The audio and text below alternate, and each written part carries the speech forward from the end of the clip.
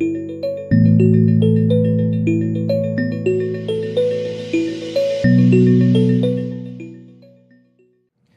morning.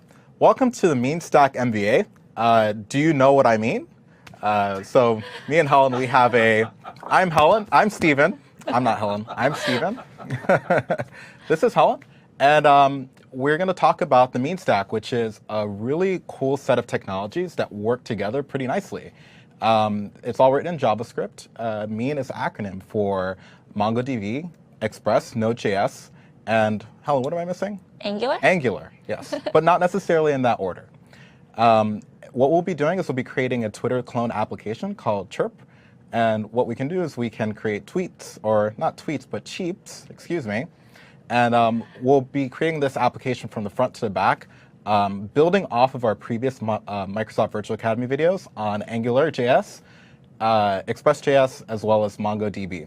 And this kind of ties everything together into one cohesive application that you can use as a framework of your understanding of the MeanStack and go off and make your own MeanStack applications so that you can divide and conquer. Anything else, Helen? No, let's start with some intros. So my name is Helen Zhang, and I'm a developer evangelist for San Francisco. And specifically, I work with startups in San Francisco out of the top incubators and accelerators to drive adoption on Azure and to help them create apps for our platforms. So in my spare time, I also give quite a few talks to developer audiences. And I am a huge web development nerd, so I play around with frameworks like this all the time. I'm also a volunteer computer science teacher at Mission High School in San Francisco, and I'm a pretty avid traveler. My personal site is below, just a little plug. Steven? Hey guys, so my name is Steven. Helen's actually my counterpart in San Francisco. I also work with some of the accelerators down in San Francisco, a couple of them like YC or StartX.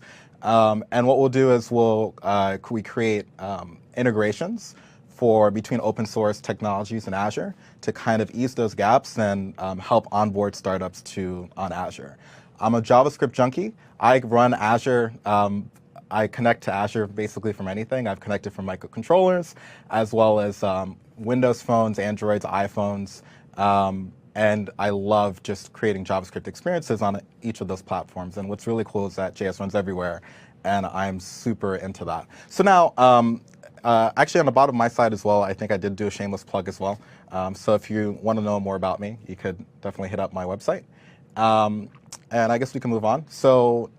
Yeah, so let's go over what we're going to talk about today. We're going to start in this module talking about the MeanStack, going over each specific component, what it's going to do in our application, and we're actually going to show you our demo application as well, and walk you around that.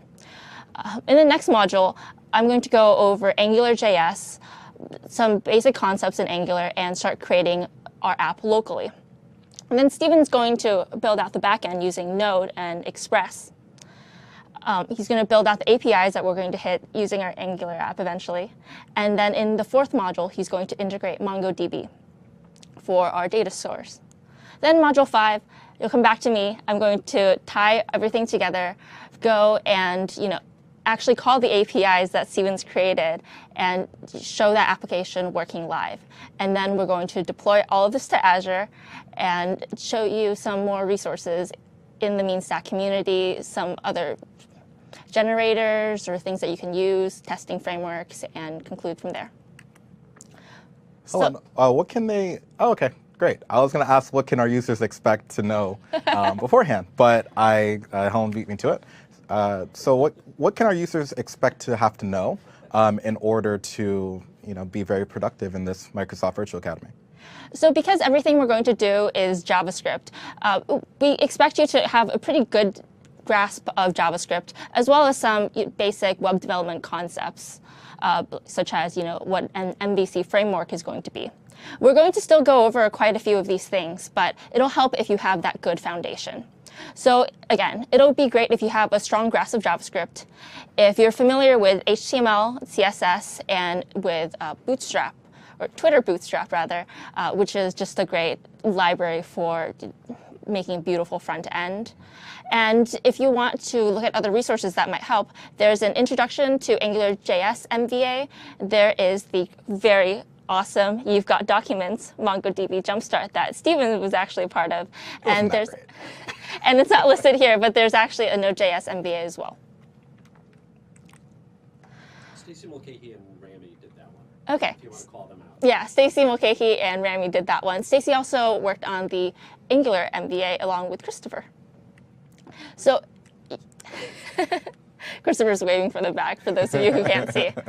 So if you want to join the MVA community, please do. There's a lot of really great online learnings like what we just talked about. There's over 2 million registered users, and there's a lot of really great relevant training, even on open source technologies like the mean stack. So let's really get into it. What is the mean stack? Let's actually show a demo of our mean stack application. And I'm going to apologize in advance because this is not the exact version that we're going to show in the end, but it's pretty darn close. So as you can see, there's an application we've built here called Chirp. We've lightly styled it using Twitter Bootstrap with a very typical navigation header you might have seen.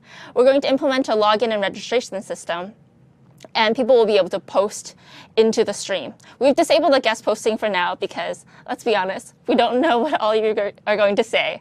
But you'll see us posting into the stream later on, and by the end, once you actually authenticate, you'll be able to post into the stream as well. I think our users should be able to register already, right? I'm pretty sure.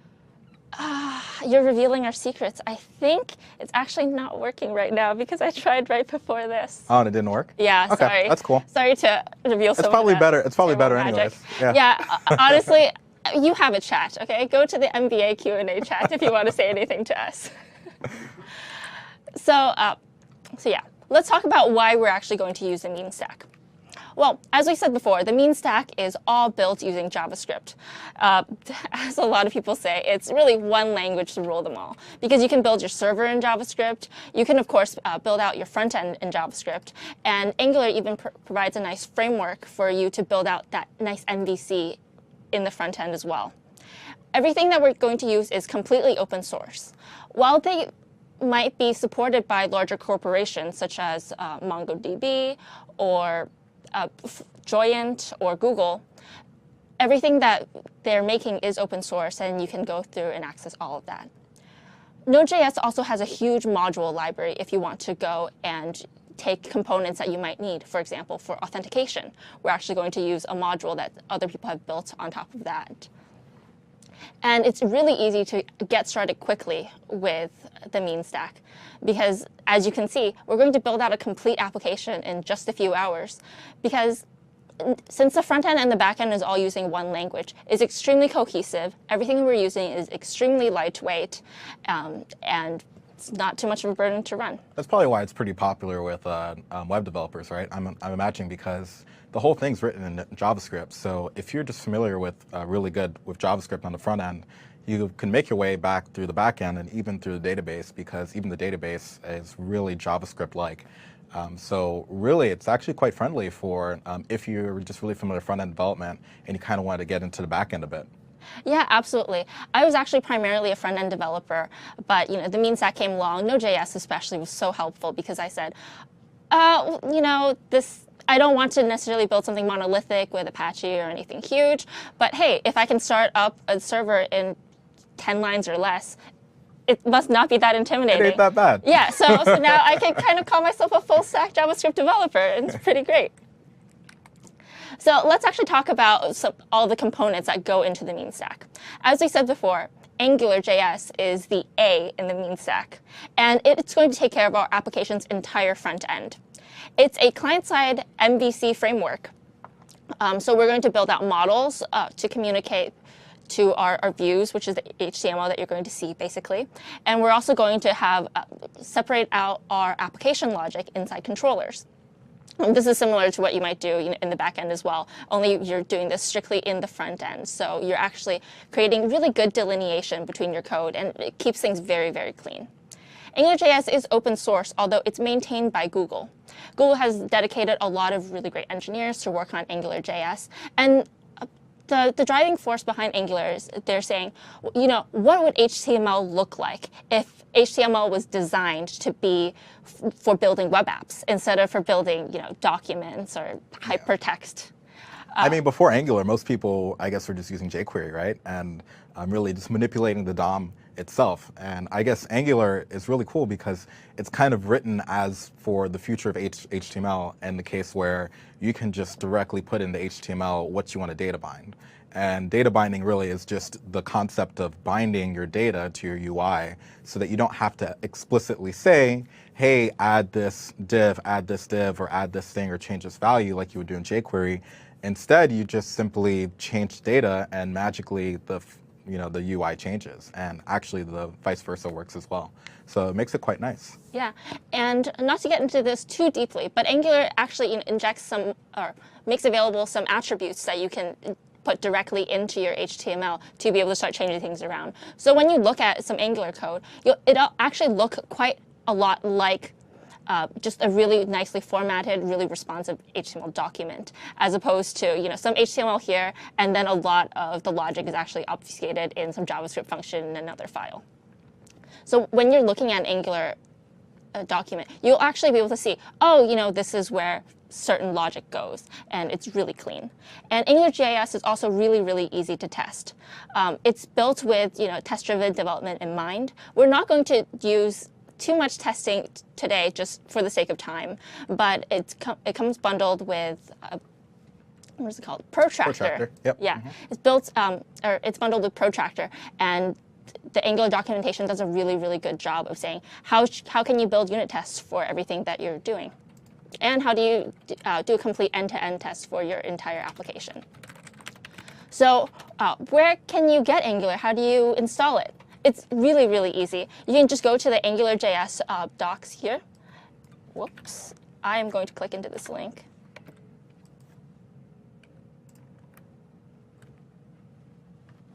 And you can actually install it straight from the Google CDN, which is what we're going to do. So you can get the minimified files straight from Google just by linking to it like so.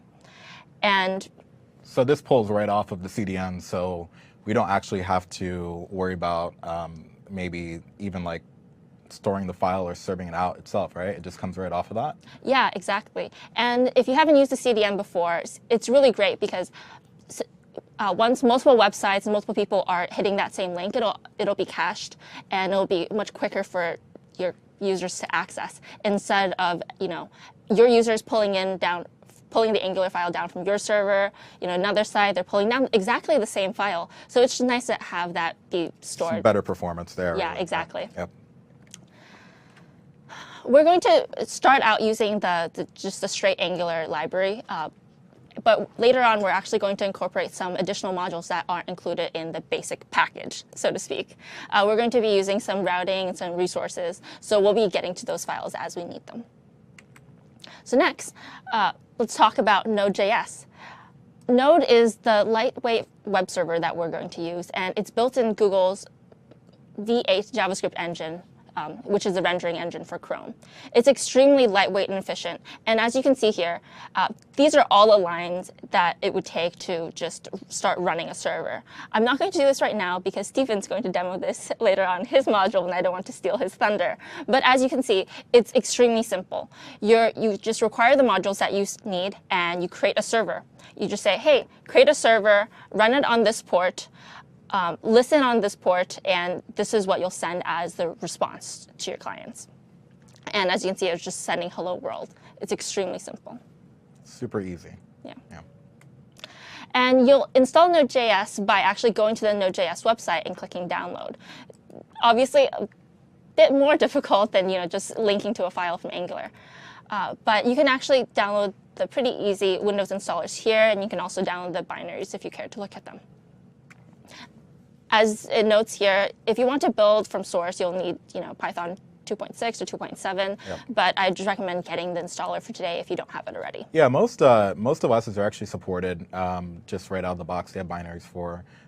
You could just, and especially if you're using Ubuntu or if you're using CentOS, Debian-based systems and Fedora-based systems, they have package managers which will just pull the version for you, and you can just do like apt install to install the version of Node that you want, and it'll just get going. If you are using a Debian system like Ubuntu or something, do note that the module will be called Node.js and not Node, like we'll be using on Windows. So just a FYI. Awesome. And next, let's talk about Express. Now, Express and Node.js are kind of linked almost completely and tightly.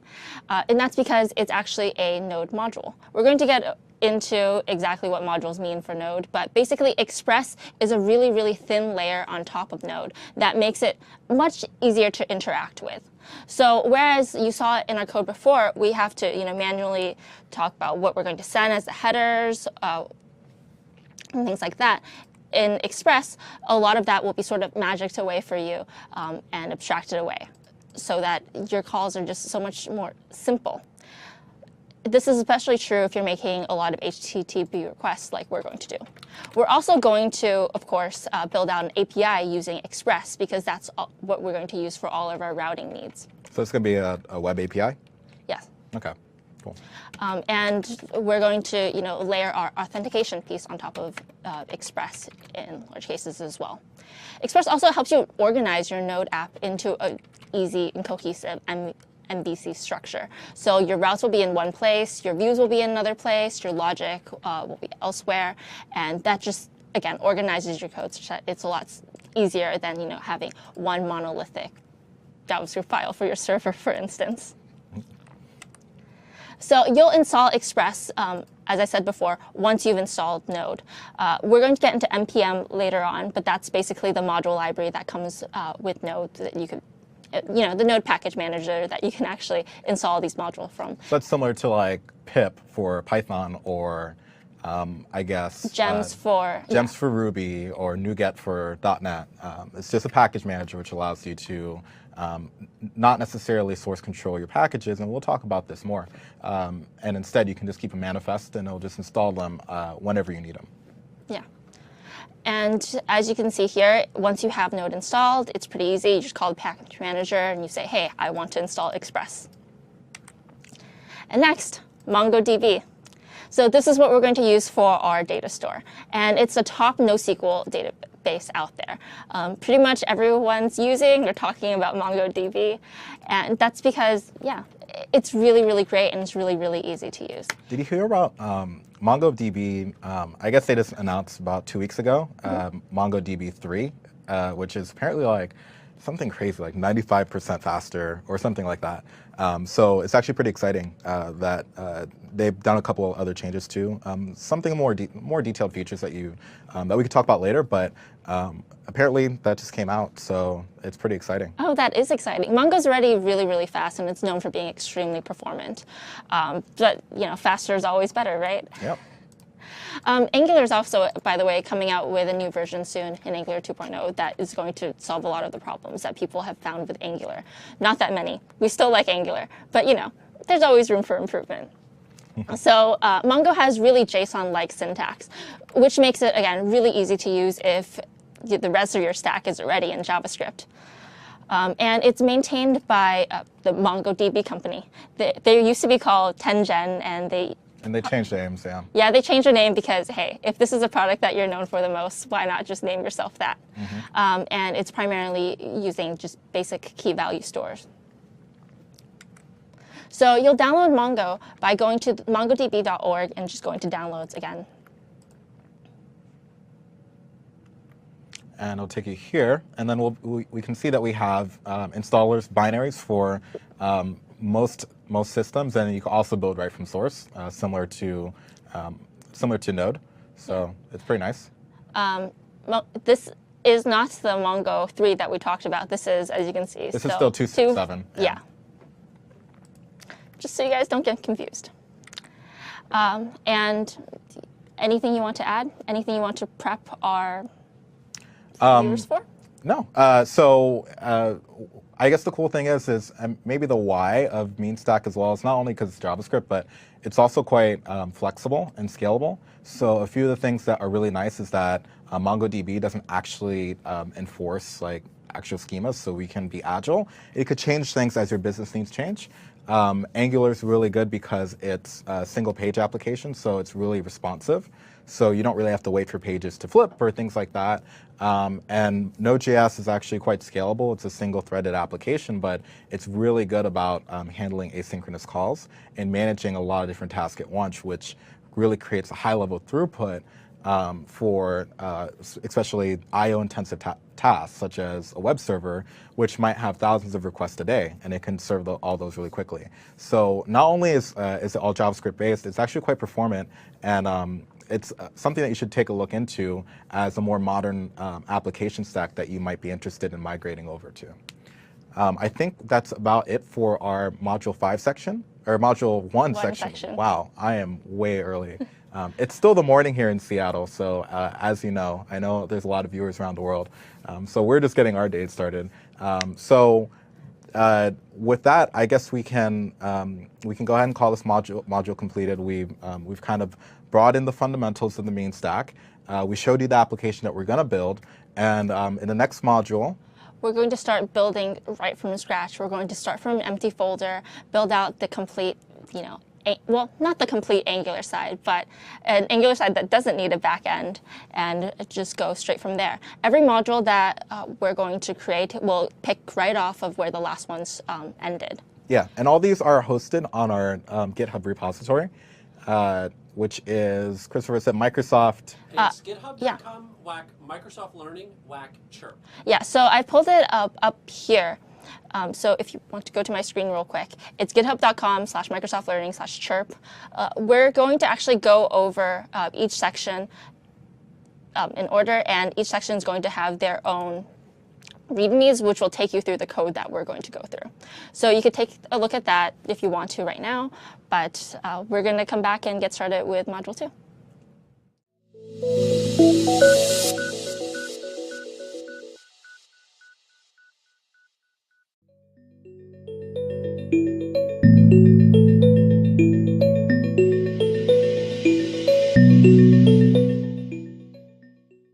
And we're back. This module, so we're on Module 2 actually, and this module is on AngularJS, which will be the MVC framework, Model View Controller framework, for our front end of the Chirp application, where we can write our cheeps and be merry and jolly and be social. Helen's going to take us through the basic concepts of directives, data binding, using Bootstrap to make things a little pretty, and really build out our front end. And what we're going to do is we're going to kind of mimic the data and not connect it to the back end. And afterwards, I'll take that over and we'll actually start linking things together there. Yeah. So today we're actually going to start by talking about what is a front-end framework. We keep talking about how Angular is one. We keep talking about front-end frameworks and what they are, but how do they work? What are some other ones, and what are their advantages? And then we're actually going to go into directives, which is essentially how you insert Angular code into your HTML document. We're going to go over modules, which are essentially the application containers for any Angular app, controllers, which is how where you're going to put your application logic for your Angular app, as well as the models and data bindings, which is how we're going to actually display to our users our data and what we're getting from the back end, presumably. And then we're going to go into routing, which is interesting because routing is typically something that we do in the back end. We're saying, hey, hit this endpoint or hit this endpoint or go to this page. But you can actually do that from just within a single page application through using Angular routing. And we're going to show you a bit of that as well. What is a single page app? So a single page application is, I think one of the canonical things that people talk about when they talk about single page applications is actually Gmail, right? Because it's an application that, it's an application that you'll look at, and it has a lot of different features. You're going to go into a lot of different pages. But actually, when you're clicking into different links and doing different things, even though the URL changes, you're not making a full request to the server for loading a completely new page. You're only loading parts of the page. So you're essentially, even though you're navigating through different elements on the page and going to doing different things, you're actually all doing it within one single page. Whoa, mind blown. Single So page you're telling me that application. we actually never change pages. We just, it's a big trick. It is a big trick because you can see the URL changes. You can actually even go to the different URLs and it'll bring you to that exact part of the single page application. But I mean, the advantage is that since you're using that, you're only loading exactly what you need. So you don't need to load your resources twice if you're, calling the same JavaScript file, for instance. So it's a bit snappier. Yeah, definitely. So let's go in and talk about front-end frameworks and what they are. A lot of these front-end frameworks build the single-page applications that we just talked about. So a framework is something that will actually structure out your application, such as Angular. Whereas there are libraries like jQuery that have a lot of useful functions that make JavaScript a little bit easier to manipulate, to give you a lot of helper functions, and basically make your JavaScript interactions less painful. They might even, like jQuery, come with a lot of add-ins that will allow you to do cool transitions or decent effects, and they'll also allow you to, for instance, make HTTP requests or XHR requests more easily. But AngularJS and other MVC frameworks will do that plus a lot more.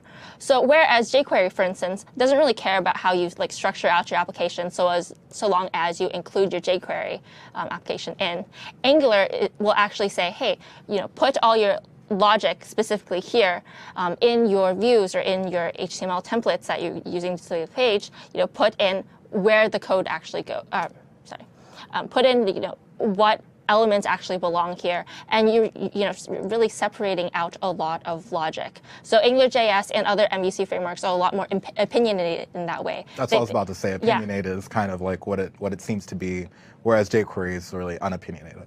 Yeah. So so Angular is an MVC front-end framework, much like a lot of other ones, such as Backbone or Ember. Yep. And there are quite a few popular JavaScript MVC front-end frameworks. Sorry, that is a mouthful out there. Angular is something that is probably more opinionated than the rest because they really want to structure out, like we said before, how HTML apps would look, or how HTML would be if HTML was written to build web apps. So with that comes a lot of things. So why use Angular in particular? Well, as we said before, it keeps your code really, really organized and structured. You're going to probably put all your controllers in one place, and you will specify that, hey, these are the things that are specifically modifying the data before we're pushing it out for users to view. There's also two-way data binding, which is something that I think we touched lightly on before. But what that basically is saying is that if you change around your data and apply some logic to it, for instance, in your controller, it's automatically going to change and appear differently in your front end when you're looking at that, because that data is bound between the application's view and the application's logic and control. So if I have like a list of cheaps, and so we add a new cheap into the list, it'll just automatically show up in the UI? Yeah, absolutely. And we're actually going to go into a short demo about this. In a little bit. We already In 1 second, after this next slide. Yeah, this slide basically goes over the other frameworks that are out there. React actually calls itself technically a library. Yeah, I think they just call itself the Vue, the V. Yeah, they call themselves the V in MVC. But I threw it in here because it's really up and coming. It's really, really cool. It's much more performant than the other frameworks out there, specifically because it only tries to do one thing and it tries to do that one thing well. Ember tries to emulate, I think, more of like I would say more Ruby-like in what it wants to do, or more Ruby on Rails-like in what it tries to do in terms of syntax and structure. And yeah. I've actually never used Ember myself. I've used Backbone. I think that was the last one on the list. And yeah. that one's a little bit lighter. It's a little bit more bare bones. It actually doesn't have data binding. You have to like add other libraries to do that. So if you like more minimalistic, less opinion, Backbone's pretty good. I've used that even with WinJS and put those two together, and it worked pretty well. So. Yeah, and I think actually I've used Angular with WinJS as well, and that also worked quite well. Since these are all JavaScript, files that you can essentially include in. A lot of times they will work pretty much out of the box or with minor changes. Yep. So to summarize, React is great if you want something that's highly performant and very lightweight, and you only want to manipulate the views. Backbone is great if you want a little bit more MVC structure, but you still want to keep things lightweight. And Ember is great if you're already a Ruby on Rails user and if you like that sort of framework. Angular, though, I think is only one still with two-way data binding, which is quite nice. Oh, really? Yeah. I didn't know that. Yeah, I don't actually remember. So. Yeah, I think the other ones have one-way data binding, Oh. which means it'll get something from your control. If you change something in the controller, it'll change it in your view. But what's actually nice about two-way data binding is that if you change something in your view, it'll automatically change that in your controller as well. Whoa. Yeah. Inception. So let's actually go and look at that.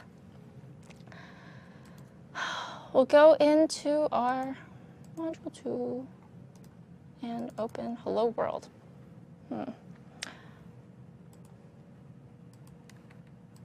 Beautiful. So as you can see here, right now we have just a really, really plain page and it says hello. And I'm actually going to open the developer console here so you could see what is happening in the DOM. So as you can see here, we are saying, hey, make this app an Angular app just by putting ng-app on top. And what we're actually saying is, hey, use this text box here as the input. So we're going to give this ng model. We're going to call this ng model input text. And that basically starts that data binding process by saying, hey, this is the data that we're going to share. And so now when we bind, this is exactly show up here. So the live DOM, Helen, Yeah. I think you're expecting the brackets, right? I am expecting the brackets. if you You're just do right. I'm view going to source go on the page. into here. Yeah, there you go. And you'll see that we put actually input text here. So we're saying, hey, this model here, this input is going to be what our input text is, and we're going to call, and that's our model. And now with the binding, it's actually going to bind this to wherever we put this input text in brackets here. So now whenever we change something in this input, it'll actually change automatically here where we want it to be displayed. Okay, so it's like magic. It's basically Angular looks at those brackets and says, oh, I have this spot of data that I need to fill in, and it binds to this thing called input text. Yeah, it'll bind to whatever model you're given. So we're going to use this much later on to do a bit more complex things. And you'll notice that I talked a lot about controllers, but we don't actually have a controller here. You can actually bind this with all your logic not on the same page as well. I think that actually makes it look much more impressive than right here when we're saying, oh yeah, you know, you put the input text here and then you're basically getting the input text Yeah, again. it looks like magic, really. One quick question: can we do this in Visual Studio? Can we do this in any text editor? Like what's required here? Yeah, so right now we're using Sublime Text just as a really, really lightweight text editor, but you can absolutely use Visual Studio or anything else as well. We're using Sublime Text primarily because that's the It's cross-platform. Yeah, it's cross-platform, and a lot of web developers really enjoy using it. So we thought we'd use the tools that other people use for things like JavaScript frameworks, basically. Yeah, but really it's just opening a directory. So yeah, exactly. It's about the same thing as anything else. Yeah. When you're actually opening something in a straight text file like this and you're seeing that you can make changes just straight in this text file, I think it really shows that everything we're doing is basically straight JavaScript and not that complex. Yep. So now that we've done a tiny hello world, let's actually go through and talk about exactly what we did. And the first thing that we'll talk about are directives. So directives are those Angular-only HTML attributes that we add into our application. You could see from if you think back to our hello world, when we called ng-app or when we called something an ng-model, those are basically directives. You put them in your HTML tag just to denote that, hey, this is going to be an Angular, this is going to be an element that we're going to use with Angular. And it'll attach some specific behavior to the element. So for example, when we said ng-app for the entire, to the HTML tag that's saying, hey, this entire page is going to be an Angular application. And when we set ng model to that text field again, you're saying, hey, this text field is going to be an Angular data model.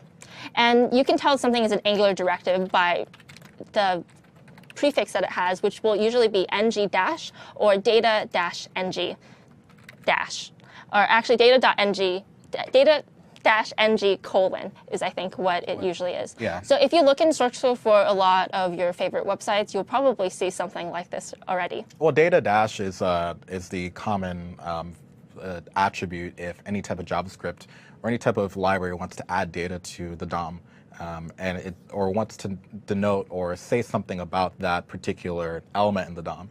And it doesn't just work for Angular; it works for a lot of other frameworks use data dash as well. Yeah.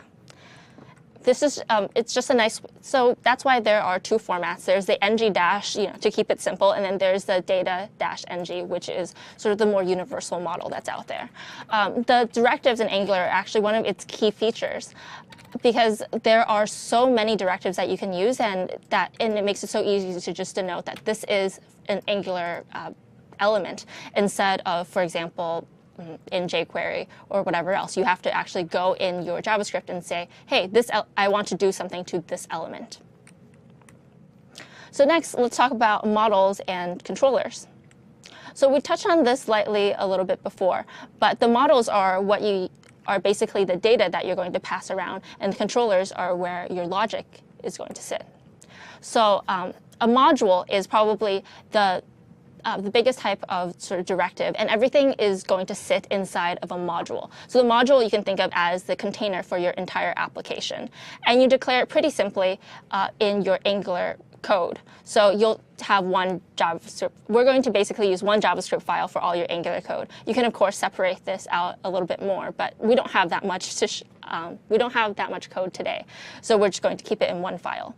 And at the top of your file, you're just going to type in var and give your module a name, and then you'll just use angular.module. And the my app here, that's going to be what you're going to call your app in your view. So right here, we're just going to give an example, for instance, my app. So this is what you would call your directive with ng app using.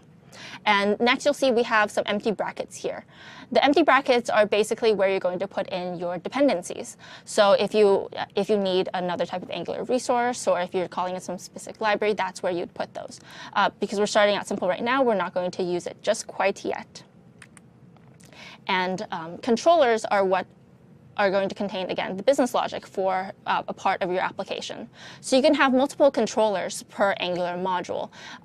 These will typically correspond with one core function, or one core view, or basically one part of your application. And controllers, basically, all they do is they set up your data to be viewed in your HTML. So you're going to, for instance, massage your data, reset it in the controller, set it different things, and you're actually going to declare it with some similar syntax. So as you recall, for instance here, we called our Angular application, or Angular module, my module. So you could just declare a controller onto that, as you see here, and give it a name, like my controller. And you'll actually give it a function here. So that's interesting, because what we're basically doing is we're going to put our code between these braces here. And you'll see we passed in a scope. So this is how we talked about before, if you need any dependencies, you inject them in the square brackets for a module. Here, if you have any dependencies, you could just simply put them as a parameter for the function. So we already have something here in its scope. Now, scope is something that just every controller is going to need, and that's where you're actually going to keep your data models. So that's essentially everything in your scope is going to be what is passed around to your views. So dependency injection is how we're going to specify those dependencies for Angular component that we need. This is basically, the scope that we're putting into our controller, and it's what we put in our square braces. Angular is very, very big on dependency injection, because that's essentially how you're going to add in only the components that you need for a controller. Instead of declaring everything, for instance, at the top and basically making everything available, you say, well, what do I specifically need for this one controller or this one module? And templates are going to be the angularized HTML that we're going to create. So What does angularized mean? I'm not sure that that's a real term. That's basically just what I put in. It's any HTML code that you're going to use along with Angular. So instead of saying so we're going to just call those templates because, as you can see, or as we saw before, what you see in your browser, that code is going to be different. That's going to be actually the rendered view. But what you're using to create that sort of Angular HTML shell, which in our Hello World, for instance, was this. This is going to be a template. The templates will typically, you'll see the braces, and this is based. And you're going to see a lot of that Angular structuring. So it's basically template is a really straightforward word. That's exactly what it does. Angularized, right? like hello angularized means that it's using the double brackets, right? Yeah, exactly. Yeah. So your templates are going to be basically the constructed views, or you know what? They're the templates for your views. They're templates. Yeah. I don't know why I keep trying to explain a really simple word. It is a template. Actually, let's go in and build out just those simple pieces for our Chirp Angular app. Awesome. So just to orient you guys around Sublime, for those of you who haven't used it before, you can actually access your file structure here. And we have one giant folder for our Chirp app, which I put in desktop because, easy access. I know a lot of people don't like that, but hey, it's a demo. And you'll see that I have the completed folder here, and I also just have, the rest of the folder structure here. So the completed folder has what?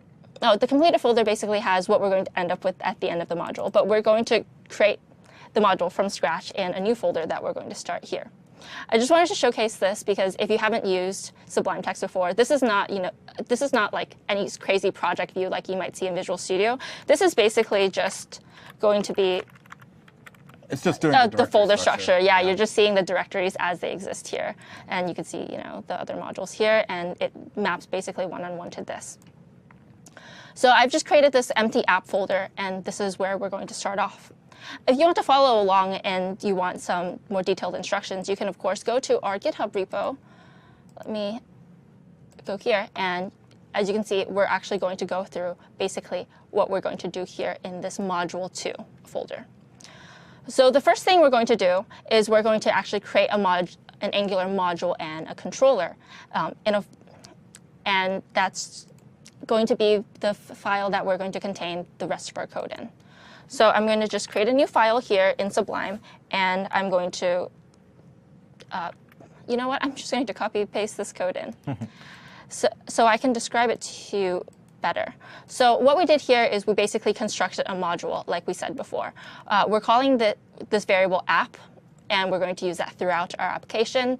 But more specifically, it is the Chirp app, and that's what we're going to call it in the view later on. And we just constructed a really empty controller called main controller, and I'm actually going to just start passing in the scope right now and leave this blank for the time being. I'm going to save this, and I'm going to call this just chirpapp.js. Putting an application folder, and I'm actually going to put it in a separate folder called JavaScripts, just to clean that up a little bit, and save that here. And next, we're going to create that basically main page that you'll see when you're on our Chirp application. So because HTML is really, really verbose, I'm going to use this template. Otherwise, it'll take me forever to type out. Yeah, those brackets are really annoying. Yeah, and what we're going to do here is we're basically going to create that HTML file. So right now, this doesn't have any Angular code in it. As I would say, it is not Angularized.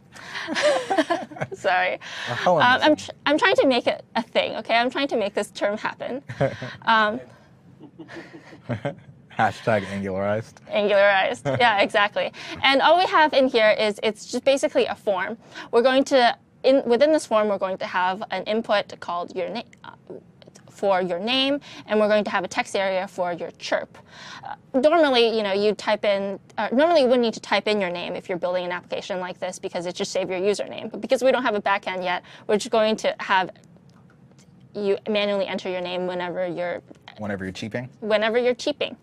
Exactly. And there's going to be a submit button. I made a div for a feed down here, but that's obviously not going to be used yet. And I have an extra div here, so I'm just going to save this. And I'm going to call this main.html. So right now, if we go in and we actually look at main.html, it's not very pretty, right? It's completely unstyled, and basically I just have the name input and to say something here. And I can type in things here, but it won't really do anything since that submit button isn't connected to anything. So what we're actually going to do is we're going to start angularizing this. And I'm going to put the ng app actually on the body instead of the full HTML document, and I'm going to call this chirp app. It's important for what you do here to map to or what you're calling the application here with ng app to actually map to what you're going to call it here. So I can't call it whatever I want. It has to match Angular, the module name of the Angular module name. Exactly. And we'll also want to include this chirpapp.js file. So for time's sake, I'm going to, again, just copy this. And so what is that there? yeah, exactly. I'm going to explain it in just 1 second. So we're going to call in 2 scripts. One is, like we said before, we need basically the AngularJS base scripts from the Google CDN. So I'm just pulling in that CDN code here with this first script. And the second thing we're going to do is we're actually going to link this to our chirpapp.js that we created in our JavaScripts folder. So the order of that is, pretty important. You want your Angular code to go first so that your app actually knows what it's accessing. And we're going to save this. Now this won't actually do much because we don't have a controller or anything in here. So what we want to do is we want to, specify, hey, what part of the app is this controller that we're making called main controller modifying? And what we're going to modify is basically this main div. So so whatever is basically under this div or within this div is going to be accessible with the ng controller. Okay.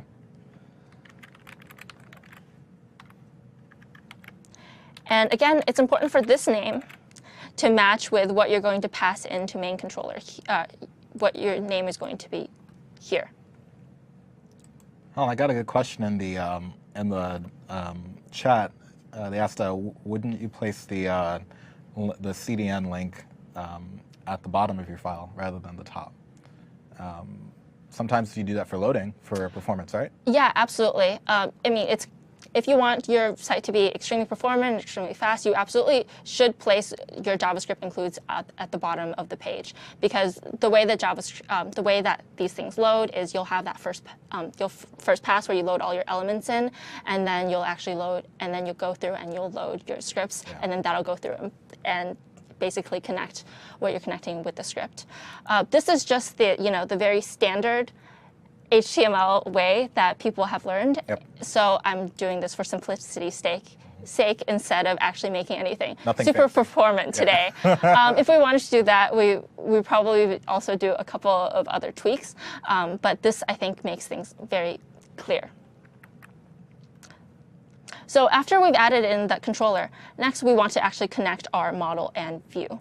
So because we don't actually have anything in our controller here, let's actually learn what we would put in. So what we're going to put in our controller are basically our models, and we're going to, again, modify with that scope. And we're going to use data binding to pass whatever we're doing in the controller over to our view or our template. So something that we're going to use that's really important is that scope that you see we passed in before. And what that scope does is it links your controller to your view.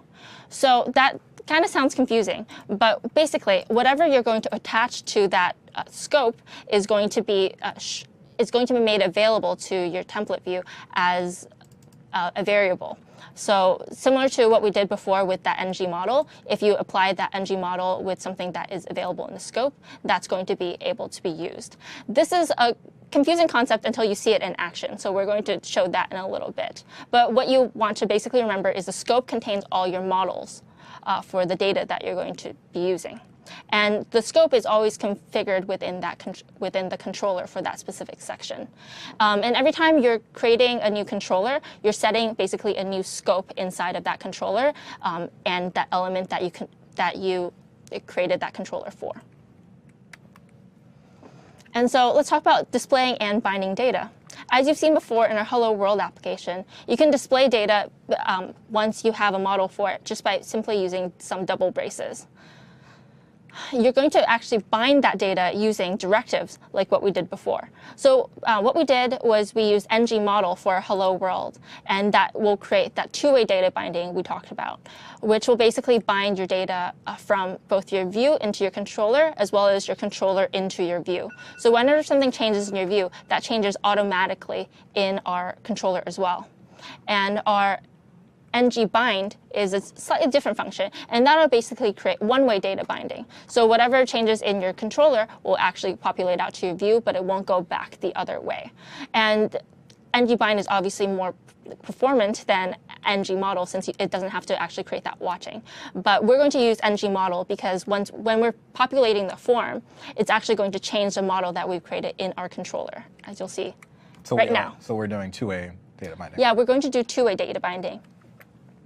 One-way data binding is really useful if you're, for instance, displaying some data out that you fetch from the server that you know isn't necessarily going to change. But especially for something like what we're doing here, where you're going to input data and you want that to be, you want that data to, have some sort of action applied onto it. It's just so useful because you don't have to, pass that data back into your controller. It's already there for you whenever you're changing it.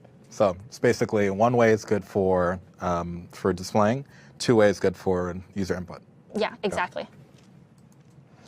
So now what we want to do here is first we want to go into our main controller and we want to start creating some variables on our scope. So the first thing we're going to do is we're actually going to create posts. And we're going to make this an empty array for now. I'm actually going to remember to attach this onto our scope. And we're going to make this an empty array for now. And that'll basically contain all the posts that we're going to display on the page. Once we have a backend, of course, we're going to get our posts from there. But for now, we're just going to start it out empty every time. Now, when you add stuff to the scope variable, it goes to any other controller that's using it can have access? No. So the scope that you're creating is only going to be available for whatever you put in your controller here. So, so for instance, this div right here, this is.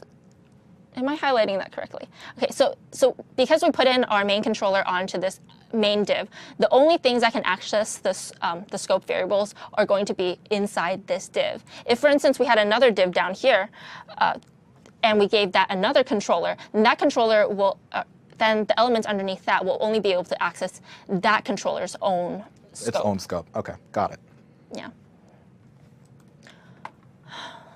We're going to talk about root scope a little bit later on, but there is a way to, provide entire scope to your entire module.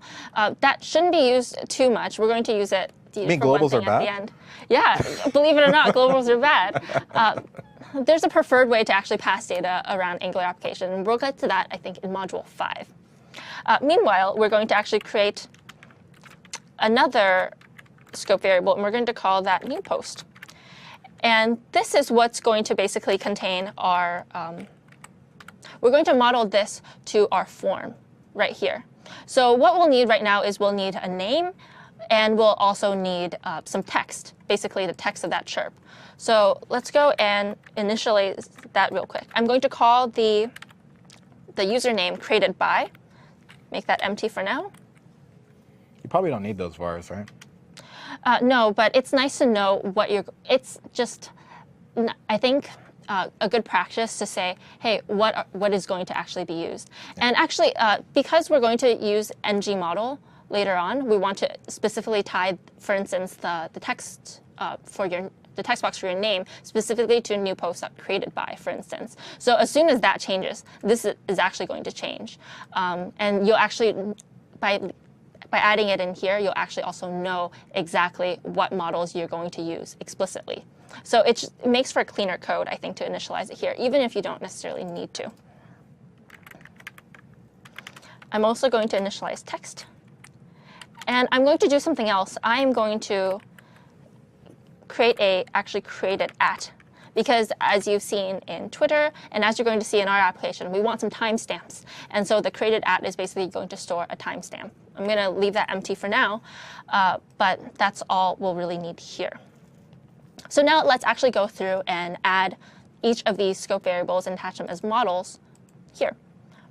When I say each, I actually do not mean we should do the timestamp as well. We're actually just going to do the created by on the your name text input, and I'm going to call that, or I'm going to use ng model, and I'm going to use new post dot created by. And you'll notice that I'm actually not using scope here, whereas I use scope here. And that's because this entire scope is already passed to this controller. And the only things it can access are just basically the scope variables. So you could just call them by what you named them here. Scope is implicitly Yeah, defined. scope is implicitly defined. And for the text area, we're going to do something similar. We're going to do ng model, and we're going to give it new post dot text. I'm actually going to also set this input up here for the name as required real quick. So now that we have these two, what are we actually going to do when this form posts? Well, we need to add in the post here to the form. And for and just for timing purposes, I'm actually going to paste the rest of this in. So what we're going to use is we're going to use ng submit for the form posting, and it'll basically call a post function. And in here, we're going to create another. Let me just go down here, paste that in as well. We're going to create a post function on our scope so that it can actually be called in our application here. I'm gonna indent this a little bit better so you could see. But what we're doing in our form is we're calling ng submit post. So whenever this form, whenever the submit button on this form is clicked, it's actually going to call this post function. And so we then define that post function actually on our scope as well. So the scope will be a function that basically creates or adds a created at to the new post here. So whereas before it was blank and we didn't necessarily change it in our model at all, we're actually going to change that here and make that date.now, which is essentially going to be the current timestamp. And then we're actually going to post this, or push this to posts. We're going to take whatever we created in new post, the actual populated post, and we're going to add that into our scopes.post. And then we're going to reset new post here. So once we save this, you'll notice that we actually don't display the chirp feed here at all. And we're going to display that in just 1 minute.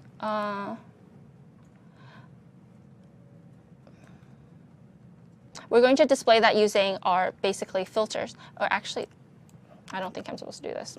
That's what we're at. Yeah. That's what I was asking about. Yeah, sorry. Okay. So once we add this in here, we should actually be able to post into our posts array. Now, we're going to just actually be able to see our post array if we actually display it here. So let's go in and create that display. So we're going to display this pretty primitively right now, just by creating a div. And what we're going to use this interesting ng repeat directive using some filtering. What does ng repeat do? Excellent question. Let's look at some definitions for that. Oh no, I can't because I don't have it. I'm sure you could freehand it. Yeah, I am going to just tell you what it does. So I had this entire section on like filters and repeating, and I don't know where Got it is lost now. on the internet. I lost it somewhere between pushing it up to GitHub and now. But basically what ng repeat does is it's going to take this posts array here, and it's going to say, well, for every post that I have in posts, so it's going to iterate through all of post, And it's going to take every single element and it's going to assign that temporarily to post. And it's actually going to create a new scope in here. I hope that's not too confusing for you. And what it's going to do is it's going to make that post be available to whatever is subsequently inside this div. We're going to perform some filtering functions onto it using order by. So typically, if you don't have this right now, it'll just populate that list for you, top to bottom, and whatever's first in post is going to be displayed first. By using order by and giving it an element here, what we're actually saying is, hey, can you actually order how we're going to traverse through posts by its created at times? So it's going to do it chronologically, essentially. And I'm passing it another parameter here, true, and that is basically. The third parameter for order by is basically, do you want to reverse this order? So I'm saying true here simply because I want it to be displayed reverse chronologically with the most recent post first. And then you'll see that there's some extra directives that I added in here that are pretty interesting. ng class odd will basically apply this class onto any all the odd posts within our posts, and ng even is going to apply that to all the even posts. Now, this will be useful for styling a little bit later on, so stay with me for now on this. And next, you'll see we're going to create a post created by here. So the post created by is going to be just displaying the username that someone put in, and then it'll just say the text after a little says, and it's going to show the timestamp. Now, this isn't formatted at all, so it's not going to look very pretty for now. But let's save this and run our app for the first time.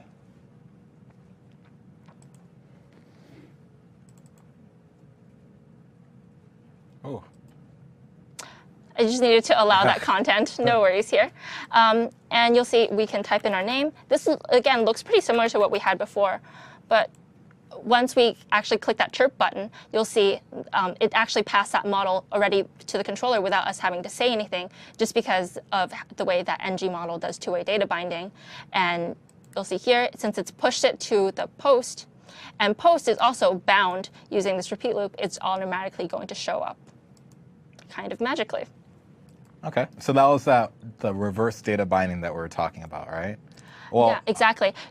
Because we're typing in something here, even in our view, it'll bind back into it binds back into yeah, exactly. It binds back into the scope, and that's accessible within our controller. So we didn't explicitly have to pass, the name or the content of the chirp to our controller. It already knows that because we already created that the new post as a scope variable. Nice. And the same thing is true for the posts array, because the post array is bound to the view whenever that changes within our scope, like when we add, for instance, our new chirp into it, it's going to just cheap into it. It's going to it's going to automatically display here. So we can do a couple of other ones, and you'll see because we use the order by parameter true, it's actually going to display reverse chronologically. So the new things that I'm saying is going to appear on top in that repeat. So that works. It doesn't work super well, but it works. It's extremely unattractive as a web page, I must say. It's simple. It is simple. It's very minimalist. I think people like that right now. But let's actually go in and add some styling. So we're going to actually just throw some bootstrap on there. That's a term that I've heard Stephen use quite often. Just throw some bootstrap on there. Yeah, just sprinkle it on there. And add some formatting. And there's a lot of formatting that we're going to use. So I'm just going to copy this real quick and replace this. So let's actually go through and look at what we changed. All we did is we added in this Bootstrap CSS style sheet, and we of course also added in the style CSS here. I don't have that created in this app folder, so let's actually create that now. And I'm going to call this. I'm going to call the style CSS, and I'm actually. If you actually just put the name of the file on the first line and hit save, it'll actually save it as that. Oh, cool. I didn't know that. I've always saved it separately. I'm going to cheat and get my style sheet from here and just So this is like styling specific for our app. Yeah, this is styling that I made specifically for our app. So for instance, it'll change the submit button style, the post, and it's actually going to give it, according to the different classes that the ng even, ng odd gave it, I'm going to give it different background colors accordingly. And I've also, formatted the posts a little bit. And that's going to be included here. So I'm going to save this as a new file inside here. I'm going to put it inside a new folder called Style Sheets, and save it here as style.css. Style.css.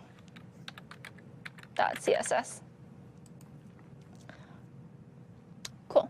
So now that we see it in a directory view here and we linked it here, we can actually run this. Let me just show you one more thing that I did. So whereas before we basically had 3 text tags and we just put them in line, I'm actually going to format each of the cheaps a little bit better. So it'll be, you'll see, but it'll basically say the text on top. It'll say the posted by on bottom. And I'm actually formatting the created by timestamp a little bit using an ng filter. So this is going to, instead of giving it basically the number of milliseconds from the beginning of time, it's actually going to format this into a human readable date format. You can read this about this a little bit more in the ng or in the Angular documentation, but you're basically saying, hey, filter this number of milliseconds is actually, the date, which is as a date, which would be the time on a certain day. This is much clearer once you actually see it running, so let's go ahead and do that. I always close my page and then I always open up a new one, which is not smart, but there we go. Typing in Helen, and then I'm going to type in a nice format. I'm going to compliment myself here. And I'm going to click this chirp button. And you'll see that it's actually styled a little bit better. And more importantly, that date timestamp is going to look much better than it did before. And when we do another one, because of the way that we did our ng even and odd, we're actually going to alternate background colors. Nice. Yeah. It's pretty. So we have this, sort of done, but we're actually going to need a couple of new pages. In addition to just this page, we actually will need a login page and and an authentication page as well. So let's go in and create those. We're going to just create the templates for now. And you can see here that this is going to basically create the registration page.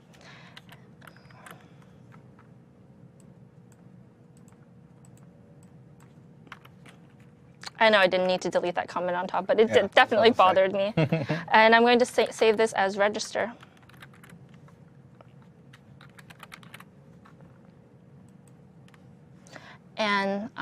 And you can see here, this does pretty similar things. We're going to give it an ng model here for our username. We're going to give it a password here, for our user password here, and we're actually going to put this all in an auth controller. We've again added some styling in with the help of Bootstrap and our own little CSS file, and we also associate this with that ng app chirp app as we did before. So we created basically the models for this, but we don't actually have that auth controller that is needed to power this this entire div and this entire authentication element. So let's go in and create that. We're going to actually need to create a new controller for it as well because we want to separate those scope things. So we're going to create this auth controller separately, and we're going to call that auth controller, just as we did before here. So as you can see, we're still passing in scope, and we're passing in a user and so we're going to create a user scope variable as well as an error message scope variable. That error message should just display to the user, hey, what's wrong with your login if their authentication failed. But for now, since we don't actually have an authentication backend, whenever they click login, we're just going to say, hey, thanks for trying to log in with this username. We're going to do the same for a registration by saying, hey, thanks for registering with this username, and just having that be our login function and our register function for now. So our register HTML, for instance, will do similar thing to what we did before. On submit of that registration form, it's just going to call this register function.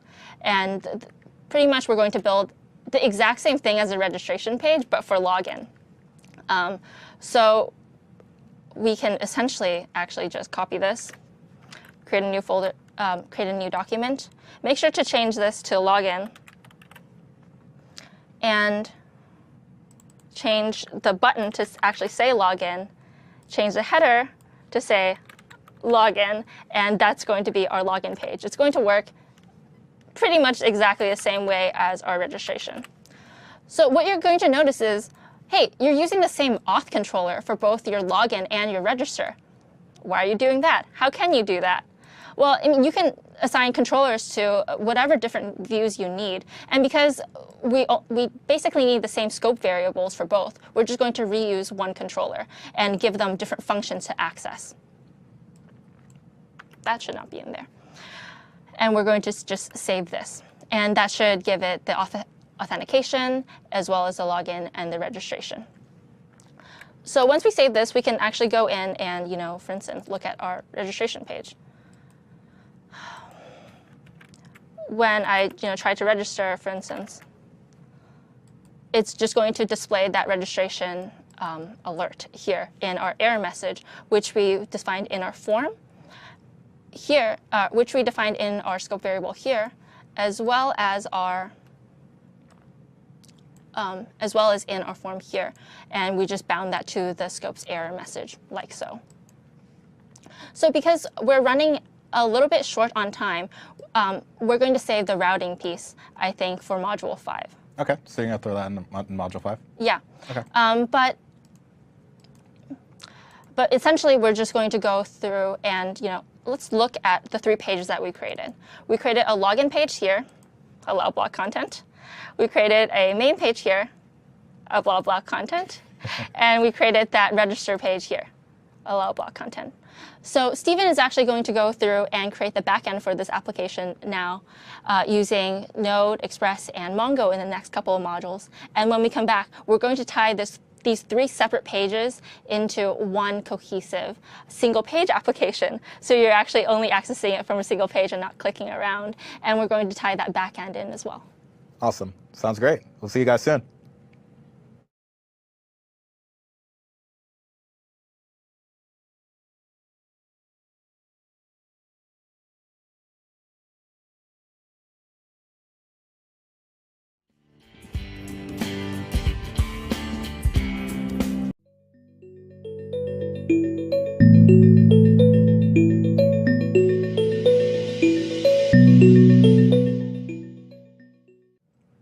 And we're back.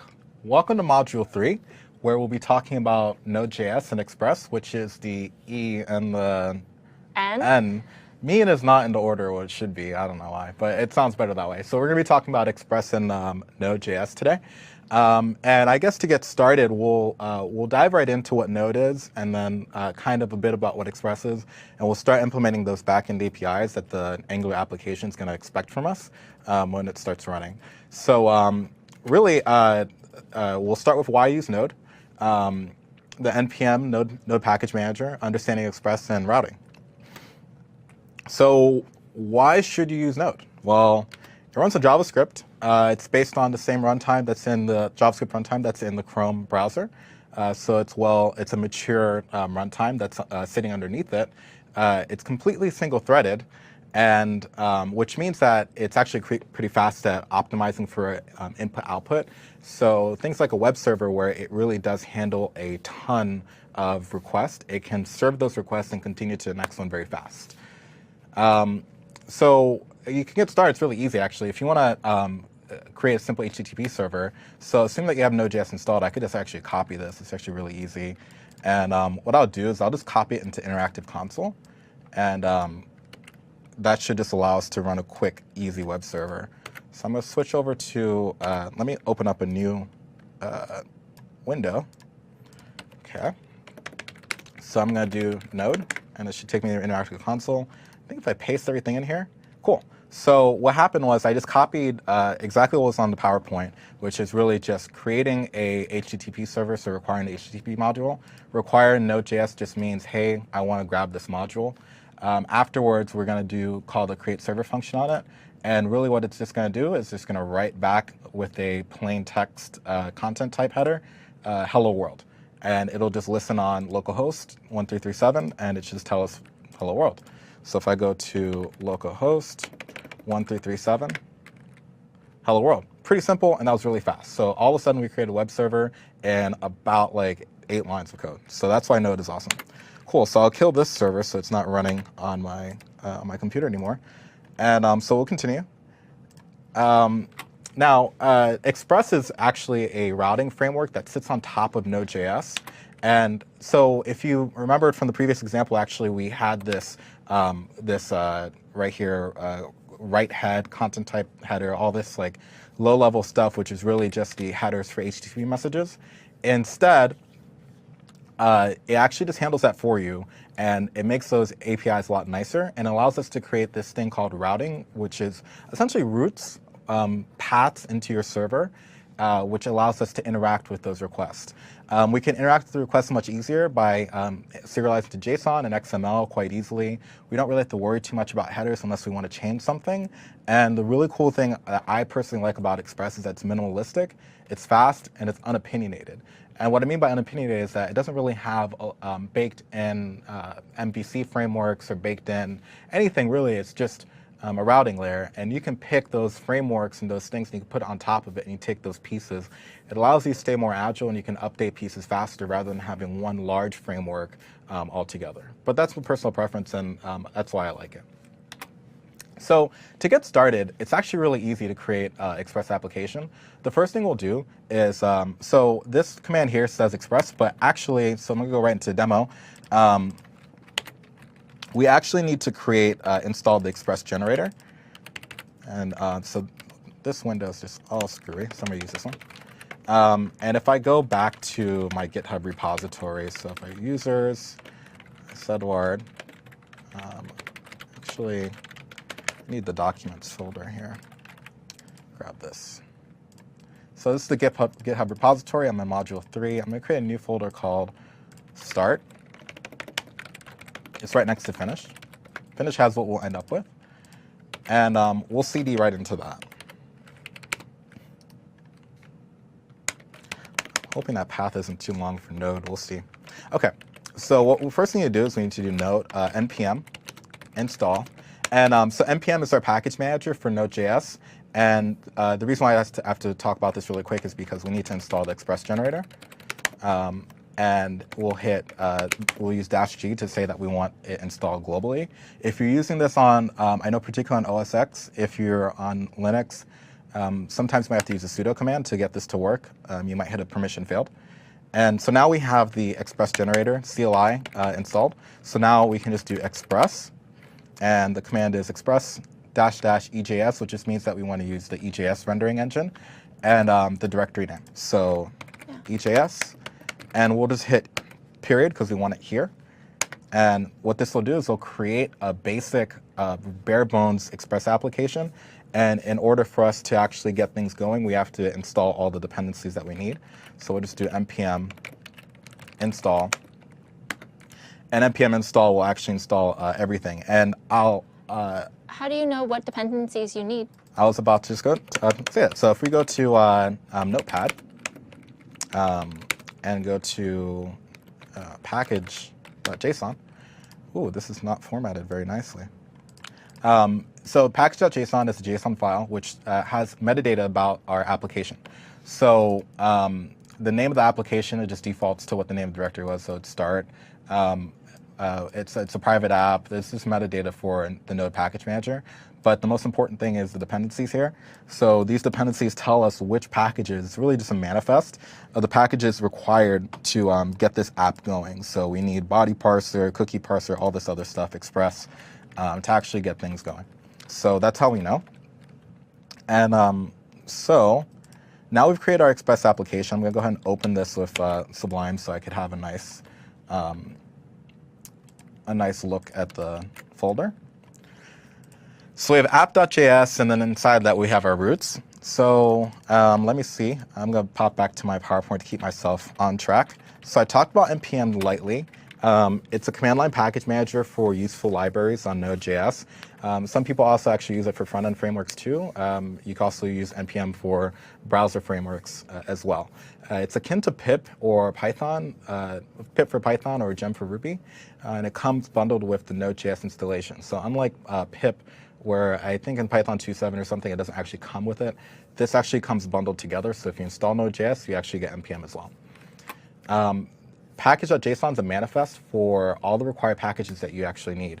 It tells the system what libraries you need to actually run your code, and NPM interacts with package.json very frequently. So we specify the developer dependencies as well as the production dependencies. That's a little bit more advanced, so we won't talk about that today. And as well as the CI test. Generally, when you do things like Travis CI, Visual Studio Online, things like that, they'll look for NPM start or NPM test as the entry point for running your test. Okay, so I'll go ahead and start with routing, and I'm going to start with so the routing in Express allows us to create these paths into our server, such as whack auth, whack login. And so this is actually not the actual URL of the application. I believe it's chirp-MVA. Chirp-MVA, yeah. But it does a path to our server, and that's what the routes do. So I'm going to stop there, and I'm going to actually jump into some live coding here. So we have our basic boilerplate app.js. The first thing I'm going to do is I'm just going to remove these two directories here, just because. Or these two files, index.js and user.js, it's just something that Express puts in there as by default. I'll go ahead and actually just copy it, just because it's useful for us to know what those things are, or to have, we'll use in a second. We're going to remove the references here. So in Node.js, when you want to pull in reference to another JavaScript file called modules, we have to use the require statement. It's actually require.js. You can read more about it, but it actually imports our files. So instead of using routes and index and users, we're going to create two new files here. We're going to call one api.js, and we're going to call the other authenticate.js. Cool. So now we have api.js and authenticate.js. They're empty right now. But what we'll do is we'll just go ahead and change this to API and API. I'm going to comment this one out, but I'm going to keep it. I'm going to go ahead and change it for authenticate, because we're going to do the API first, and then we'll do the authentication APIs. So authenticate. See if you got it. Spell. Yep. Boom. Okay. And instead of routes, we'll use users will use authenticate, and then that'll pull that in. Finally, Express has these .uses here, and so it's used for a couple of things. It's used for setting which routers we'll use, and we'll talk about routers in a second. And it also talks about, also uses for middleware, and I'll also talk about middleware in a bit. But most importantly is that we need to change our routers that we're going to use. So API and authenticate will be an Express router, and instead of just using the baked-in default ones, we're actually going to use the ones that we've defined. So for any path that starts with API, that comes from our local host or whatever the name of the server, the host name is /API, we're going to we're going to assign that to the API router. And any route that starts with authenticate or auth, we'll just use auth for short, we'll point that to the authenticate router. It's pulling up all the Angular stuff. Do you want to comment out the authenticate? Yep. Thank you, because that will crash if we do that. Okay, cool. So now we actually pulled those in. Now, if you remember, I did copy and paste some boilerplate code. Oh, I lost it. Oh, well. So if I actually go into the README, which is just guides you through exactly everything I'm doing right now, we will have some boilerplate code here, which is, okay, right here. So what this does really is it pulls in the Express module. It says, hey, here's the Express router. And what it's going to do is we're going to do some stuff, and then eventually we're going to export this module as a router so it could be used by the app.js. Okay, so in this some implementation part, we're actually going to start doing some routing. So we could do like router.route, and we can pick the API that we want to do. So we are on API, so we want post. And so post will be the cheats that we have. We'll call those post. And really kind of the way it works is like it's seen as kind of like a resource. So we'll have, for this API, we'll assume that we'll have a get and we'll have a post. A get will return all of our posts, and a post request from the client will create a new post. So we can do router.route post, and then we could say get.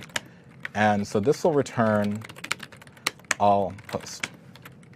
So it returns all the posts that we need for the that's in the database. But currently we don't have a database. So what we're going to do is we're just going to add the function, the request handler. Request handlers in Express take two functions, rec and res. And basically that means that, hey, we have a request object, which comes from the client, and a response object, which comes from the server. And we request the object, or the request object has all the things that the client asks for, and the response object has what you respond with. And in our case, because temporary solution, we don't really have our MongoDB server set up yet. So what we'll do is we'll just respond with a OK, and we'll just say, hey, to do, we got to do this. So we could do res.send, and I believe I could just put like message here. I could say to do. Return all post. Okay. And so that's for the get function, or the get, the .get will give us the get method. We also want the .post because we want to be able to do the get endpoint and the post endpoint. And the post will do the same thing. We'll use a request handler function signature, which is rec res. And so we'll just say we won't really pay attention to what the request does. We'll just do, again, a temporary solution. And it'll just be to do to say, hey, in this case, though, instead of returning all posts, what we're going to do is we're going to create a new post. And I'll say to do. Post out. OK. And now, I can just put the semicolon since I finished the whole line. And what we'll do now is we'll just export router because I've added the routes to the route. And because of that, in app.js, when we do the require on API, it'll be seen as a router. And app.use expects a router to be registered with Express. I want to make sure I didn't go too far here. OK. Cool. So let's go ahead and just try this out. So one thing I use to test a lot on for web applications, and I don't think I can use incognito. I think I have to use a regular one. If I do Chrome apps. So if you go into Chrome Store, there's two cool applications you could use just to test apps. And actually, the one I like is installed. There's Postman, which is a REST client here. Oh, I was expecting zoom it. There we go. I'm going to quickly install Advanced REST Client because I prefer to use that because I'm just more familiar with it. But basically, it's just a client that will allow us to test our web APIs without actually having to write some code to actually use it. So you're going to use this to create to basically make some get and post requests? Yep, exactly. So let me see if I can zoom that in. And I can't actually do it without running the server. So if I do ls to show you I'm right here, and if I didn't screw anything up, if I do npm start, we should be able to start the application. It starts at bin www, which is the starting script. And so if I go to back to Advanced REST Client, I say localhost 3000 API post. If I do a get, I should get a response. It says, hey, return all posts. So So that's interesting. Is it that whenever you make an API router, then all of the methods below it will be for auth? We'll have the API. Yeah. So because I put this stuff in API, and this starts at post, so this is defined the post, but you can notice that there's no API here. If you go back to app.js, which is responsible for registering all of our routers, we notice that we mounted the API router to the API path, which means that every route that's defined in API will start with WAG API. Okay. So that's how that works. So cool. So if I do a post here, it'll say, hey, to do create a new post. So we know that we have that. And if we did a put or something else, we would expect to have a 404 not found. My mouse is crazy. There we go. If I do post here, 404 not found, because we didn't define that API, which is how we expect to answer. Okay, so let's get more fancy. Let's do some more stuff here. The last thing we want to do is, Helen's going to talk about what resources are in Angular, but Angular actually kind of imposes one little thing on our server, and it basically says that if you're going to define something as what's called a resource, it needs to have a certain type of conformity on its REST API, which means that we want to be able to manipulate a collection of resources as well as individual resources. So because of that, we should also make another route that is specific for a certain post.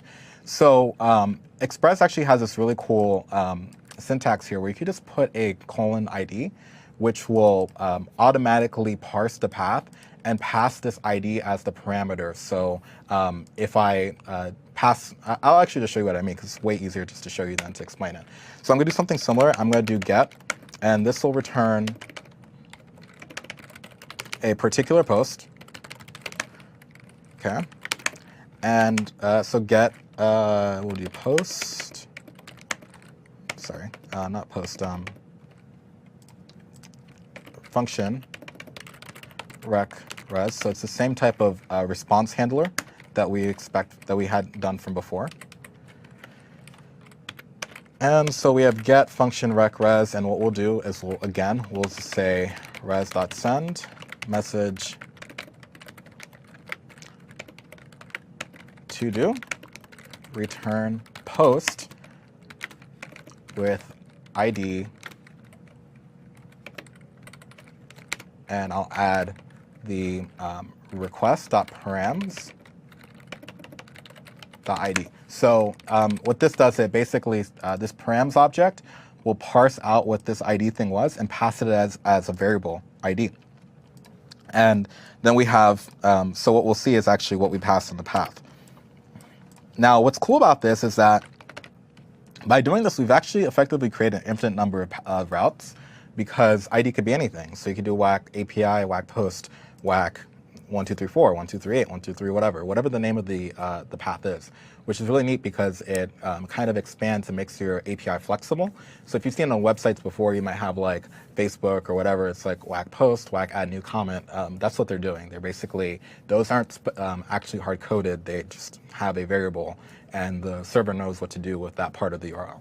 Yeah. So if I do a put here, so what we want to do for a put request, we'll say modifies or updates. So it's kind of like CRUD, basically, if you're familiar with databases, but just update existing post. And again, we'll just do function rec res. And what we'll do here is we'll just put the res.send. And again, we'll just say to do, and instead we'll put, instead of returning a post with an ID, we'll just go ahead and add a post or modify a post. So this is what we call routing. We're just routing these different types of these different routes from for the client to actually access the handlers, which is our logic, our business logic of how we want to handle requests. I believe I have one more, get, put, and Post, delete.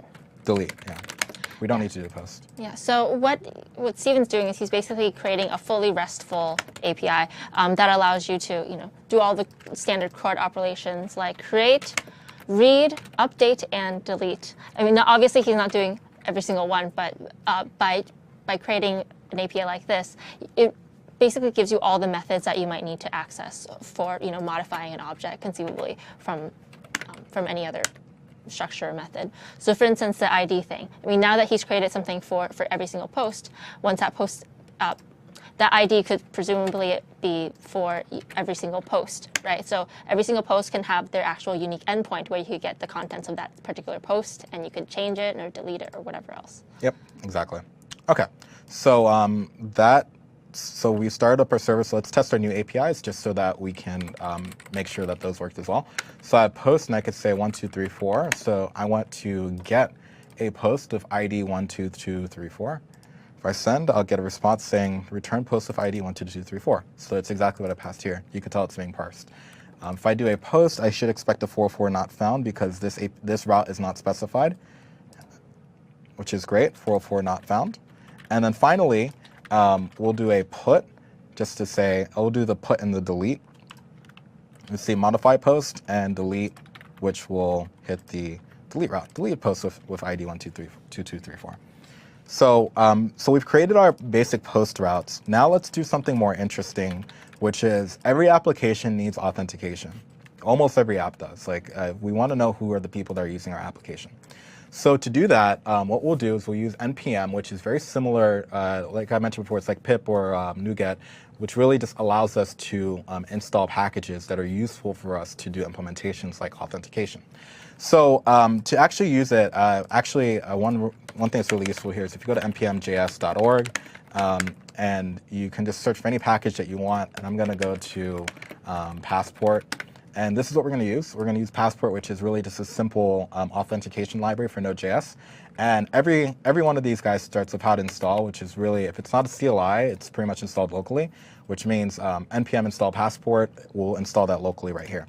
So to do that, we'll go ahead and go into, kill that, npm install Passport. Now, one thing that those installs don't say, which as a Node developer took me a few months to realize, is that you can just do -- save, and what this will do is actually save that the dependency of this package in the package.json, so that next time you have to run this app, all you have to do is just do npm install, and it'll actually install all those dependencies for you, rather than having to reinstall and say npm install for each one again. Okay, so we did that. We also need to install Passport local, which we'll talk about in a bit, but basically Passport local is required to do local authentication. Local authentication, I mean not Facebook, not Twitter, not Microsoft account, not Google, just your own local authentication schema. And that's what we'll be using right here. So we'll do Passport local save, and then we need one more, which is since we're actually making our own users and storing those in our own database, we don't, it's never a good idea to store passwords. So we're going to just store password hashes.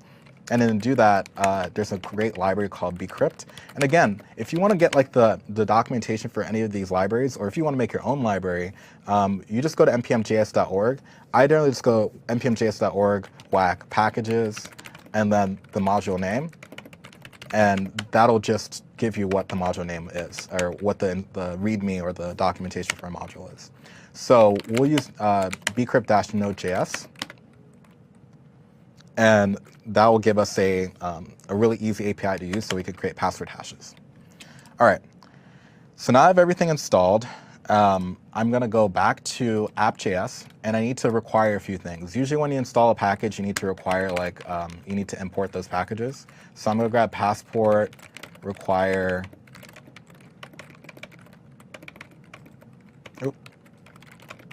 Passport, okay, and then I'm going to do, I don't need to actually grab bcrypt here. We don't need it. And there's one more thing actually that we do need to grab, which is Express doesn't really come with much. It has, when Express 4 came out, they debundled a lot of stuff. So we actually have to install the cookie parser or the session manager as well. So npm install express-session, and we'll save that too. And we'll require that as just a module called session equals require express-session here. And then if I go to, I'm going to put it right below the logger. I'll just do app.use.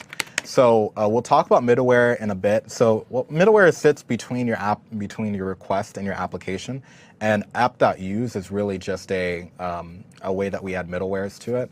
I don't want to get too much into it, but basically it stands between the client making the request and the logic that handles the routing control. So you could do some common functionality like parsing cookies, or what we'll actually use it for ourselves to create our own middleware is to enforce API authentication. So right now I'm just going to use session to as a middleware. And I think it's like this. I'll double check. I think session, and then there's a secret here, and pick whatever secret string you want. This is just used for creating the session hashes. And then, so now that I've added the session middleware, the only other thing I have to do is actually have to add the passport middleware, and I'll add it at the bottom. I won't get into it, but middleware a lot of times matters in the order that you use it. So we have to use passport.initialize, I believe. I'm gonna have to double check. Yeah, passport.initialize. Okay, so, and then afterwards, app.use passport.session. So if I did this in reverse, passport.session would just choke because you need to pass the initialization middleware first, and then afterwards the session. Yeah. Okay. Ooh, that was a lot. Yeah. And just one more point on the middleware. I mean, it's not that difficult. Basically, the order that you're defining that middleware in the app.js, that's the order that they're going to be run in. So, the first one is going to check for something, and then it'll just go next and next and next, whatever middleware that applies to the route that you're looking at. Okay. Cool. So now we're going to actually add authentication. We're going to use the passport library, which we just added. We're going to implement sign up, login, and logout routes. And instead of storing users to MongoDB, for now we'll just use in-memory so that we don't have to talk about Mongo until the next session. So I talked about testing the APIs, and we're going to create mini routes, mini routers that we've already done. But we're going to use this same model, this same routing model over our authentication piece. Okay, so let me jump back down. And what we're going to do is we're going to create a new file here called passport.init.js. So this is just a clean way. This is actually Helen's idea of basically cleaning up our passport implementation, because passport can be, although it's simple, it's a lot just to take in. And essentially, Passport has like its own sort of like middleware. They call it strategies. And in order to actually do it, we're gonna just copy some boilerplate code to bootstrap our Passport implementation. So I'm gonna copy and I'll explain what each piece does. It doesn't actually work, so don't be too fret about having magic code. We're gonna go in and implement it. But I need to copy some basic stuff because it's really specific to the library. Okay, so Passport has strategies, and like I mentioned before, we have to do npm install passport local, which means that we're going to grab that local strategy. We're going to grab bcrypt, which is our cryptology framework or library, which will just create hashes for our passwords, so we don't have to store the user passwords directly. And we're going to have this this temporary users data store, which is really just a JavaScript object where we'll save our users, and then in the future we'll replace that with MongoDB. So the first thing we'll do is we'll implement the signup API, which the signup API is pretty simple. What we're going to do is you get called. We register this as a signup strategy, and it'll be a local strategy. And this little thing just says, "Hey, pass the whole express request to our callback here," and this is our callback. The callback has a request, which is the request coming in from from Express, the username, the password, and done. So Passport actually automatically parses out the username and password from a form body when you do the REST request. So we can just assume that it has it. And what we'll do is we'll do users and username. So we'll grab the username that we have here. And if you're familiar with JavaScript, if you just pick the at username, it's just going to be a key value store. So what we'll do is we'll create a new object. Before I do that, though, what we want to do is go ahead and check if the user already exists. So we don't have more than one user with the same name. So let's say if users username, meaning that if I got anything besides 0 or null, we can just return done, with an error saying username already taken, because we're trying to sign up with the same username if you hit this path. And we will do a users, we'll do false, which will just basically say, hey, we did not sign in, and here's your error. Otherwise, we'll create a add user to DB, and in our case, we will just be storing it locally, so we're not actually using real DB. This is all in memory. And we'll say username is equal to the username that was passed in as a parameter, and the password will be, so if you look actually down here, we have invalid password and create hash. These are some helper functions that we pre-wrote, which uses bcrypt's APIs to create cryptographic hashes. So instead of storing the password directly, which is very bad, you don't want to do that, instead we'll do create hash, and we'll just simply store the hash. And later what we can do is when someone tries to log in, we'll just compare the hash with the password and see if the computed hash matches the one that we stored. So password, and what will happen is it'll just return the hash, and we'll store it back in the password. Finally, instead of having a object here, so in Node.js, it's really traditional when you call an API, your first, or when you call a callback, your first parameter is usually an error. So if it's null, that means that you don't have an error. If it's not null, that means you do. And the other parameters are usually just specific to that actual API or that function. So we'll say username is what we'll pass. So we'll say, we'll pass back the entire object, the user's object that we just created. Okay, so that's our sign-up implementation. Now we have to do our login implementation. So again, these are like weird little middlewares, but essentially when we hook this up to our API, our authentication API, because Passport kind of sits between our users and our clients and our actual route handler, it'll detect that we tried to do an authentication because we're going to have specific authentication APIs, and Passport will, these functions really instruct Passport how to save users, how to hash the passwords, and how to provide a user back to Passport. All Passport's really doing is just kind of serializing, storing those users into a session, into a HTTP session, and then storing out. So if you ever use a website that like, hey, your session expired or whatever, that means that's the same exact thing. We're actually just storing you in like a little cache you could think of on the server, and you get a cookie, and it tells what user you are after you've logged in. Okay, so Passport use login. So what we're going to do is we're going to do the same thing here. So we're going to say if the user at username, so we're going to get the username from the request. If the user at username does not exist, then we just need to return done user not found. So you can put whatever verbose error you want. Otherwise, we'll put, and we'll say false, you did not log in. Did I put true on the last one I did? Yeah, okay. If it's not false, then it's considered a successful login. Okay, and then, so the user is not found, and then we also need to check if the password is valid, so we can say is valid password.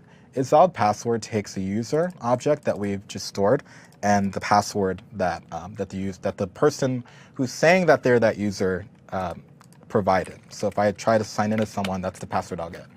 So we'll pass users, and I believe users here. Username and password that we were given from the API here. And if the password is valid, which means we, or if it's not valid, because instead of nesting, you could just do not, return done invalid password. And we'll also say false. Otherwise, we actually got the user and we did successfully sign in. So, and I could even console log that to make sure that we get that debug output. It's a whole lot of code I'm writing without running, so kind of makes me nervous, but we'll see. Okay, and we'll just pass null here to say that we did not have an error, and instead of false, we'll pass in the user and username. cool. So all this is actually in the Passport documentation. This is not made up or whatever. It's actually in there. And then finally, we have to just, when Passport is called, or when Passport wants to serialize a user into a session or deserialize, it needs a unique identifier for that user. So in the next section, we'll use the MongoDB IDs that we have. In this section, since we know that users will have unique usernames, we could just use the username for the user object. So kind of a key value type of thing, where the username will serve as a key. Could you go back to your code real quick? Yeah. How do you check? So, okay. So if the password is valid, then so the first thing we'll check for users' existence. Yep. The second is going to check for if the password is Yep. not valid, and then the third you're going to check for, and if both of those are true, then you're Yep. already going to just go and sign in. Yep. Is that And right? yep. So let me put some comments here. So check if password is correct, and otherwise, if the user exists and the password is correct, then you should be able to sign in, right? Okay. And so now, if we're past the, when Passport wants to serialize the user object into the session, we need to provide it what that key should be. So we're just gonna, actually this is pre-baked in for us, so we're just gonna pass back to the done, no error, you're gonna get the user ID back, or the username back, and Passport will use that. Now when Passport comes back and says, hey, I wanna get a user out of the, if a user comes back that's already logged in, we want to be able to get that out of the session. So instead of we have not implemented this, we'll say no, we have, and instead we'll do users, which is our database, our faux database, and we'll say username. And that'll return the user object back. Object back, and I'll put here, tell Passport which ID to use for user. Okay. So now we have that part. And finally, we can actually start implementing our API. And I'm not going to torture everybody through this again with the gets and the posts and whatever. I have some pre-baked code that will just define all of the APIs that we need for authentication. And we could get right down to testing to see if it works. Okay. So if I go back to our GitHub repository, and so I did the sign up, I did the login, the serialization, so the whole Passport init. Finally, we can do the, this is initialized Passport, we'll do that in a second. I want the APIs. Actually, let me go ahead and do this now so that we can initialize Passport in app.js. So we know that we created a Passport init.js, but we never actually used it or imported it. So we'll go ahead and do that. And I'm going to do it after the Passport initializing Passport session middlewares. And what this will do is we'll just call the object. It'll just require the file that we just made. And if you notice, we have this weird thing called module.exports. Module.exports to node really just means that I have a node module that I want to present. Module is the base. It's a global object within that file. And what we can do is anything that we put on the exports object is what will be exposed when you require this thing. So you can think of it as public. And JavaScript is great because it allows us to do crazy things. So exports is actually just going to be a function within itself. And that allows us to actually call the module with the function and initialize the module. And what we'll do is we'll pass that module, the Passport module, and it'll go ahead and initialize the Passport library, and then we'll be good for the whole application. Okay, so let's see here. That's a whole lot of mouthful. So because we required init Passport is, remember, it's a function that's been exported by the Passport init file, and we'll call init Passport with the Passport module that we required here. Okay. Finally, we're going to implement our authentication API. And I believe I have another slide, and I think they're going to kill me if I don't start breaking some stuff up. So we will have, it's under adding authentication, but it's really the same thing. They're really going to kill me because I didn't separate anything out. And so really what we're going to do is we're just going to add the APIs that we need around the Passport library that we just implemented, and we'll go ahead and test those out. All right, so to do that, like I mentioned before, I have I'm pre-baking some code here, kind of like a cooking show. It's already coming out of the oven. Okay, So we have a similar idea. It's a little bit different than our previous implementation to where we just expose the router object as the export. This time around, we're actually exporting a function as the export, which just allows us to pass the passport module around without having to like re-require it or things like that. So, and avoids having to use globals and stuff, and it's quite nice. So this will actually be the function, and instead of exporting the whole thing as a router, it'll just return a router, which also works because the express use function for routers expects to have a router object back, which will be compliant. So the first thing we'll do is we'll create, let me start with these first. These are pretty self-explanatory. We'll have the sign up API. So this will actually mount it at auth sign up, passport authenticate.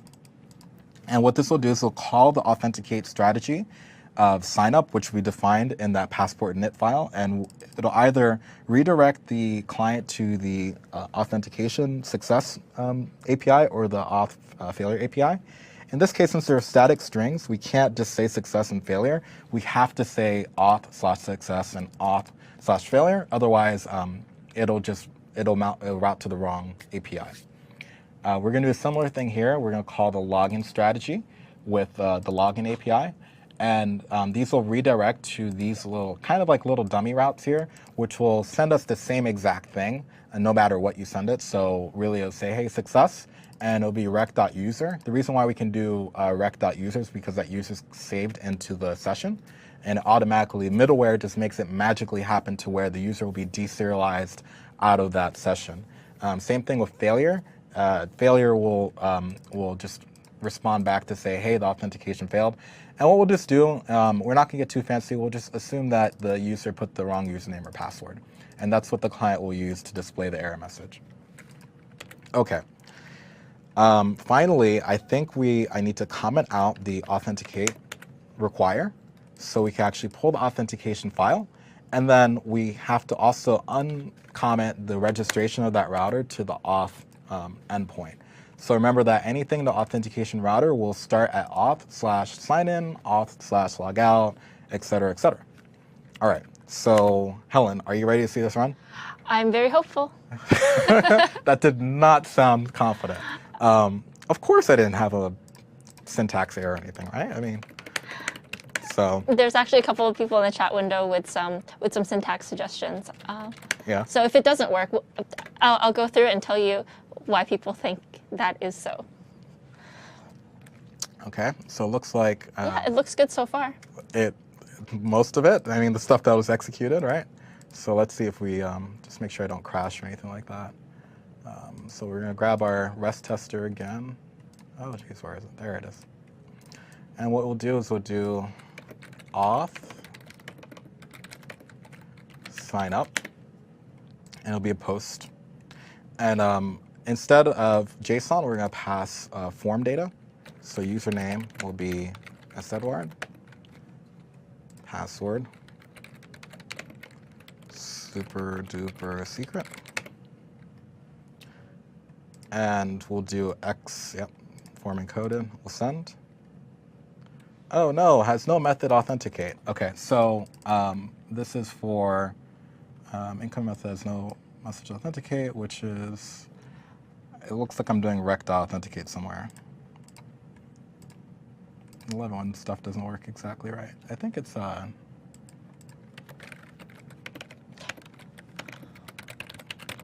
am I calling rec.authenticate? Well, you're calling authenticate. So Stephen's calling authenticate in the authenticate JS. There are a couple people who think that the issue might be in the passport init. Yeah, it probably is. Let me look at the stack trace really quick. Start routes. Oh, geez, this thing is. Okay, there we go. Oh, there we go. Okay, so authenticate JS. Look, everybody's paying attention. Okay, authenticate JS line 17. And it starts from there, right? So line 17, it does the post, which is great. This is what we expect, which is awesome because we're kind of teaching debugging right now too, right? And let's see, it's router, express, middleware, blah, blah, blah. It's passport init on this stack trace. Let's see. I don't believe so. not? Okay, But that's I think you're also applying the passport init stuff to passport, so now it should be on passport. Yeah. Okay. Let's see. Where did I screw it up here? You missed an S at the end of users, someone said.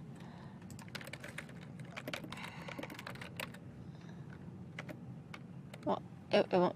Can you search for user and then the square bracket? Yeah. There we go. Cool. Nice catch, but I don't think that was the error. No.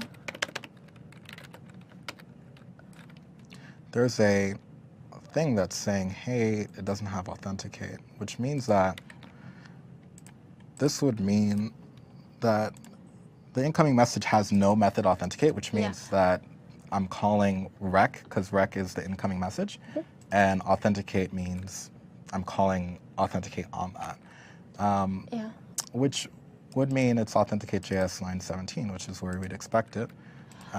Let's go back to app.js. Oh, yeah, actually, Yeah. because it's probably the middleware. That's Yeah. what I'm thinking. So where did we we did initialize passport. Yeah, we and did. Are we and then we're doing the authenticate, and so passport should have the authenticate piece. Yeah, it should have it there. Because we did session afterwards, and we did initialize after the passport init. And do we require passport? We did. Did we require passport local? Oh, yeah, we did. But we Yeah. need to require it in passport init, which is passport local. That's interesting. What we can do is, because it's kind of complaining about, it's really complaining about the app.js setup. Like, I think that's what it's really complaining about. I can just fall back to the pre-baked stuff if I can't figure this out in the next minute. Initialize, let me go fall back to readme. Passport init, app.js, somewhere here. Here. Okay, so here's our passport initialize, passport session, keyboard cat as our secret, whatever that is. And we require a passport, which should be the same as here. I don't think I misspelled anything. Authenticate, well, this is fine. So what I'm gonna do is I'm gonna grab the finished part of the module so we can see what we might have missed. Oh, I think that's what it is. Oh, yeah. There we go. All right. I'm sure everybody enjoys me sweating. Okay. So the reason why is because authenticate, remember, is exported as a module, which expects a function with a parameter. And because this is null, it's going to say, hey, this thing doesn't really exist. So we do need to pass that over to it, which is passport. Anybody catch that in the chat? Yeah, I can't tell if the person said it right when we said it or what, but we seem to have found it around Right at the same time. All right, let's try it again. Beautiful. Okay. So now we have our password and my hash for the password. So notice that the password is actually not saved. Okay. And get doesn't really do anything. If you do now we can do a login since I've already signed up. So I can actually log in with the same thing. And actually, let's go ahead and do the log out. So log out a post or is it a get? It is a... Log out's a get. Sign out. So sign out. And the cool part is that Passport adds these really nice, what is it, get, auth, sign out. Is that correct? Yeah. It's saying not found. Why? Well, I mean, if it's not in the... Cancel? Oh, that's fine. Yeah, 302. 302 redirect, all right? And because it's redirecting to the root, we don't actually have a thing for that, so that's fine. So we get a 302 redirect, which means we did log out. When we do the application, that'll just mean that it'll redirect the user to the view. And if we do auth, again, log in, we should be able to log in with user super duper secret, which we do. And auth success is what you're turned to, and we still have the same username and password. So everything's working fine. We have our login. Now, finally, we talked about middleware. We talked about all these magic functions that put stuff in between stuff. But now we're going to write our own middleware. And middleware is really useful if you want to do something, some type of action to a subset of APIs or subset of routes, or all your routes. We have application level middleware, which is what we use, app.use, app.use, app.use. All that is application level middleware, which means that any router, it applies to any router, any route, all of them. So it's kind of global. What we want to do is, since we want to use the authentication piece for our API specifically, we just want to lock in, we want to lock up our app APIs. So our post APIs. So to do that, it's actually really simple. What we'll do is we'll say router.use function. Now, when you write middleware, middleware is super easy. All this is really, at its most basic form, is a function that has access to the request object, the response object, and the next object. Next means I'm going to call the next middleware in line between me and the request handler, which means that the order of those middlewares actually mattered, because if middleware did something before and you weren't expecting that, then you might ruin the other middleware after it, or vice versa.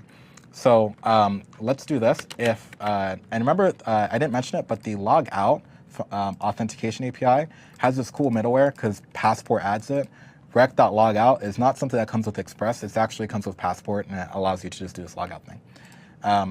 So let's see here. If we do if, I'm running out of time, so I'm trying to do this very quickly.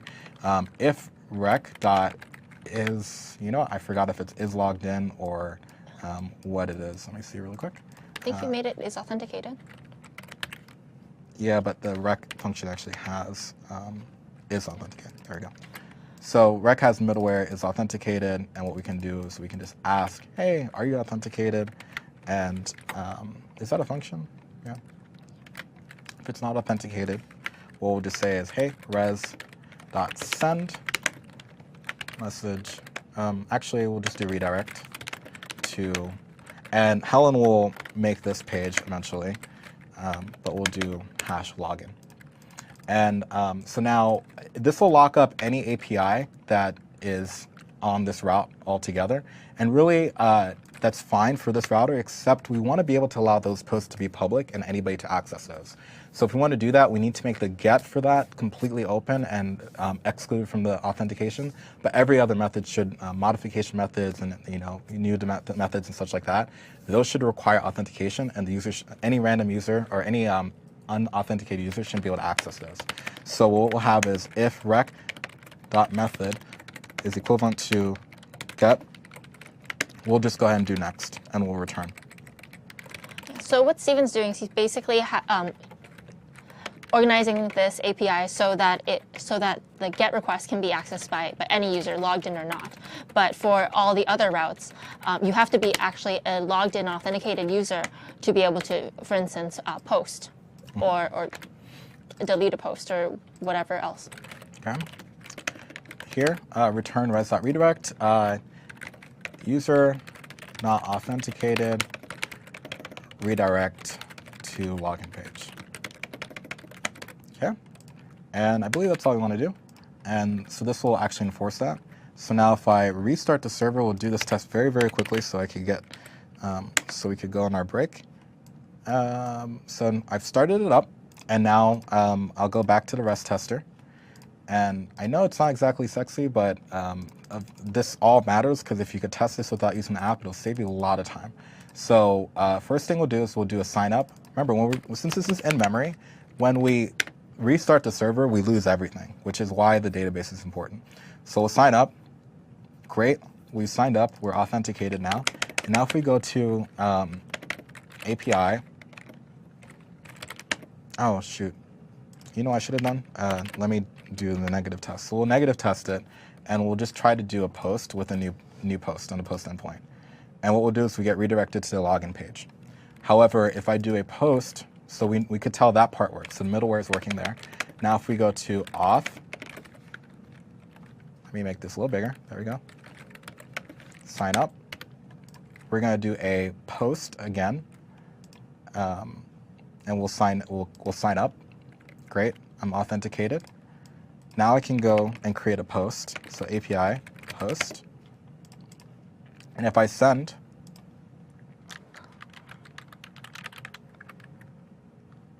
did I get it? Okay. Looks like it's holding. It's I might have done something here. If it's not authenticated, yeah. If it's not otherwise, res dot next or return next. User authenticated. Continue to next middleware or handler. Okay, that was my mistake. Really quickly, let me redo that one more time. So what we can see is that if I do sign up, so auth sign up, I'll do a post. We've logged in, we've authenticated, and now if I do API post, and I do a post to that, which is an authenticated only API, we'll get a response to do create new post. Awesome. So in our next module, what we'll do is we'll grab MongoDB and we'll actually implement those implementations for the to-dos of whether or not we need to create a new post and store that in the database, retrieve a new post, send all the posts back down to the client right from the database itself.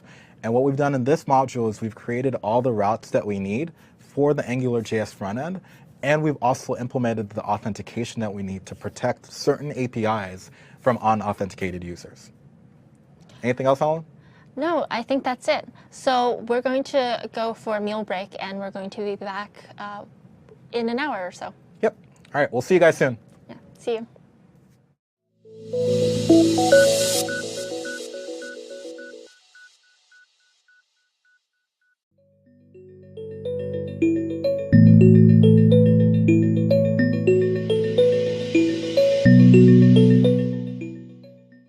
Welcome back to Microsoft Virtual Academy. Do you know what I mean? MeanStack Jumpstart. My name is Steven. This is Helen. Hey, guys. And so last time we left off, we had created a AngularJS front end for Chirp, our Twitter clone.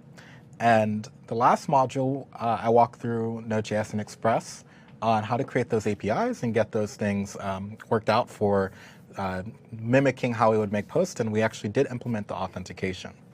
So this module is all about the M of MeanStack, which is MongoDB. So MongoDB is our data store that we're going to use. So if you remember the last module, we actually went ahead and used an in-memory store, and that's just a temporary solution. So what we're going to do is actually swap that out with MongoDB. So for this module, we're going to talk about intro document-oriented databases, just really a quick overview of that, what MongoDB is, how to use MongoDB from Node.js, which will flow right into how we can implement those route handlers for the post APIs to manipulate individual posts. Okay. So first of all, so document-oriented databases literally look like JSON objects. This might be kind of similar to if you would expect rows or columns in a traditional table or tabular data store and SQL databases. Instead, MongoDB just has documents.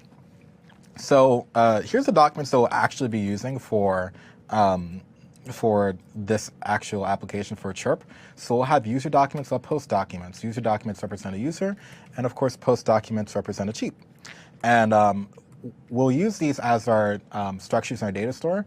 Now, we do have a full Microsoft Virtual Academy on document-oriented databases that you can go ahead and take a look at if you'd like to get more detailed information.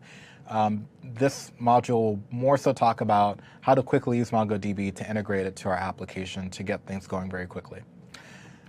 So that's our document-oriented database, like 100-mile-per-hour overview. That was very fast. There's a lot more to it, but and now, so MongoDB is a popular open source implementation of a document-oriented database. It's fully managed on Azure via MongoLab, which is a third-party provider, which is just an add-on in your Azure portal, which is really neat. That way you don't have to worry about like having to update MongoDB or any type of patches. It'll just kind of come down for you. And the drivers basically in most languages that people code in, there's a driver for it. There's a C++ driver, Node.js driver, there's a Python driver, a C# driver. Pretty much every language I could think of has a driver for MongoDB. Yeah, and the great thing about the Mongo Lab instance for on Azure is that you can actually use a small one for completely free, right? Yeah, so on Azure, you could actually spin up a Mongo Lab instance. And we'll do that on the last module of the day when we tie everything up and launch it to the cloud. And you could have a free instance that actually doesn't cost anything. So with that, with a free website, you could get up and running for nothing on Azure, which is pretty nice.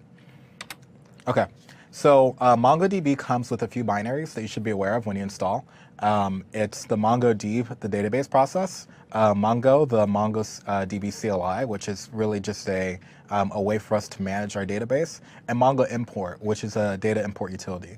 We only use the first two ones for this lab, but if you're interested in how to use like more of those Mongo utilities, go ahead and take a look at our on-demand MongoDB Jumpstart that we filmed in last January, and I believe went live for on-demand in last month. Okay. So we talked about MongoDB document-oriented databases. So now how do we use MongoDB from Node.js to, because we need to do that if we're going to implement those route handlers. So the first thing we're going to do is, so you can either decide to use the ODM, which is the Object Data Mapper, or we can just use MongoDB driver by itself. The Object Data Mapper is pretty nice because it wraps up MongoDB and it actually enforces schemas. You might be familiar with SQL. If you are, SQL kind of naturally enforces a schema. MongoDB does not, which is one of the great things about it, but it's also a double-edged sword because if you're not actually enforcing any type of schemas, things can go crazy because you could just put whatever, and documents don't necessarily have to look like each other. It's just by convention you keep those. So Mongoose actually enforces those conventions for you, and you'll see what I mean in a bit.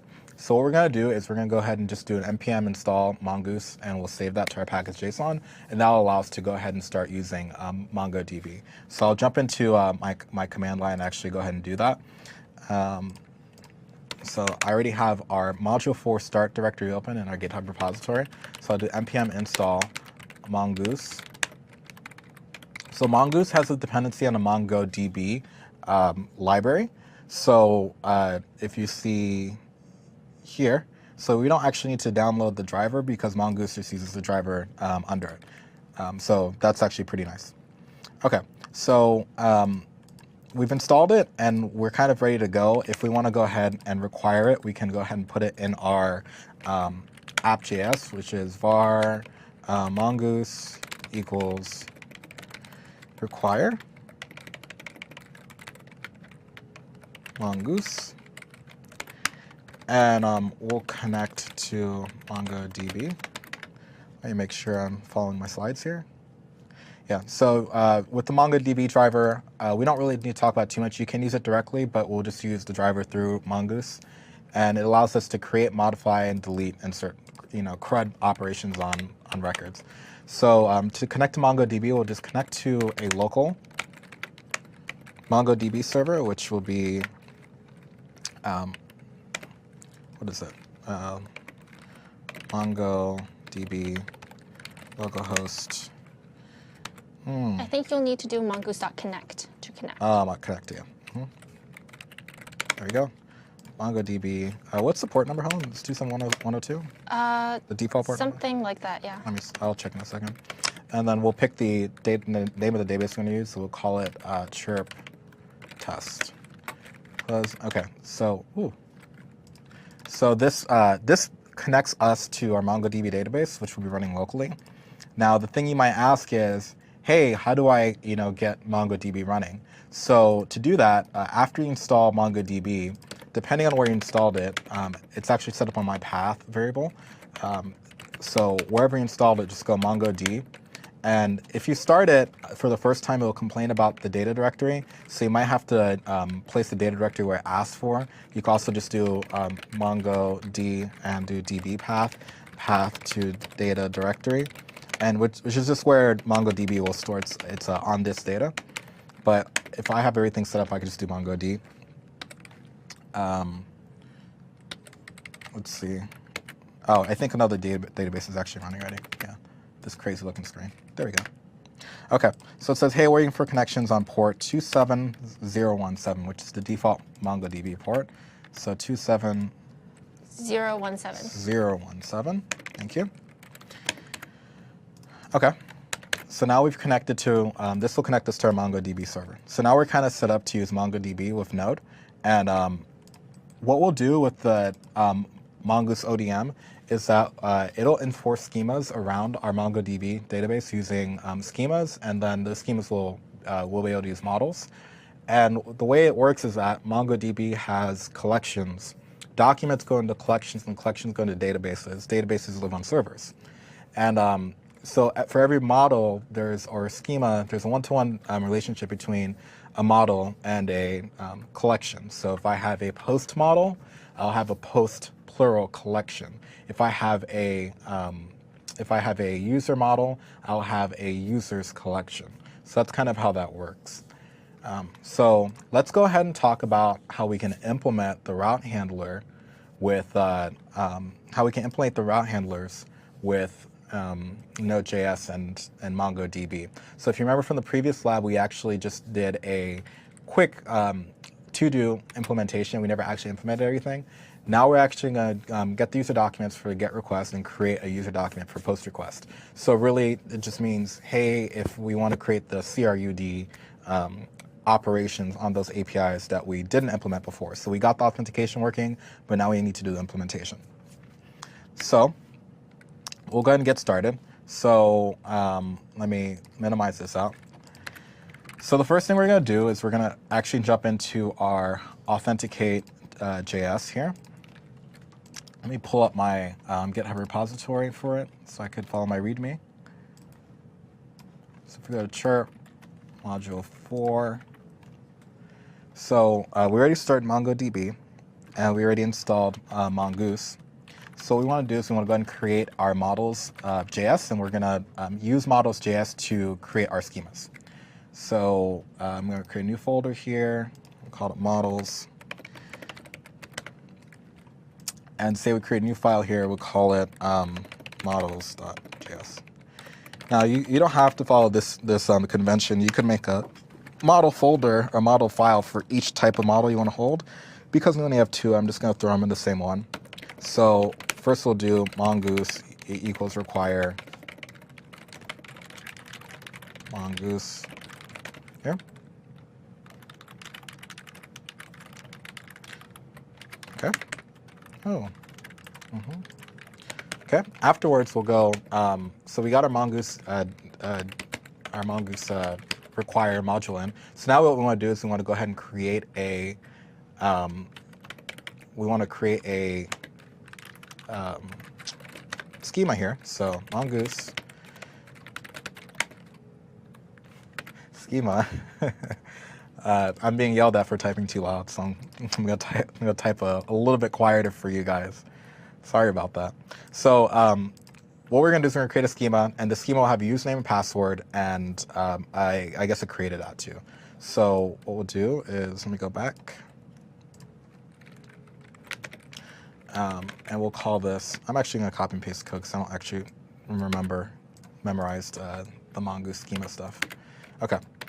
So we're going to create a user schema, and the user schema will be have a username, password, and the thing is, when we create a schema, we define what the types are for each field, and we have created that, which is a of type date, and when we create a new one, the default value will be now, unless specified by the thing that saves the model. We're also going to have one more model, which is called the post schema, which will be new mongoose schema. And the username will be, nope, not schema, post schema, so it'll be text, and it'll be type string. We'll also have created by, Helen, what is it going to be? Is it going to be type string? Or Yeah, could you make it a type string? Okay. So it'll be created by, and it'll be a string that will point to the user ID that created it. And we'll have created at, actually, I don't think I need created at, I just think I need, is that all you need, Helen? Well, the created at would have a timestamp for the post, so we do want that. Okay. There we go.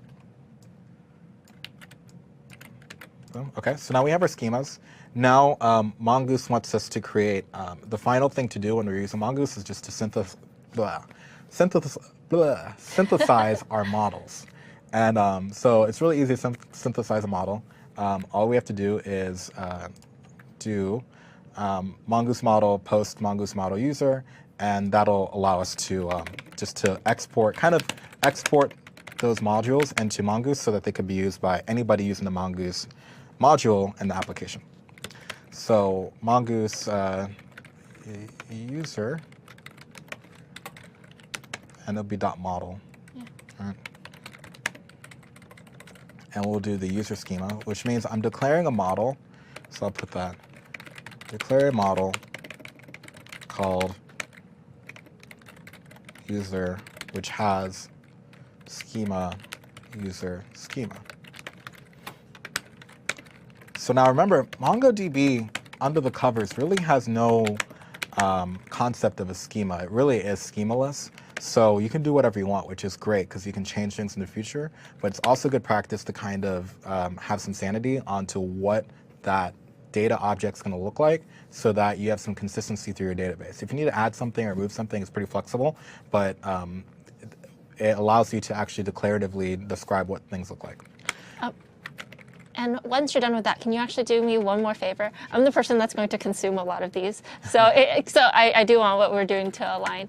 Could you use username instead of created by for the user schema? Yep. Thank you. You got it. There you go. So text username, and we'll do our post model and our post schema.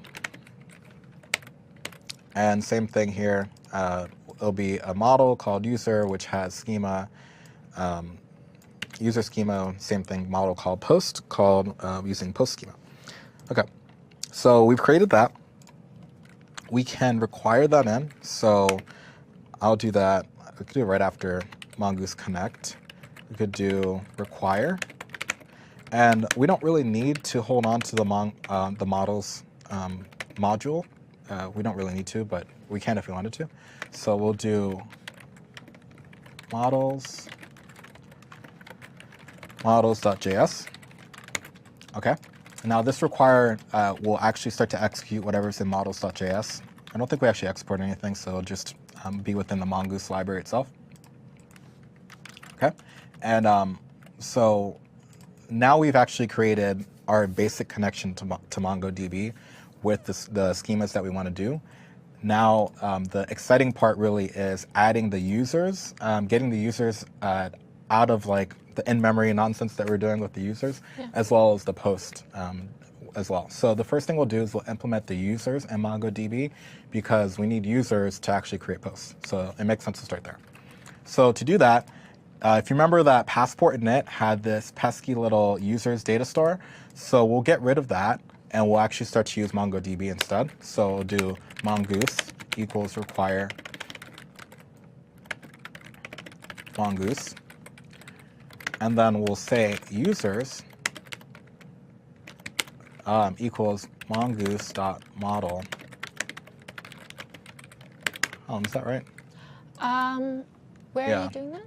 When I grab the models, let me see.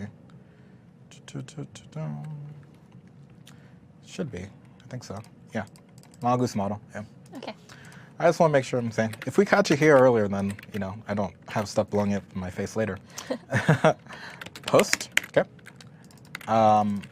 So all this, by the way, if you just look at the Mongoose documentation, you just do a quick search. It's really easy. You'll find this all documented. So because we required and initialized Mongoose before we actually loaded this, which let me double check that we did. If not, things will kind of go haywire. So we have Mongoose require. So what we should actually do is we should require it after we do Passport init, which would make sense to do it here.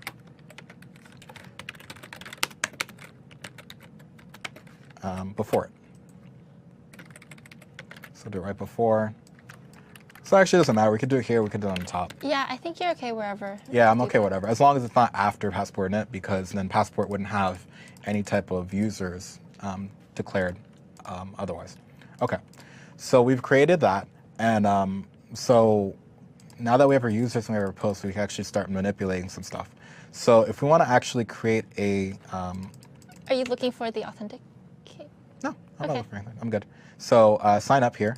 So instead now, wherever we see users bracket, that was our old database, our in-memory stuff, and now we're going to actually use it for use MongoDB. So we'll do users, or user. I really should call it users. Yeah, we'll call it users. Okay. It might be different in the end module. I forgot what we called it on our final version. But we'll say users.find1. So find1 is a method, which is just a convenience method. It's actually on the raw MongoDB library as well. And really it's a convenience to find a document which matches, the first one that matches the query. And the queries in MongoDB are described by query objects and not by actual queries. Like SQL queries, it's just an object, which is a query object, and that's just what it is. And it describes the type of object we're looking for. So in this case, we're looking for an object, a user object with username equal to the username that we're passed in by Passport. Okay? And what it'll do is will give us a callback, or callback, and we'll give it to it. The first argument, remember, in a callback in Node.js is usually an error, and then afterwards it's actually the document. So we'll call it the user object. Okay, and there we go. Beautiful. So now, if we got an error, we can say, so either way, we need to call this callback to tell the function that we're done. So we'll do return done, and we'll say db error, and we can pass this to error. And we could say, and we could actually just pass it directly. And otherwise, we'll just do false because we actually did not find the sign-up request failed because there's something off the database. Otherwise, if user, so if we did find a user, that means that we have already signed this user up, meaning that this sign-up request should fail because this username is already taken. Okay? Cool. So now that the username is already taken, it's false. We've hit those two possibilities. So user already exists with username. It's the same leg of code, so we can delete that. And finally, we want to store the user instead of in memory in the database. So what we'll do is we'll say var user equals let's see, username. And the same thing before is what we did. We just create the hash with the password. We'll just do the same thing here. Get rid of that. There we go. And finally, we'll do users dot. Can I just do a save on that object, or do I need to? You can do a save. Yeah, you can do a save on. Well, you can do a save on not users, but your actual user. So yeah. the new user that you created. The user I created, right? Yep. User.save. But but you need to probably make your user a new user. Yeah, that's true. Okay, got it. That's why I was like, this is weird. Yeah, no, I remember now. New, and so user is actually a constructor. So, had some Sublime craziness going on there. Let me find myself again. There we go. And I think I declared it as users, which is kind of Yeah. yeah, it's kind of funny looking, right? And let me double check. I have to always fact check myself. New user. Cool. Yeah, so in the example in README, you'll just see user, but in our case, we'll just do that. And then we'll just call it new user, and then we'll just add those fields as necessary. So instead of doing that, we'll just do users. And although it looks funny, this is just a user model, and we're making a user object. Maybe I should just change it back to user. I think I'm going to do that. You did it for a reason before, right? I know, I did it for a reason before. I don't want to confuse everybody, so we'll just do post. User and post. Okay. And then we'll go back to sign up, and instead of users, we'll do user.find1 and equals new user. And then finally, username will equal username. User.password will equal the create hash password, and then afterwards we have everything in a MongoDB savable or Mongoose savable object, and then all we have to do is just call save on it. Now we don't have to listen to the callback, but we should. So, does it tell me the count or does it just return me the user back? Forgot. I don't think it returns. Anything. I believe it actually returns you the entire user. That's what I thought. Okay. So if error, return done with error false. Otherwise, console log successfully signed up user username. Cool. And then return done. Null, which means we don't have an error, and we'll pass back the user, which is user. So do you want to do user.username for successfully signed up user? I don't think so. I think we pass the whole user, and then afterwards we serialize the usernames for serializing in and out of the session. So I think that should be right. Okay. Okay. So now we created a sign up API, and so now we got to make the login API. Again, we can't use the user's in-memory things, so I actually should cut this out. Yeah, see, we passed user username, remember before, which is the whole object.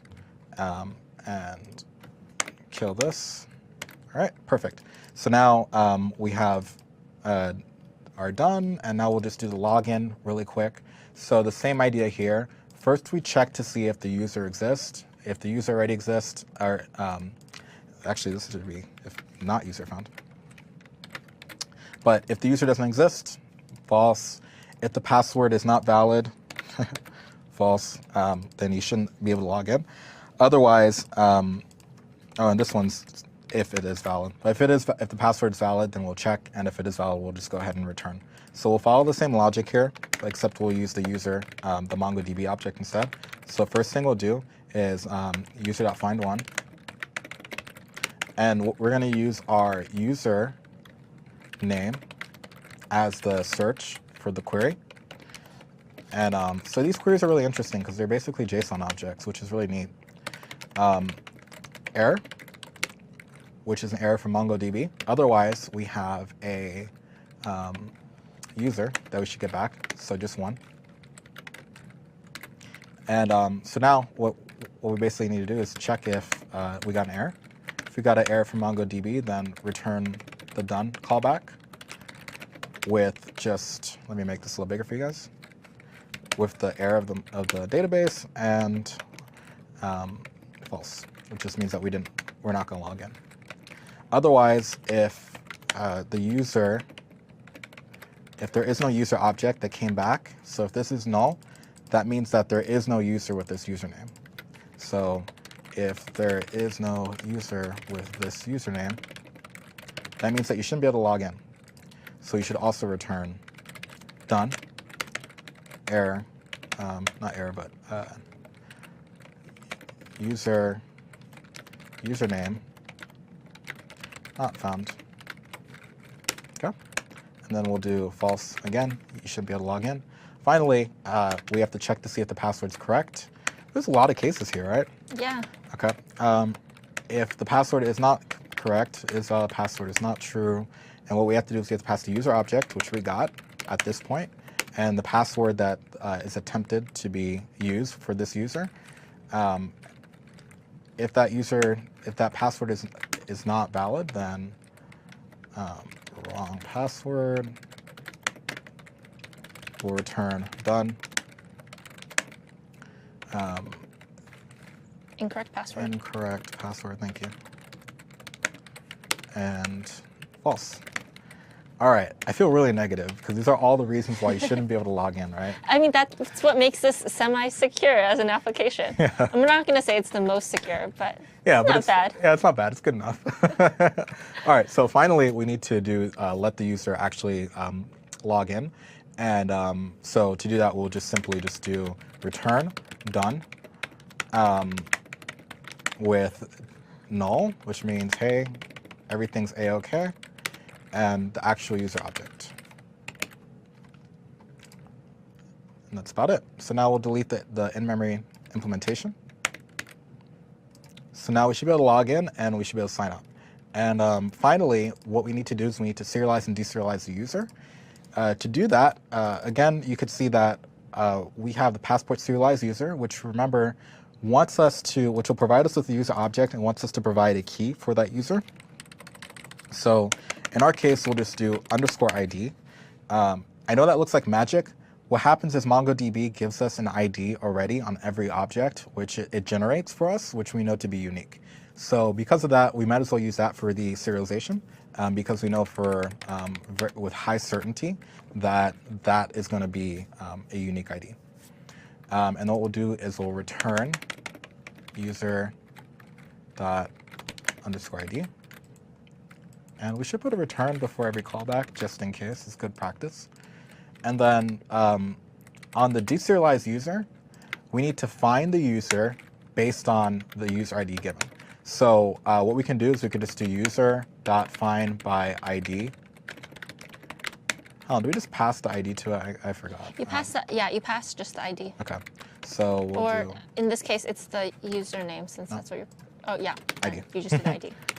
like magic. Okay, so now we have the ID that we're gonna, this ID is gonna come back to us because we provided the ID on the serialized part of this. So our ID comes back to us, which is our MongoDB ID, and what we can do is we just do function, again, for error, and the user, which is the user document coming from MongoDB, and we're going to do a return. Well, if there's an error, you're just going to return the done handler with a null, and we'll also, actually not null, sorry, error, to say, hey, we got an error and false. Otherwise, return user. Well, also, just in case, I'm not sure if the mongoose returns a null, an error if they can't find it, but we'll say if not user, return done, user not found,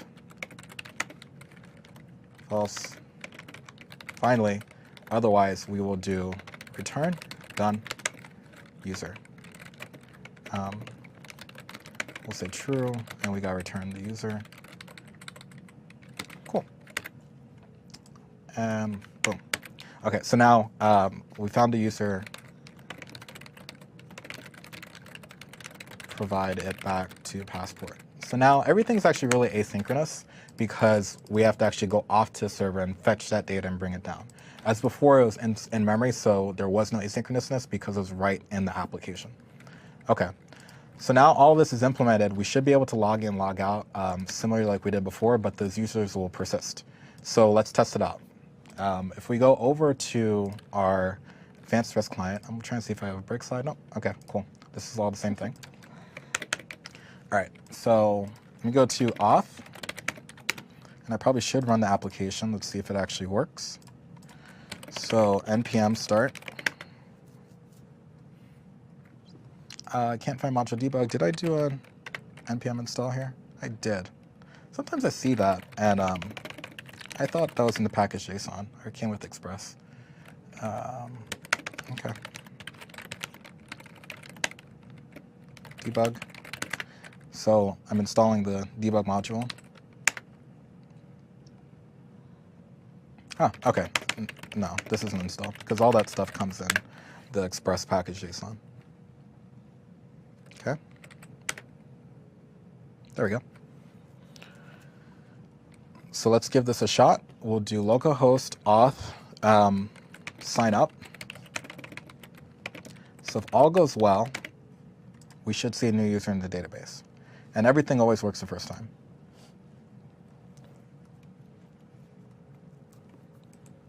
Let's see here. We should be connected to the local database.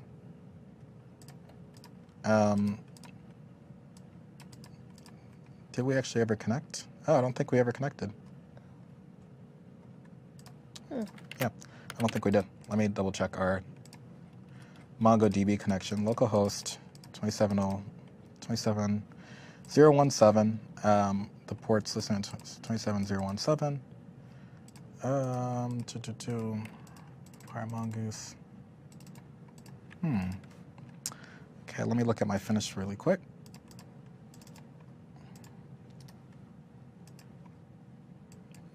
Notepad. Yeah. Oh. Okay. It actually doesn't even specify the port, so I think by using the default, but it should. That shouldn't really matter though. I could try it anyways. Okay. Is the app running? Why don't you check if it's connecting to the server, to the MongoDB server now? Yeah, see, I'm not seeing any connections. Huh. What is going on here? Like always, worst case is fall back onto the cloud version, or the cloud MongoDB server, but we should be able to connect to it. And It says, oh, someone said you missed the call to done one side, but okay, no, that's not. that shouldn't matter. Yeah, that's not our current issue, but we will go and fix that. Yeah, but look. Yeah, you're connecting to the MongoDB server. Yeah. Unless I'm not in the right directory. Module 4 start app.js. Module 4 start Yeah. app.js. Yeah. And we don't see a connection when we start, which I would have failed. I would expect to fail if we didn't find a connection. Let me double check here. Okay. So what we can do is we can. Oh. Oh. Whoa, that was weird, right? Yeah. It says, oh, all these connections are now open. Well. Yeah, and now it can't connect. That's weird. That might be a little Windows thing. But let's try it again. MongoD. Waiting for connections. It might be like I paused it on the command line. Okay, connection accepted now. All right, that works.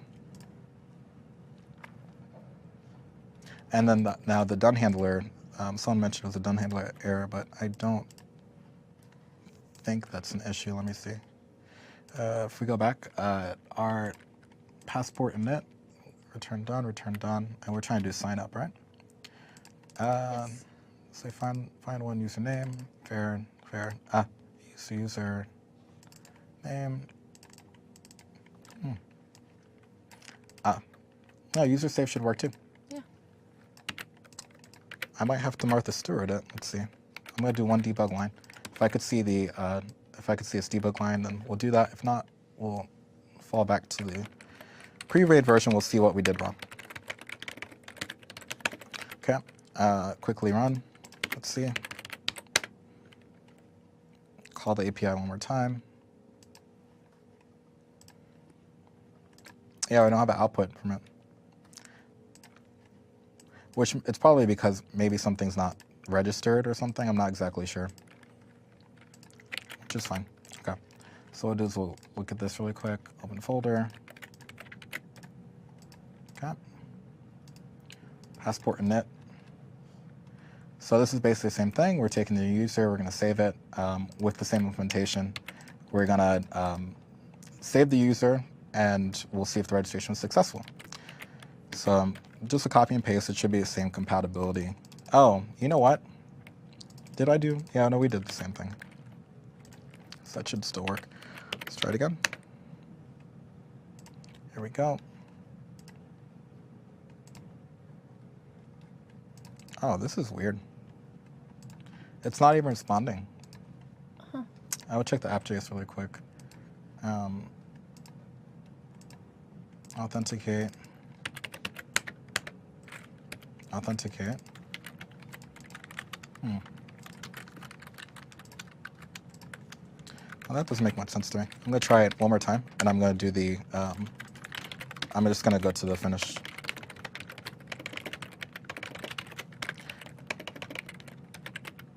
Okay, and do npm install. Install our modules. Quick, come on. There we go. npm start.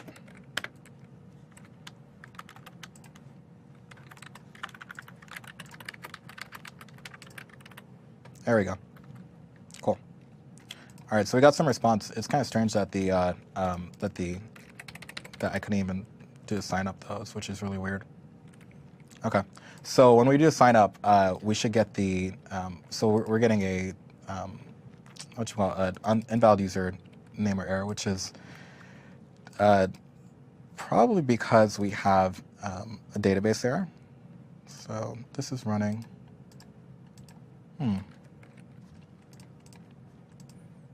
Oh, user already exists, Edward. Okay, that's fine. So because the user already existed, so I could just pick a new new name. So instead of that, we'll just pick Edward 8172.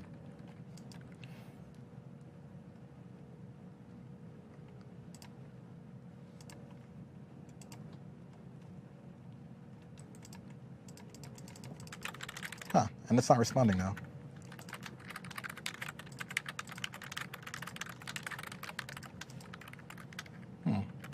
If the we're saving the user here.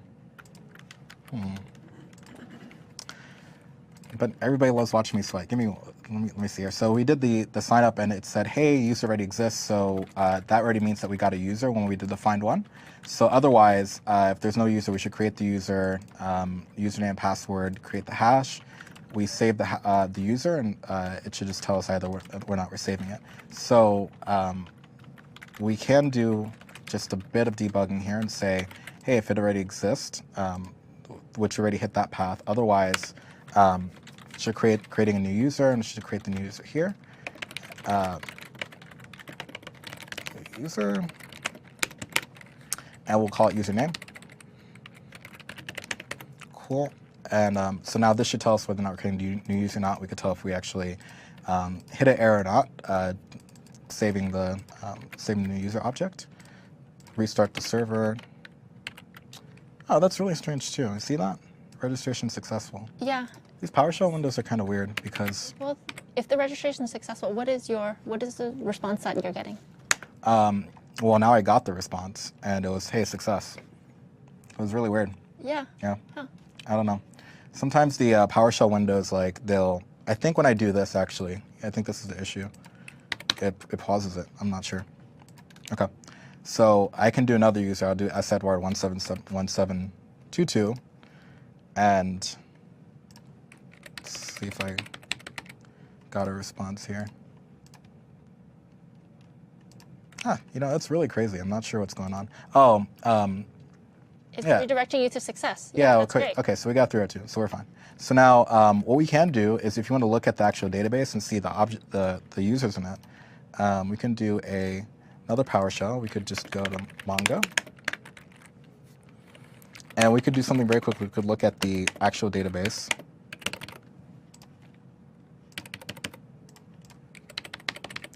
Yeah, see that? Like, Yeah. So strange. yeah, I don't know. I'm just not going to touch this window. It keeps freezing up my, and that could be doing it to the server too. I'm not exactly sure. Okay, so connecting the test, we can show DBs, and we can see all the databases we want. Remember we made a test chirp database, which is here. So we'll do use test chirp. Okay, now I can do show collections, and we'll see that we have a users collection, which is what we created before, which is based on the users model. And we'll just do,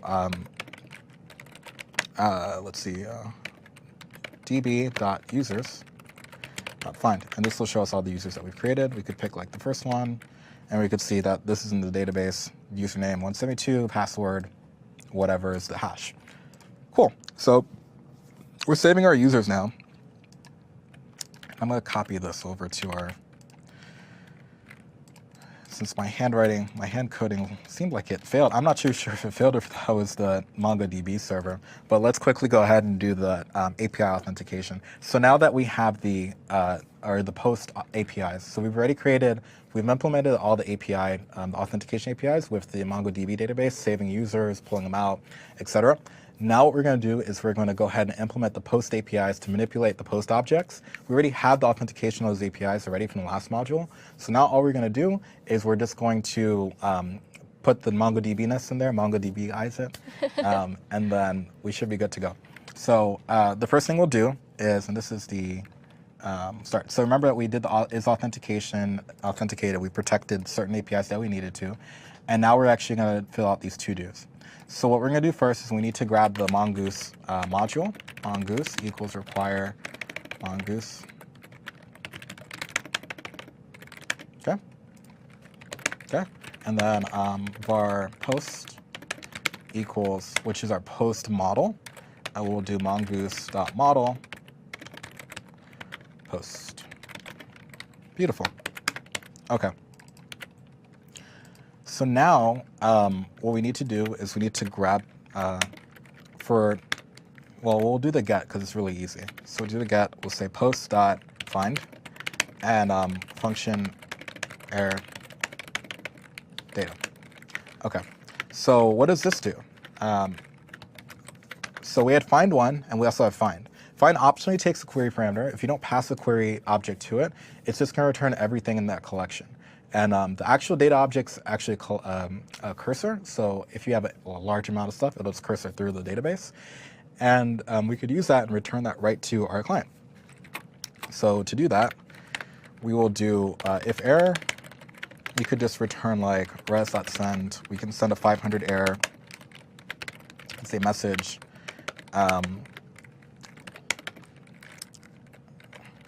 DB error. Actually, we can just put we can just pass the raw error to it. You might not want to do that because it's leaking. You're leaking diagnostics information, but I'm just going to throw it in there for time's sake. We'll return. So we should always return when we call our callbacks. Otherwise, we'll return res. Is it JSON or send? I don't think it matters, right? Send. Yeah. Okay, and we'll send the data back down. So what this will do is we'll send actually a collection of posts that we have in our database, and that will allow Helen to actually consume that in AngularJS and show our cheats.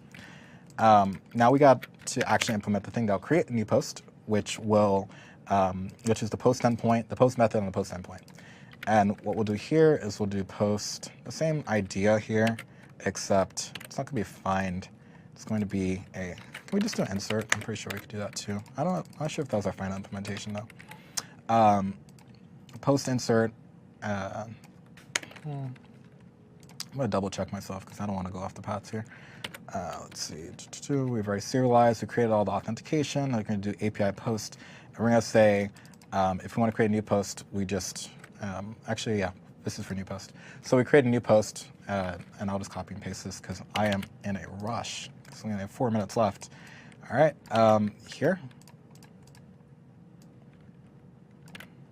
So now instead of using the to-do or whatever we had, we're going to create a new post object. The post text is going to be the text and the request body. So it's going to do a post, and we're going to get the text out of the text body, and that's what we're going to shove into the MongoDB database.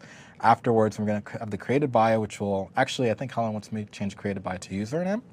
And afterwards, we'll save it off into the database, and everything will be right with the world. So username here. Helen, are you calling the username on the request body? I believe I am. Okay.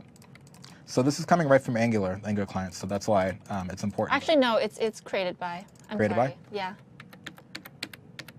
And do you want me to save it here as created by or as username? You should. I think saving it as username. I don't know what I called it in mine, to be honest. But Excellent. Okay, cool. That's fine. And then, so now we've then created by with the text, and now we'll just return the post object. And so this is the returning the post object that we've created. Doesn't really matter. The client can do whatever he wants with it. And the post in here will actually save this into the database. So we have that. And then finally, we need to do our particular post. So I don't think this will actually use this on our front-end client explicitly, but I believe Angular does look for these endpoints, so we should provide them. So in order to do that, it's really simple. For each one, we're going to use the ID. The ID is going to be the same ID that we use in MongoDB, and that'll just be what we have on. We'll use the MongoDB ID for the ID part of the URL. So we have this, and then we have get specified post. So this will just get a post for a specific ID. I want to replace it for this one here. We have our put route, which is what we had before, but instead we need to modify an existing post. So again, this is right through our README. The put's a little bit longer because what we need to do, we need to find the post that we want to actually modify, and then modify it itself. So if you look, we have find by ID first, which is the ID of what we want to look for. The error, we return an error if we don't have it or not. Again, it's username, not, you're doing created by, right? Yes, I forgot. in my request body, yes. Okay, cool. And then post text, and then what we'll do is we'll save that. If we don't find that username, then obviously we can't actually update it, so that's why we return an error. So I have to do two actions here for the put, which is why it's a little bit bigger than the get. And then finally the delete, which is really just removing something from the database, which is just a dot remove function on the model. And there we go.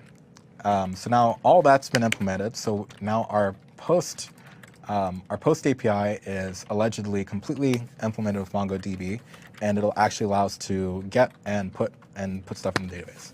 Now let's go ahead and give it a try and put my money where my mouth is and actually get everything working here. So we're gonna run our server again.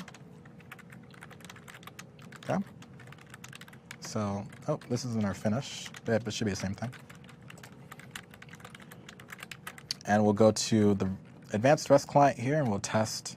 So we'll do a sign up, or maybe assign a login, because we have the same MongoDB database now. So everything is persistent. So we'll do auth login.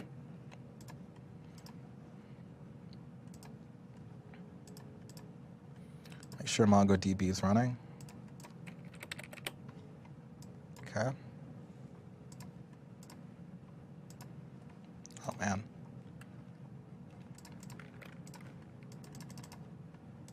You know what we can do? I might just hit the live endpoint, because I'm not sure what's happening on my machine with Mongo, but it just seems like it's hanging for some reason. So we'll hit the live Azure website. So we'll go http chirp mva Azure websites.net, and we'll do auth. And I don't know, I'm just going to create a new user. So we'll do post, add a new value here. Username is equal to Steve88. We'll add a new username, password, which is password. And we'll do post.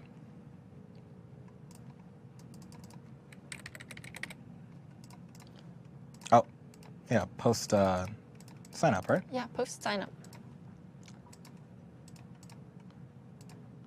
Huh. It's doing the same thing. Huh. That's really It's weird. strange. Because the live app actually works, right? The live site definitely is working. Okay, well, it's going to have to work at some point because you're going to integrate to it. Yeah, not sure why. It should just work. I think it's hanging on that connection, but it's weird that the live site does that. And I'm pretty sure you could just sign in. Yeah, So, I just registered right now on the live site. yeah, I don't know. It might be the advanced REST client. We'll figure it out during the break, though. It's not a big deal. So, anyways, so we've MongoDBized our APIs by having our MongoDB instances actually create our users and create our posts, and we're able to return all those posts back down. And in the next section, what we're going to do is we're going to consume these APIs right from AngularJS. And what that'll do is it'll just create a quick little integration so we can actually do two-way binding on the front end, and that binding will actually integrate to the MongoDB database on the back end. So if you restart the server or if you do something else, it just kind of works. And all the cheats and all that will just be saved persistently between application restarts. Cool, so we'll see you back in a bit. Yeah, see you back soon.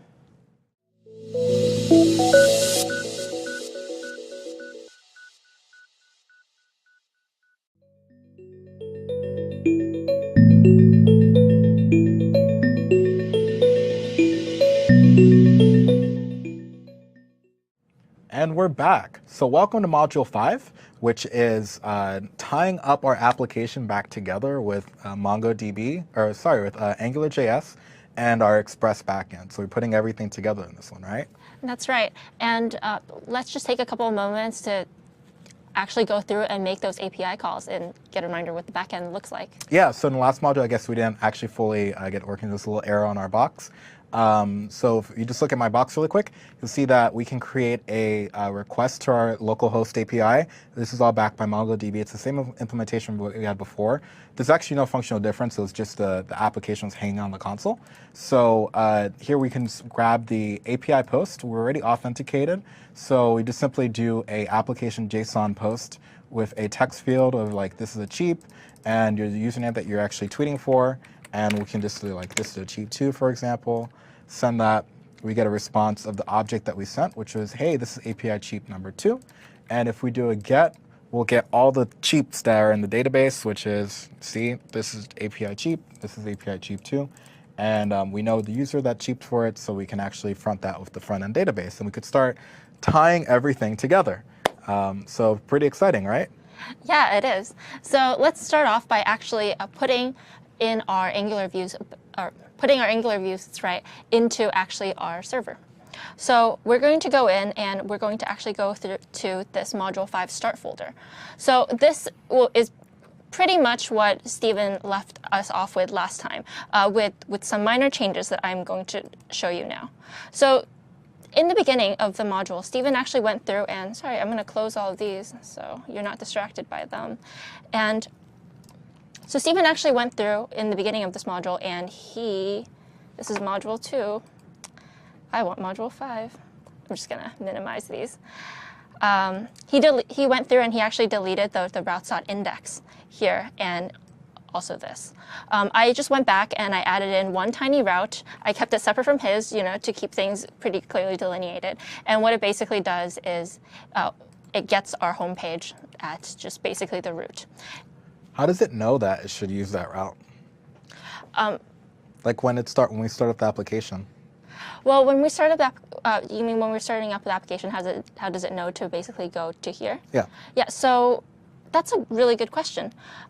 You'll see in our app.js that we're basically saying, so we're routing this like we're routing anything else that we've done before, except all we're doing is we're saying, hey, just go to this thing here. Oh, so because it's at the root. Exactly. So if I go to www.awesomechirpapp.com, yeah, then that's where it'll load. Yeah, exactly. And all we're doing is we're saying, hey, if you're going to the root, so you'll notice we don't have any sort of parameters either side of that, then we'll just automatically get this index.ejs that we have in our views folder. And that's something we're in the completed folder. We want to be in the start folder. And that's something that is just, I just generated. It's a really plain HTML page. So right now, if we actually go through and we run our application with npm start, we can go to our localhost 3000, and it will just display that tiny hello page. So in this case, we're just making, like, at first, an extremely simple front end that just says nothing except hello, and it's, as you could tell, not actually an Angular app. Now we're actually going to start porting over sort of our Angular features in. And before we start doing that, we're going to make a single page application. So when we last left off, I'm going to now go into our just module 2. We had a couple of folders. We had, the login we had a login page, a main page, and a register.html. And all we're going to do right now is we're going to start pulling these into our other app. Oh, I'm also in the wrong folder here. I started hesitating because I was like, this is not what I left off with. Yeah, OK. So here. So we left off with this, and we actually left off with some, just nice but separate pages. And now what we want to do is we want to make them into a single page application. You can again follow along in the README for module 5. Actually, no, this was back in module 2 because we're still leaving off with the single page application stuff. So if you get confused, like I just did, and you want to know more about the routing and creating a single page application, go to the end of module 2. So we didn't finish up what we needed in module 2. So we're finishing up just the single page part and continuing with the routing and putting everything together. Yeah, exactly. So what we're going to do is we're basically going to do some of that front-end routing. And we're going to start creating an app with multiple views. In order to do that, we're going to use the ng route module. And we're going to basically detect the URL that a user is on and display an appropriate template on the page without actually navigating. Although it'll look like we're navigating because it'll change the URL on the page. So the first thing we need to do is actually to create some partials of the page. So whereas before we had 3 separate pages that we'd render separately, and they all had to call out and get the JavaScript sources and the CSS style sheets, now we're only going to make a tiny partial of the page that only contains basically the snippet of that page that is the most relevant and does that purpose. So for the login registration pages, for example, that would just be purely the form and nothing else. So let's actually go through and create our partials. Creating partials is actually pretty simple because all you're doing is you're stripping away the stuff that you have. So I'm actually going to, in order to run this, I'm actually just going to copy these into the public folder of our module 5. I'm going to really quickly make sure and check that I'm in the directory that I want to be in. Yep, desktop, start. And I'm going to just paste all the files that we created before in Module 2 into the public folder for now. And this is also how we're going to start actually hosting our application. So once we have all these files, let's go through and actually edit each one. In Start, in Public, you'll see we have these 3 files here. And what we're going to do is we should just start stripping this stuff away. We're going to strip away basically everything that's up here and everything that's down here, until we're left only with the form. And you might have noticed that we're actually also even taking away that controller part. Yeah. We'll get to that in a little bit. We're going to do the same for our main. I'm going to strip away everything here, and I know I'm going to miss one div here or there. You can check. Sublime will match them for you if you just look at. Yeah. I think you're missing one there. 2, yeah. One more. Actually, you know what? I don't even think I need this. I think I just need the clear fix. You're the boss. I mean, if the idea is to make our partials as small as they need to be, then smaller is better, I think. Ah, okay. Makes sense. Yeah, and I'm going to also strip away this for the register page. Now, before I just go ahead and delete all these, I'm actually going to go and create basically a base template page. And in this base template page, I'm going to need to require all those scripts again. So instead of deleting them as a whole, I'm actually going to just copy them in here. Actually, I'm going to copy this entire thing. I'm going to paste it in here for now, and I'm just going to delete the form part of it, or this entire middle div. And in login, and then in register, I am going to strip away everything except for the form.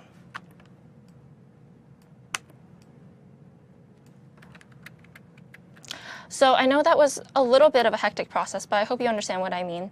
We're basically transforming our previously pretty large HTML files into just these simple partials that only contain the exact parts that we need. So instead of repeating the pull for pulling in AngularJS and repeating pulling in the CSS, you're just going to do it once and I guess pull a Houdini and switch the pages without switching the pages. What are you doing? I'm gonna show you what I'm gonna do. So this is going to be our base that everything else is going to sit in, and in here we're going to call an ng view or div ng view. And in a little bit, we're basically going to say, hey, all that other stuff, as we need it, we're going to insert that stuff into basically this ng view div. So I'm going to save this as index.html here. OK, so now that we have that, oh, no, I'm still in my demo. Just wanted to make sure I didn't have more slides I wanted to show you guys. So now that we have this ng view here, well, we'll also need to kind of start adding that routing in our controller. So in order to add routing to controller, let's go in and look at our. Are these the same kind of routes in Express? Yeah, so I mean, the routing actually works pretty similarly as the way that it does in Express, except we're kind of faking things here. So we're going to, in a moment, I'm going to show you how I'm going to do the routing. But basically, the routing here, it doesn't actually go to these different endpoints. It'll detect what URL you're at, and it'll automatically show you that page in the view, but it's not going to go to a different link. So I think as a user, you'll see this routing work, and it'll basically seem kind of like what it's doing in Express. So, okay, so let's start by doing our routing. The first thing we're going to need is we're actually going to need one dependency. We're going to need ng-route. And I think I need to put these in braces.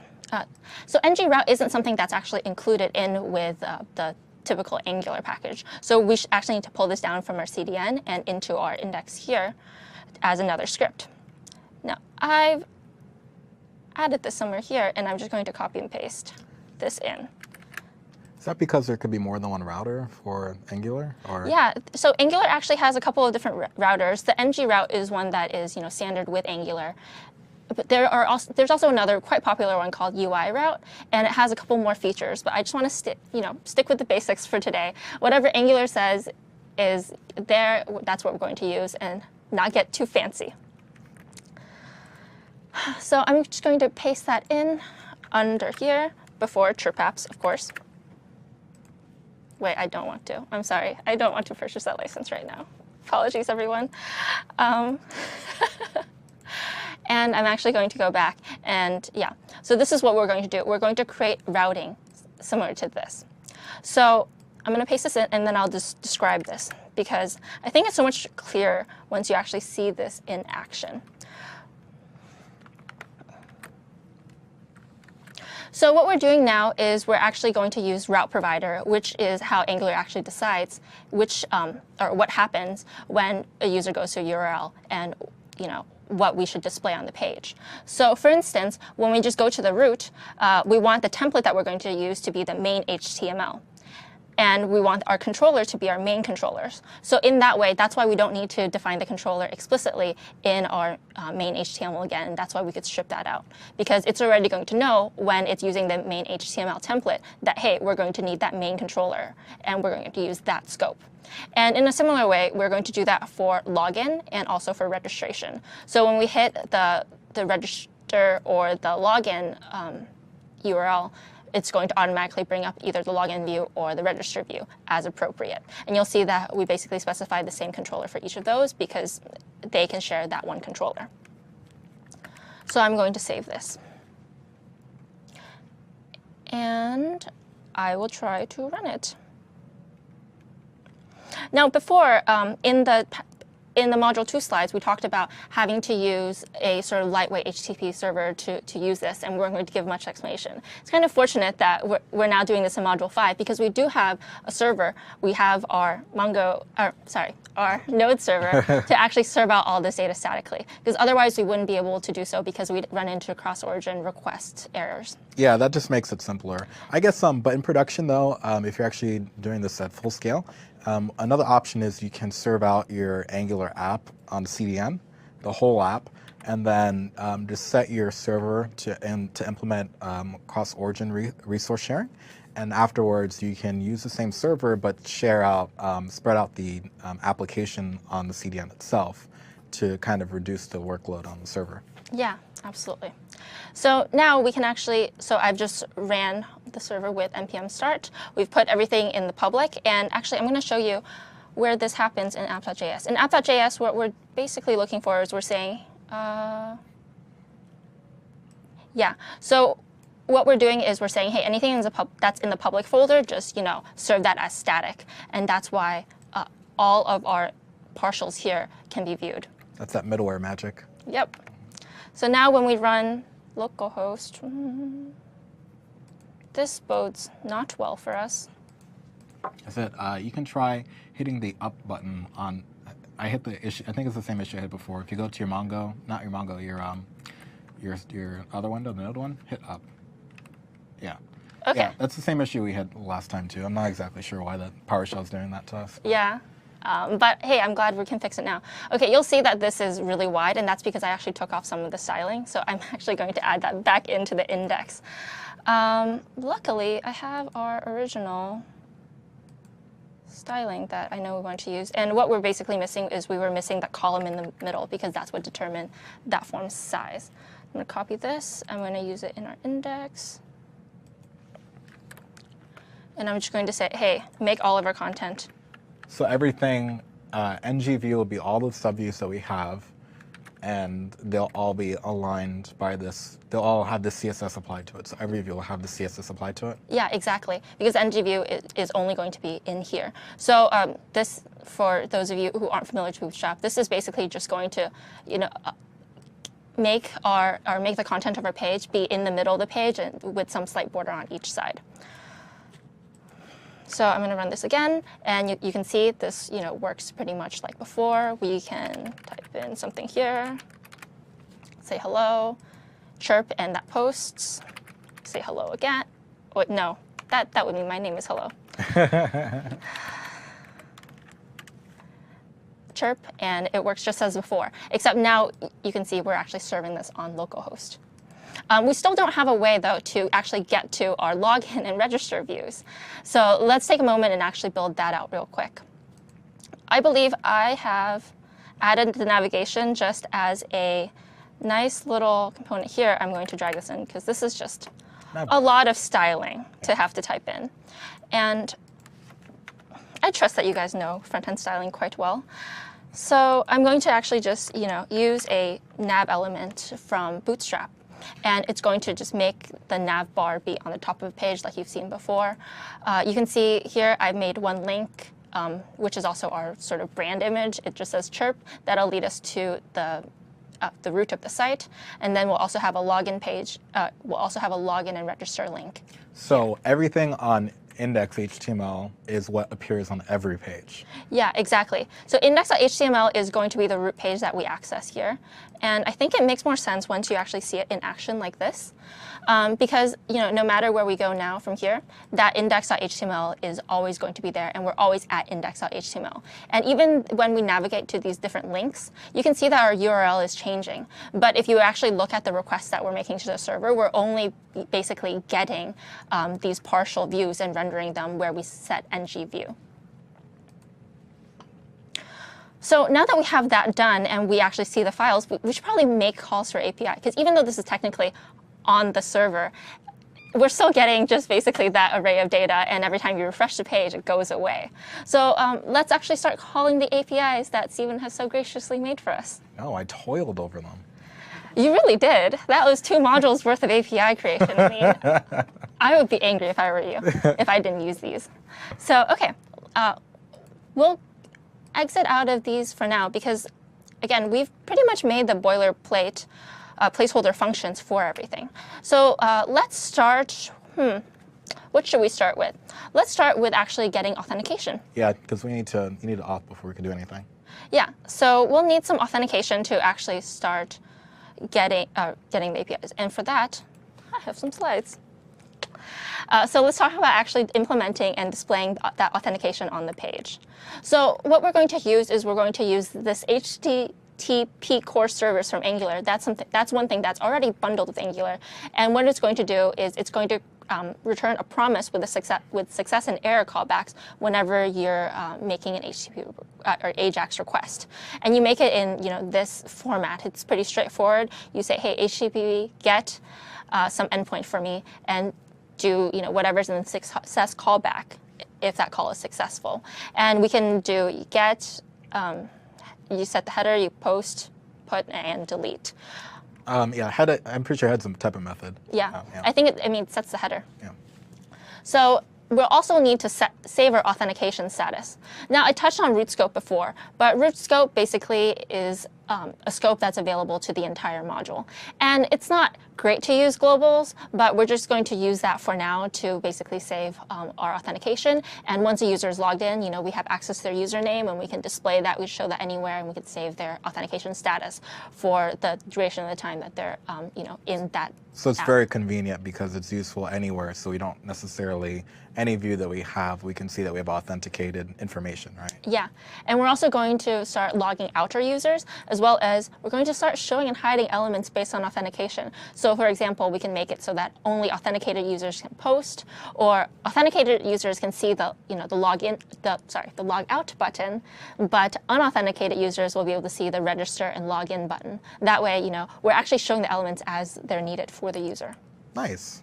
And finally, we're going to redirect the user. So we're going to check the authentication status as we're making that request. And we're going to use yet another Angular service location to change the URL that the user is on and redirect the user to another page as it's needed. So for example, once someone has logged in, we can redirect them to the main view and have them see the feed and potentially post something, and same for register. So with that, let's actually go through and implement our authentication. We're going to go in here in this authentication thing here, and we're actually going to start by putting in the dependencies that we're going to need. So as I said before, we're going to need root scope, and we're also going to need location. And now I'm going to go up and actually create that root scope.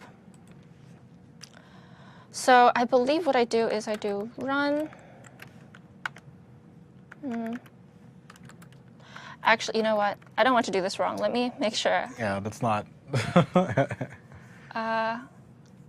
Authentication. And that is going to be in Module 5. Yeah, so we're continuing now. We're actually on the README. It's the Module 5 section. Yeah. Okay, so I was close.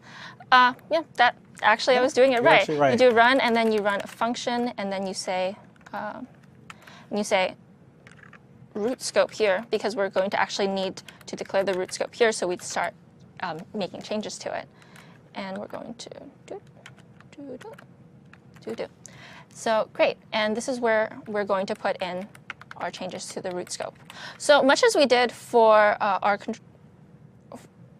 declaring the scope variables here, we're going to do the same thing and basically declare some root scope variables. So we're going to say root scope. And the first thing that we want to do is we want to set an authenticated Boolean to basically say, hey, is the user on the site right now authenticated? We're going to default that to false, of course. Change this to root scope. And we're also going to save that authenticated user's username.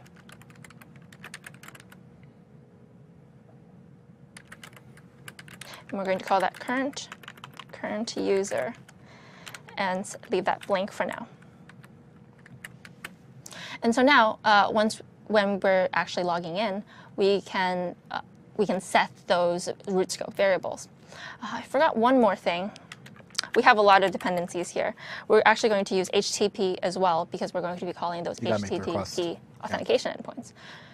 I'm going to clear this placeholder data for now and say, when we're logging in, we want to make a post, and we want to make that to auth login.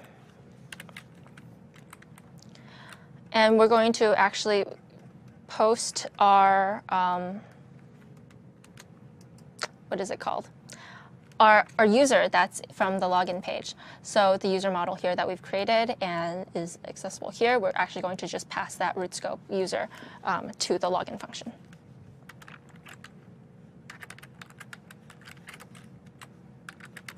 And we're just going to only worry about the success callback for now. What can go wrong? Yeah, I mean, this is a carefully choreographed demo, right? So probably not too much. Okay, so now that we've passed the scope user to the auth/login endpoint, we're in the success handler. So this is what will go into if that authentication is actually successful. And so if the authentication is successful, like I said, we want to do a couple of things. First of all, we want to set our root scope current user, or the authenticated, to true, because we've just authenticated a user. We also want to set our root scope current user to be the current user's username.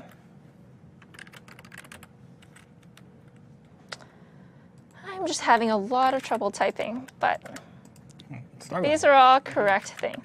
So, so you'll see that we got the data back from this callback. So I'm just going to access the user variable and So get this is the same user name. object that's sitting in the MongoDB database, right? Yeah, and that's what Steven's passing back to me in that API, and that's what I'm getting here in basically the response. So I'm getting the data, that username, and I'm also going to set the location. So redirecting the user basically to our root or if this is correct. So we can do that by using location path. So, and this will just change the path in URL, and therefore, of course, also change our view. So I think this is right for login, and we're going to do the same for register. At the end of the day, these are pretty similar commands, except that one is actually registering a user, and one is logging one in. So we can do essentially the same thing. Because after a user has successfully registered, they're automatically going to be authenticated, and they're going to be logged in.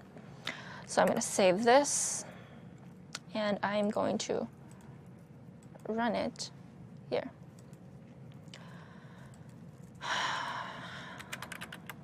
I'm going to just register a new account for myself. Hopefully this works. No errors. Try it. Is it? Okay. Nope, 404. Not, Oh, you know what? I don't think the path is register. I think it's no, it's sign not up. registered. Sign up. Yeah, you're right. I didn't even catch that. So let's try again with the right path. Okay, awesome. And now I'm signed in. However, this is not really what we want. So now that we actually have users, being able to sign in, we should actually display that sign in somewhere. So let's actually display a signed in user up here and start hiding these login and register links. We'll also probably want to make a logout function. Okay. So if I'm signed in, I shouldn't depending on whether I'm signed in or not, it'll show me. Yeah, exactly. And so first, actually, let me go make that logout function, because if you can log in, you should be able to log out. Yep. So similar to the way that the logout function was in that request, or is stored in the request, we're going to actually store our logout function in the root scope so that it can also be accessed from anywhere. So we're actually going to create a root scope function here. We're going to call this logout. I always have a lot of anxiety over whether I should call things logout or sign out, which I understand is not a real problem. It's just one that I'm always grappling with. Super tough problem, Holland. But basically, all we're going to do is we're going to, first of all, we're going to deauthenticate the user from Angular, but we also need to call that actual So yeah, the bottom HTTP two endpoint. are locally signing you out, but not Yeah. actually. Yeah, exactly. And before I forget, we'll actually also need the HTTP dependency here since we're using it. So we're going to use HTTP, and I believe it is a post. It's a post. No, it's a get. Sorry. It is a get. You said that, but I started typing in get. I feel like Yeah, I'm pretty sure it's a get. Okay. I'll double check for you. I'm pretty sure. auth, and it's Yep. auth.logout, Sign out. sign out. See, these things are difficult. We need to just ban one of those Ban all terms those from the words world, and altogether. then no one will get confused anymore. So I'm not going to actually use a callback for that because I'm just going to assume that works. It is a lazy What way to can do go it, wrong? and I'm sorry, but let's just leave that for now and start running that. Oh, we don't actually have a way to call this logout function. We should call these logout, login functions from actually our navigation, right? Because we want to be able to do those actions from anywhere. And so for that, we're actually going to edit them in index. So first of all, I am going to do what I always do when it's the HTML part. I am going to copy it in. Yeah, nobody wants to type that. Plus, getting HTML perfect and beautiful is just, Yeah. I mean, I wouldn't call it not fun because I love front-end stuff, but it's That's not. You usually write in Jade, don't you, right? Oh, yeah. Actually, Jade is the other templating engine that you can use with Express. We use EJS today just because it's really, I mean, you haven't really seen it in action yet, but EJS is really, really great for. It's like embedded JavaScript, Yeah. embedded C#, embedded Ruby. It's the same idea. It's just JavaScript that's embedded into HTML, which is kind of silly to think about because on the front end you do have that too. Yeah. But it's just Jade is a nicer way to write HTML. Yeah. But the syntax is significantly different enough that we didn't want to throw another new thing at you when we were already doing 4 technologies. Yeah, yeah. So I'm actually going to save this. What I did here is I have one thing here, which is the ng-click element, and it shows logout. So ng-click is basically whenever you click this element, you're going to run this Angular function, and we're also using basically the current user here, and we're just displaying the current user in the sign-in if one exists. So one other thing that I wanted to show is actually these ng-show directives that we're using. So this ng-show directive basically says, hey, if the user is authenticated, so if authenticator is true, then show this element. If it's false, then don't show this element. So ng-show takes a true or false. Yeah, it takes a true or false. And there's actually another nifty sibling of it, I guess you could say, which is ng-hide. And we can use that ng-hide on our login and register links. So ng-hide will basically hide the element if the Boolean that's passed to it That's is the true. inverse, really. Yeah, exactly. So with this,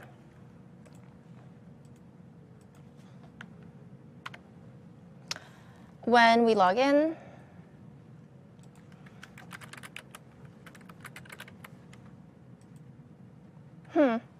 it's not showing up. Did I save? First of all, did I save this? This is the right file. Oh, you know what I didn't do? This is in the completed. This is in the completed. I'm gonna copy. I keep putting things in the wrong In the wrong folder, thing, and yeah. I'm really, really So sorry. usually when I do it, I open up the particular directory in Sublime so I don't confuse it Yeah. like that. Because you open up the whole repository. That's probably why. I did open up the whole repository, but you saw what I did. Yeah, we all saw it. And We believe it. let's actually, All right, there we go. And log in.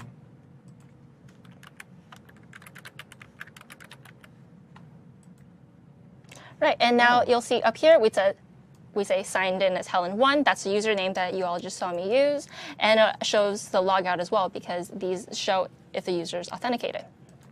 OK, awesome. One piece you'll see that we're still missing, though, is the actual feed that we want to show. And so that's the piece that we'll do next. So the database is empty right now anyway, so it should be empty. I actually populated some items in the database, because I'm sneaky, beforehand, so that when our GET request is made, we'll actually start seeing things populate on that page. Okay, so I cool. just had a couple of items in So there. you so you know socialized that with it's yourself working. a bit on June. I did, actually. You just see me say hi to myself like a couple of times. I mean, I thought about faking your name in there, but like, I don't know if you'd appreciate that. I don't know. I might have. It's not creepy if you just do like, hi, Steven, and then yeah, if you do Oh, hey. on my behalf. Great demo, Helen. Oh, thanks. Like, I don't know. I seriously, that might have been my sample data. I'm really sorry. So the next thing we're actually going to talk about is we're going to talk about services.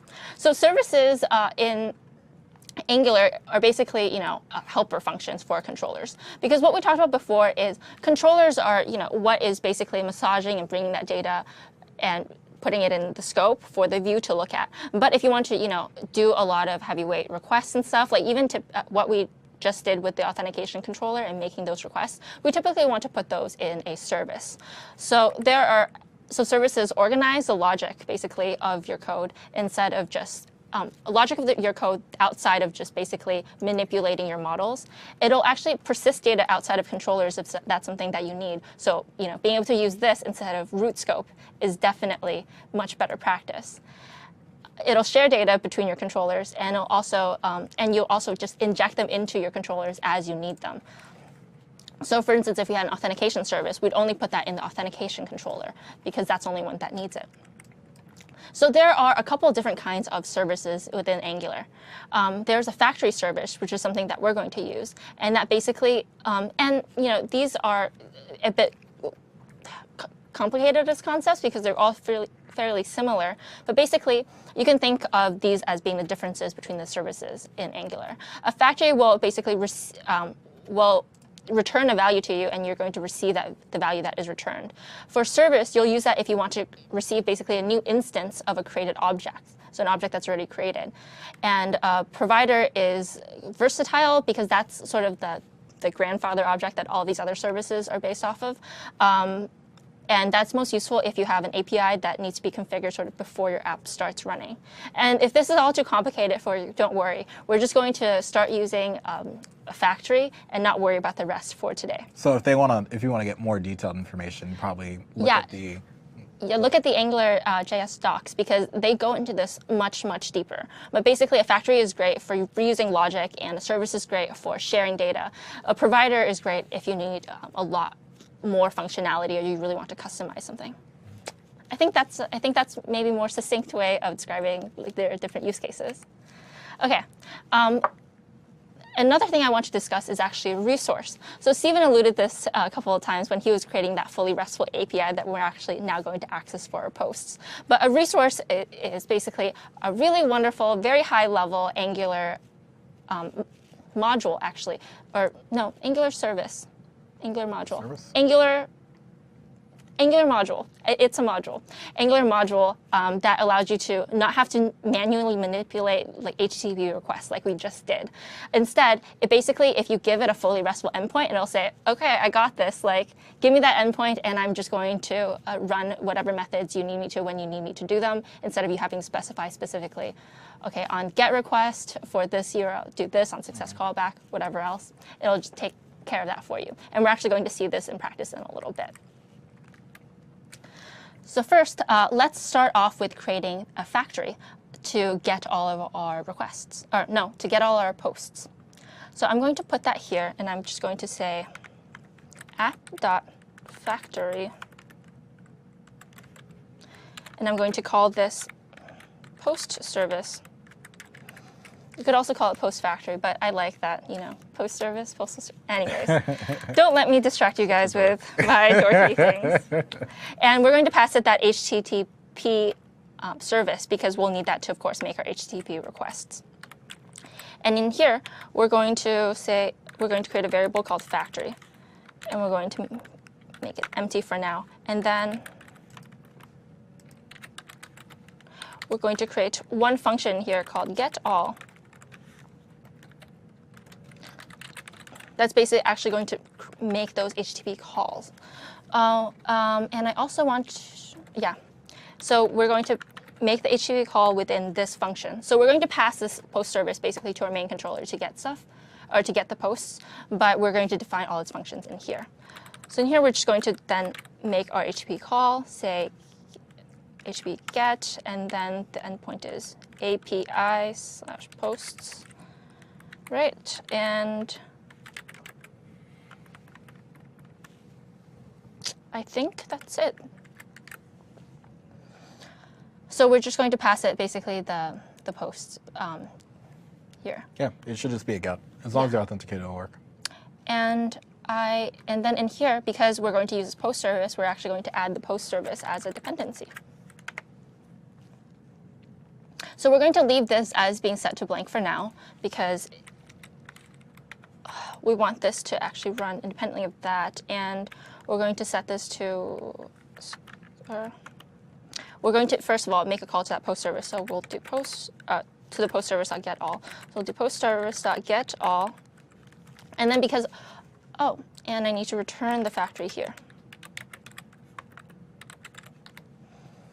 So in here, we're basically going, once we make this call, we're going to get a success, we're going to want to wait for its success callback. Helen, is the post service factory, is that accessible from any controller? It's accessible from any controller as long as you include it as a dependency. Okay. So that's the beauty of these services, right? Is that you can use them in whatever controller that you need. Okay, so I'm actually going to do get all success data.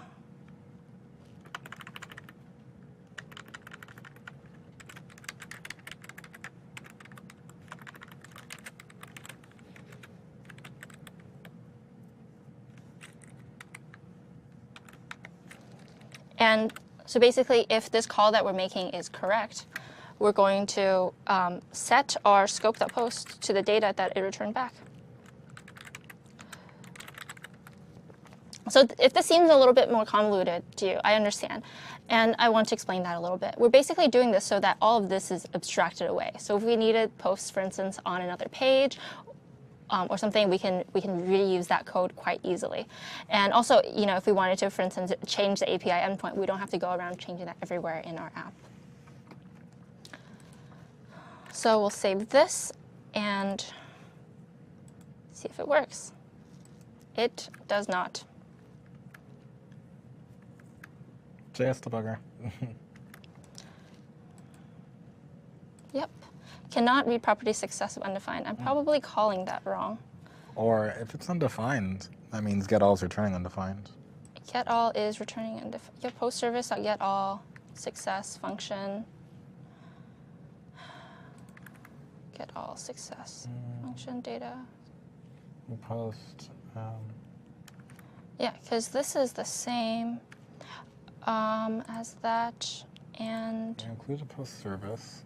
base URL factory that get all return. Oh, Oh, should you put that's it not after? what I did. I did not actually return this, so I'm just giving. Oh, I'm so just passing it like You're a just doing blank it. thing. Yeah. Whew, okay, now this should work. There we go. Awesome. Okay, so because we already had some data saved in our MongoDB, yeah, see, now it's actually making that call to our server and it's returning back the post that we have. So that's awesome. We can see the post that we have, but our post mechanism still, I keep doing that. I keep typing my last name as the message that I want to send. It'll add it in here, as you can see, but when we refresh the page, it actually, doesn't show up. And that's because we're still saving that. We're adding that to the posts that we have here, but we're not sending that out anywhere. Oh, I actually want to make one last change here. Instead of having you type in your name here, let's Already logged actually, in, yeah, since you're already logged in, let's actually go ahead and show, your screen name. So because that's in our main partial, we're actually going to change that here. And instead of having you type in your name, I'm just going to do a tiny heading. It'll be the current user. It's going to say, oh, current user says.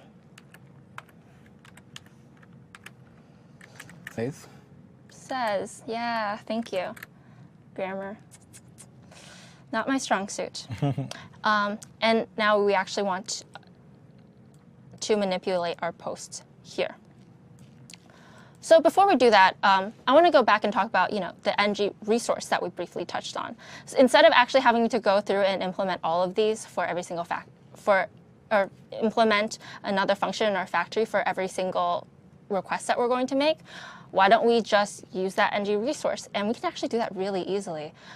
It's only one line, but we need to first import that ng resource module in, similar to the way that we did that for ng route, because that's also not something that comes standard packaged with Angular. So I have the link in here somewhere, and we're going to just add that into our index.html.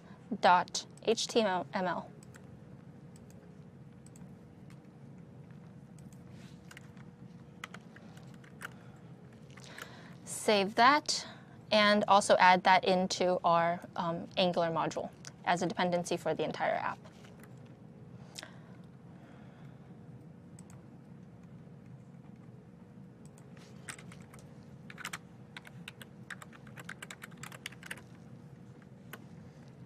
This should be a comma. Okay. And now, instead of having this, quite complicated factory here, we are going to just be able to delete all of that. Good exercise, though, so you guys know how it works, even though I basically typed it in and deleted it right after. And we're going to use one really simple line that I always happen to get wrong, and really actually simple line. It's surprising I get that wrong so often. And we're basically going to return it a resource that's generated by the resource module. And what it's going to do is it's going to take that entire endpoint that we have, complete with the ID, and it's going to create all these helper functions that you'll be able to use in whatever controller that you included in. So now, first of all, instead of using the get all request that we just made, since we deleted that, we don't even need a success function, actually. All we need to do is say, hey, make scope.posts into the post serve and set that equal to the post service.query. Or sorry, set that to what the return is from post service.query. And what query will basically, just send a GET request to the API/posts and get all of our cheaps, right? Yeah, because it knows it's a resource that could just say, hey, it's doing the get all without. Yeah, exactly. So now let's refresh the page and see if that works. It does not. What is wrong? Resource is not defined. That's because I defined HTTP up here, but I really just need You just need a resource, right? resource. Yeah. And so right now we actually need to probably hide this if the user's not authenticated. I'm going to do that next. Yeah, you probably want to do that. But you can see that the ng resource is working. By just using that tiny query line, we've managed to be able to get all our entire feed. So let's go and hide this forum. We'll again use ng-hide. No, ng-show. We'll only show the posting form if the user is authenticated. But we'll, of course, leave the post stream so that anyone can access that. Awesome. And now, actually, let's log in and make sure that works. Yep, it does. And so now when you're logged in, It should be zero. yeah, it's Should probably showing have a up. little that'd be nice too. So It's true. yeah. Okay, so now let's actually go and work on our last little bit, work on being able to post to our chirp stream. Cheap stream. Yeah, cheap stream. I like that. Stream. Yeah. Tweet, cheap. Yeah. If we're going for a one-to-one mapping, I mean, that works. I figured everybody's already caught on to that, right? So yeah, let's actually go and change our post. So if you recall in our main, when the post form is submitted, it's actually still going to call that post. Yeah, it's still going to call that post function, and we'll leave that post function to itself right here. But the only difference is that we'll actually use the resource to go ahead and add something to it. So all we're going to do is we're going to say post service, and we're going to use the save function to be able to save that new post in. So it'll secretly, like under the covers, call the API that we need to. Yeah. Because we did a RESTful implementation, right? Yeah, exactly. On the back end. So since we have, how do I say this? Okay, since we are using our current user instead of actually having someone type in their name, why don't we set the created by to actually the current user? So let's do that first before we call anything. We're going to call scope. We're going to say scope.newPost.createdBy. We're going to set that to the root scope dot current user. We want to make sure to actually add the root scope in here as a dependency. And next, we want to set that created at. There's that tense error. Yeah, we want to set the created at to the current time. So we're going to set created at to date.now. Okay, and so now that we've set up new post, we can actually go in and save it. We're going to save scope.newPost. And we're going to give this a success function as well.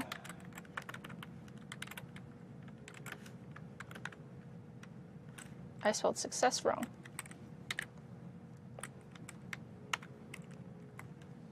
And so what we want to do here, we basically want to say, well, after we've done this, first of all, we want to make sure that we clear new post again so that it's ready for another cheap. So we want to do that. And we also, of course, want to actually refresh the entire cheap stream. So we'll just go ahead and call that query again. And because of that two-way data binding, it's just going to refresh. It's just going to augment the view as we need it. Okay. So I'll save this, and I'll run this again. You might have noticed that when we refresh the page, we actually log ourselves out. And that's because we haven't implemented sessions on the client side.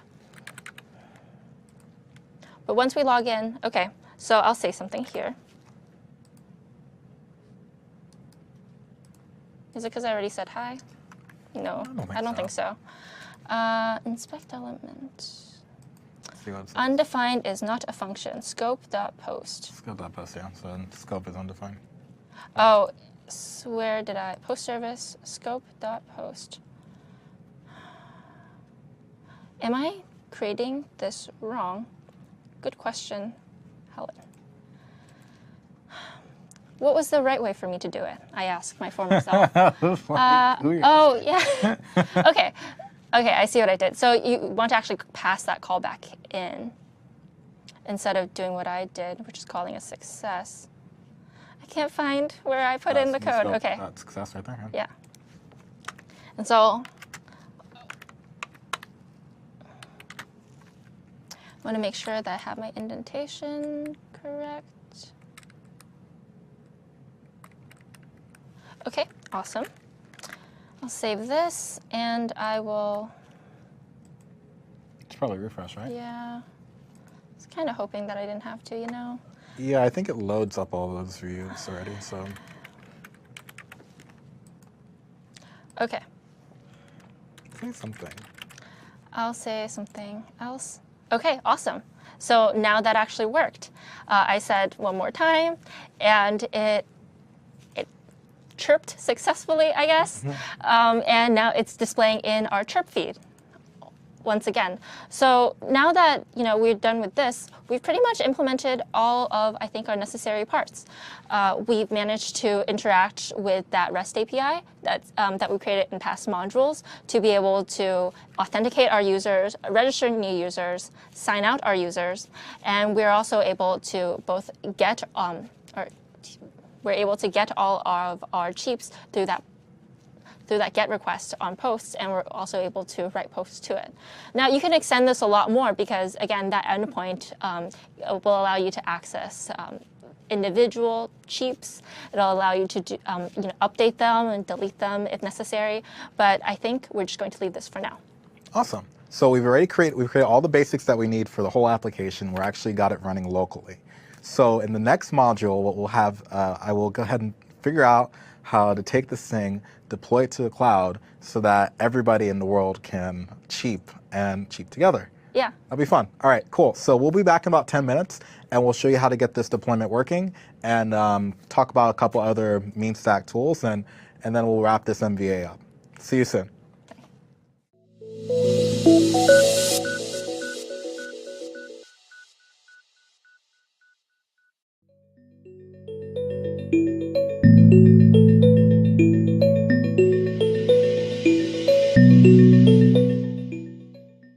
All right, and welcome back. This is Module 6 of Do You Know What I Mean? The MeanStack Jumpstart. This is our last and final module. Very sad. It is. So throughout today, we started with explanation what the MeanStack was. We created a basic HTML front end using Angular, but not integrating it yet. Then we built out the back end using MongoDB and Express with Node.js. And then we had all APIs. The last module, Helen had the pleasure of taking us through how to integrate those APIs with our, what? I don't know what's wrong. Sorry. Hold it together, right? Okay, so now, and she created the integration between the Angular front end and our application backend. And so now everything works locally, we have everything running, and all we need to do now is share it with the world and get it going. So this module is all about how do we deploy our Mean application. So the first thing we want to do, so I guess this module will go through, the first thing we'll do is we'll set up MongoDB in the cloud, we'll configure and deploy an Express application, and then we'll talk about just some other tools, just have a quick conversation about a few of those things that you can use past this, this tutorial, and we'll let you go after that. Okay, so setting up MongoDB in the cloud. What we'll do is we'll stand up a MongoDB server. So the options that you have in the cloud are stand up your MongoDB server via VMs. There's other like technologies such as Docker and things like that you can research. That works on any cloud provider.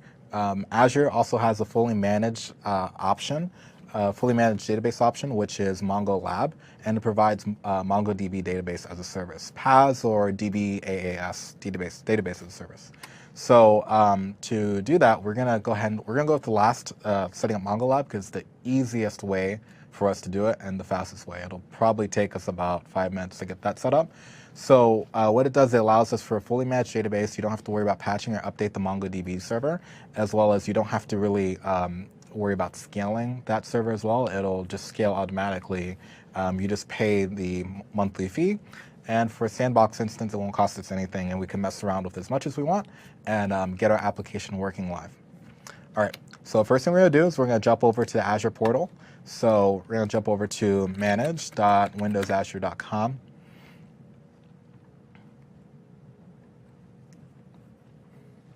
Take a few seconds for the portal to load up. And let me make sure, okay, I'm on my, looks like my internal one, that's fine. So we'll add a new service. Oh, I can't do that with my internal one. Okay, I have to use my external one. Open up incognito window. I'm only doing that because I need to separate my account since I'm a Microsoft employee.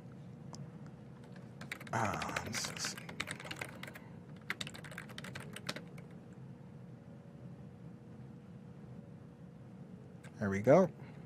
Let's go ahead and sign in here. And it'll take a few seconds, but we should, in just a few moments, we should be able to switch over to our subscription and activate a Mongo Lab account and just get the ball rolling on integrating our app. So I'm going to switch over to my subscription I want to spin the app, the MongoDB service on. And of course, we have to reload the entire portal. All right, cool. And so we go to the add-on section here, which is, ooh, I got Zoom it on here too. Take this little add thing here. And it's actually a marketplace. I'll do it one more time for you guys. So it's on bottom left. So if you're new to Azure, that's what you're gonna do. And what we'll do is we'll say add new, and we'll click on marketplace. And under all these services, under here you'll see Mongo Lab. There's also MongoDB. So Mongo Lab and MongoDB are two companies that offer MongoDB as a fully managed service. One is by actual the MongoDB company, MongoDB Inc. They are the maintainers of it. And then you also have Mongo Lab, which is the second option. The reason why I'm using Mongo Lab today and not MongoDB is because the minimum cost for the MongoDB fully managed is like $400 a month. And Mongo Lab has a free sandbox instance that we could use. So I'm feeling cheap today. So we'll do that. All right, cool. So we'll do Mongo Lab. Sandbox again, remember it's $0 a month. It doesn't really cost us a thing. And oh, hit escape too many times. Jump right back in there really quick. There we go. Scroll back down. Okay. And we'll just go ahead and click next. Oh, we got to pick a name. We'll call this Chirp App. Next. And so you'll see this like review purchase and legal terms, and by clicking purchase, you know, all the legal jargon there. But although you're clicking purchase and all that, you're going to see that it is a sandbox plan and it costs nothing. So, which is quite nice. Okay. And we'll go ahead and click purchase. And what we'll see is it's purchasing, and it's going to start provisioning that for us. It's going to go off to Mongo Lab, which will handle standing up that database server for us so that we can go ahead and connect and create connect our application to it.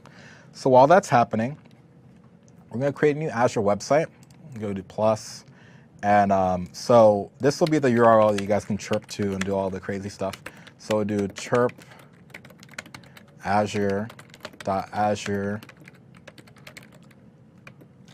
Oh, we don't have to do that. Let's do chirp-azure. And that URL is free. And it'll be chirp-azure.azurewebsites.net. And this is where we can start cheaping to. And so now our application, our Chirp app application, our Chirp app database is up. So all we have to do really is just click on this guy and click the connection information and copy our connection URL. Now, if we go back and open up the Chirp application, so if you go into GitHub repository in Chirp under the Chirp folder, that's our final implementation of the application. So I can just go ahead and copy this and open up in Sublime. I think this is it, but let me double check.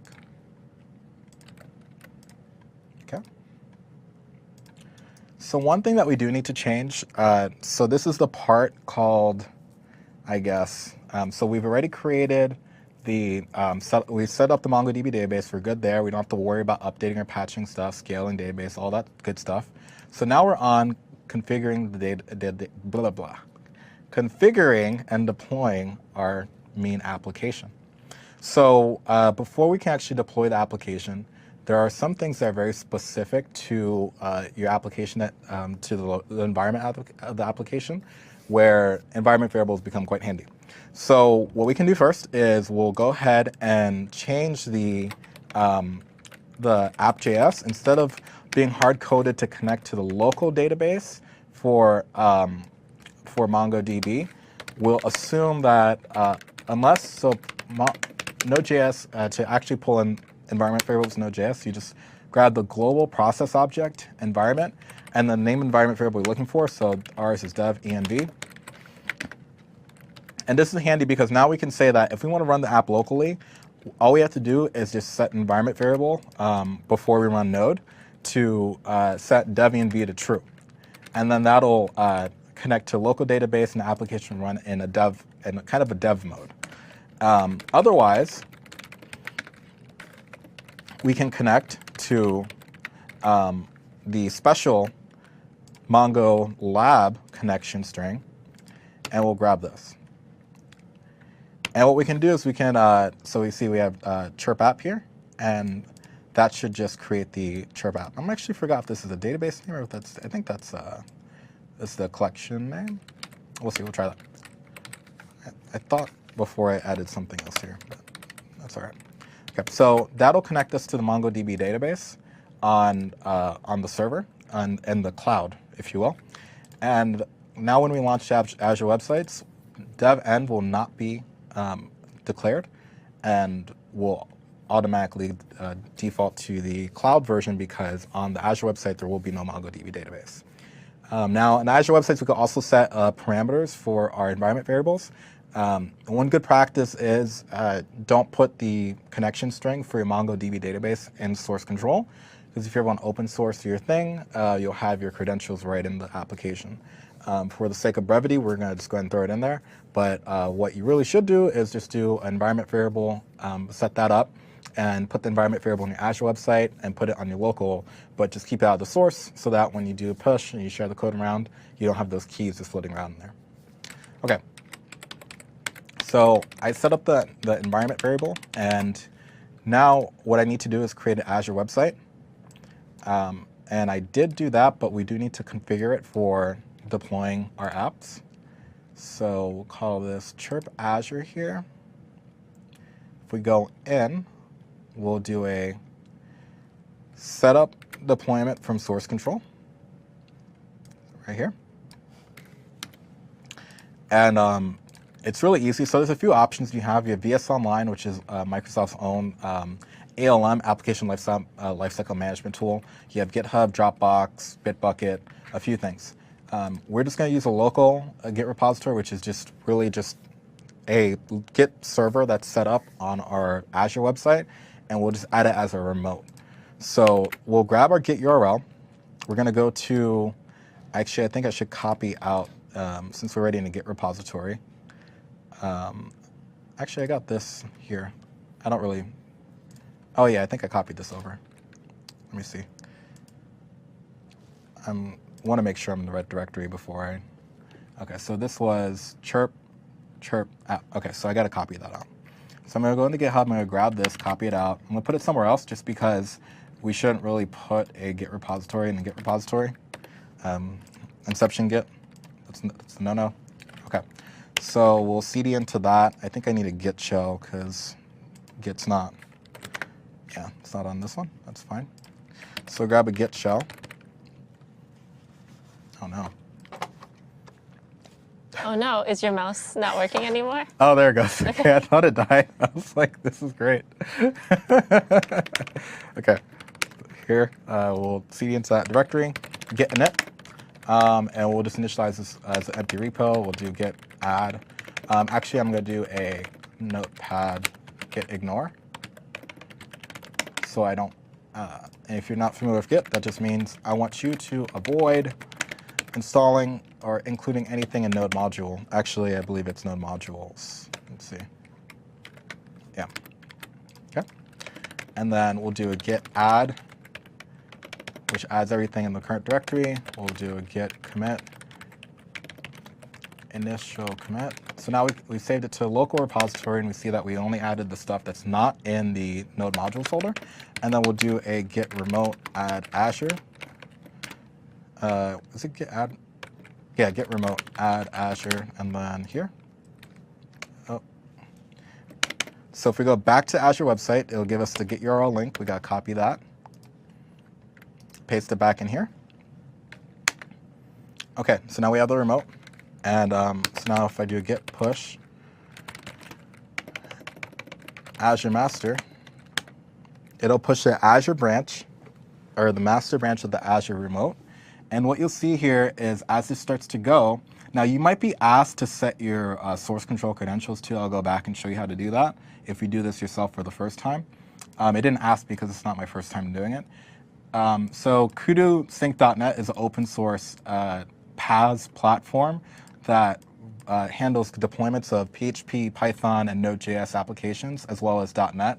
And it copies all the files over, and then it starts to do the installation. So because it detects it's a Node.js application, it detects that you have the package JSON, and it goes in and installs all the stuff manually. You might see sometimes that there's one of the things that kind of you might hit a hiccup is with any native modules. If you notice that we used a bcrypt Node.js because it's a vanilla JS module, but it'll go through here, and a lot of times those errors are pretty benign because you'll just fall back to vanilla JavaScript. And so now we see it, we've finished successfully, and deployment was successful. So the output that we saw here is actually going to match the output. The output that we saw on the command line will be the same output that you see when we run the deployment command. So we can actually see what happened. And we can see how we installed everything, and everything was, everything was good, and we're all great. And now, if nothing went wrong, we should be able to go ahead and launch our site.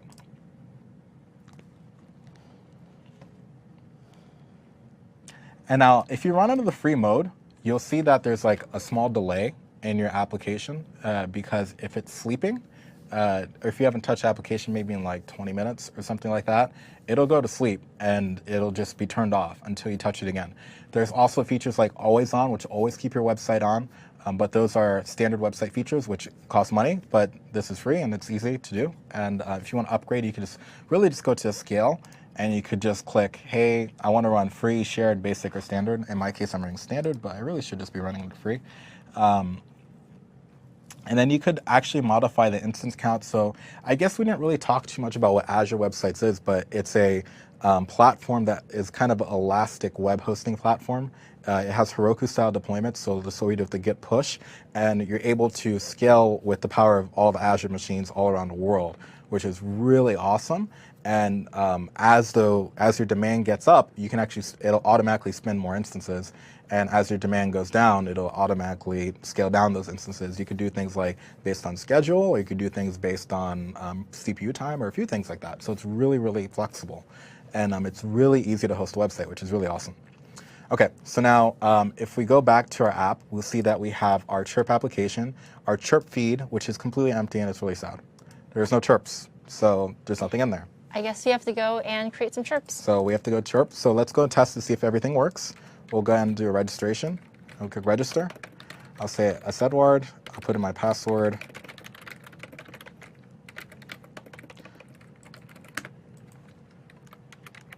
Great. So now I'm signed in, and now I can cheat. You should be able to sign in on this website too and create your own account and see that you can cheat as well. Yeah, I just posted something, and I can see yours. Nice, I'm not alone. But it's funny because I have we don't have the sessions fully implemented. Yeah. So I can't.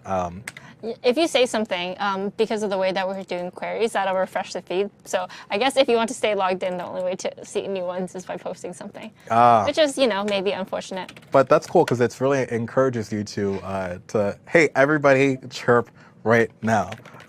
Yeah, everybody. Yeah, and just go back to Azure websites. If you want to deploy if it's your first time deploying an Azure website, especially through Git, it's great because they'll actually walk you through the steps of how to add an Azure remote, how to add credentials, and things like that as you're setting it up. So if you're looking for resources on that, you can actually get that by simply trying it out yourself in Azure websites. Yep. Now, what's also cool is that we can go and jump into our Mongo Lab account, and right from the browser, we can actually look at our documents and see all the users that have signed up and all the cheaps that are happening right through the backend. So if you just go right into your marketplace, you see Chirp app here, and what we'll do is we'll just click, we won't even need to click on that, we can actually just click this little manage link here, and right down there. And what it'll do, it'll just pop open a new window, and it'll bring us to Mongo Lab dashboard, which is it's not actually hosted in Azure. This is actually from mongolab.com, and it'll actually show us the post and the users. So we see that we have 3 users. There's 3, so someone else signed in too. Let's see. M. Vasquez and a couple other Chad. So we have 1, 2, 3, 4 users. That's cool. So we have people signing in. Remember that we don't store passwords, so we just have hashes. So we have no idea what these passwords are, and that's a really good security practice, anyways.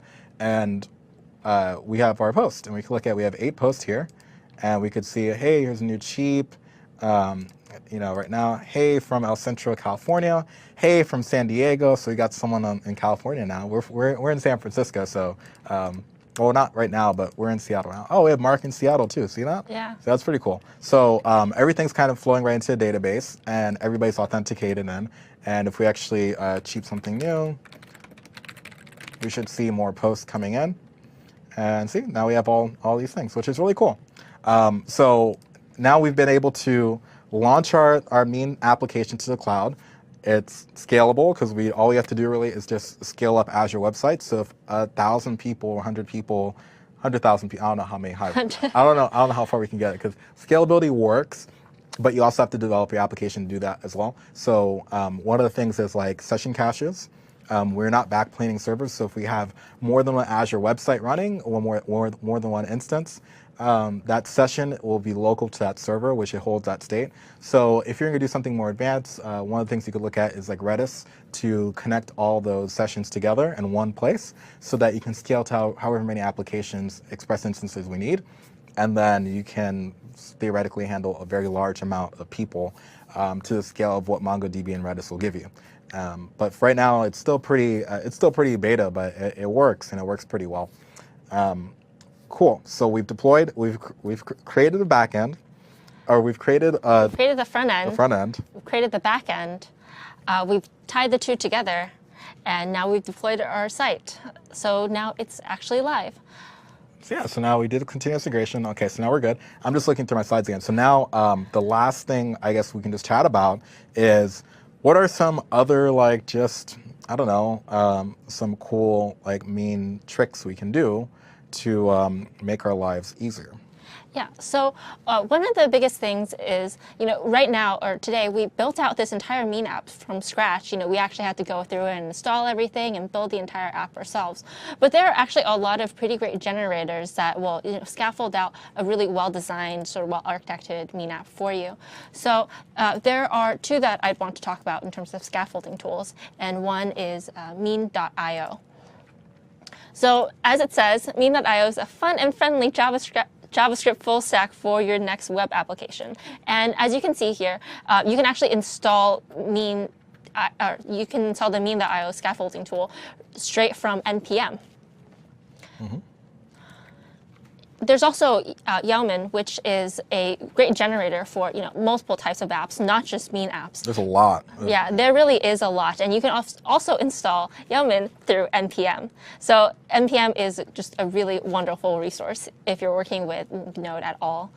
And there are great generators. There's a wide range of Mean generators. There's one I like called Angular Full Stack, and I also found one called Generator-Mean Stack.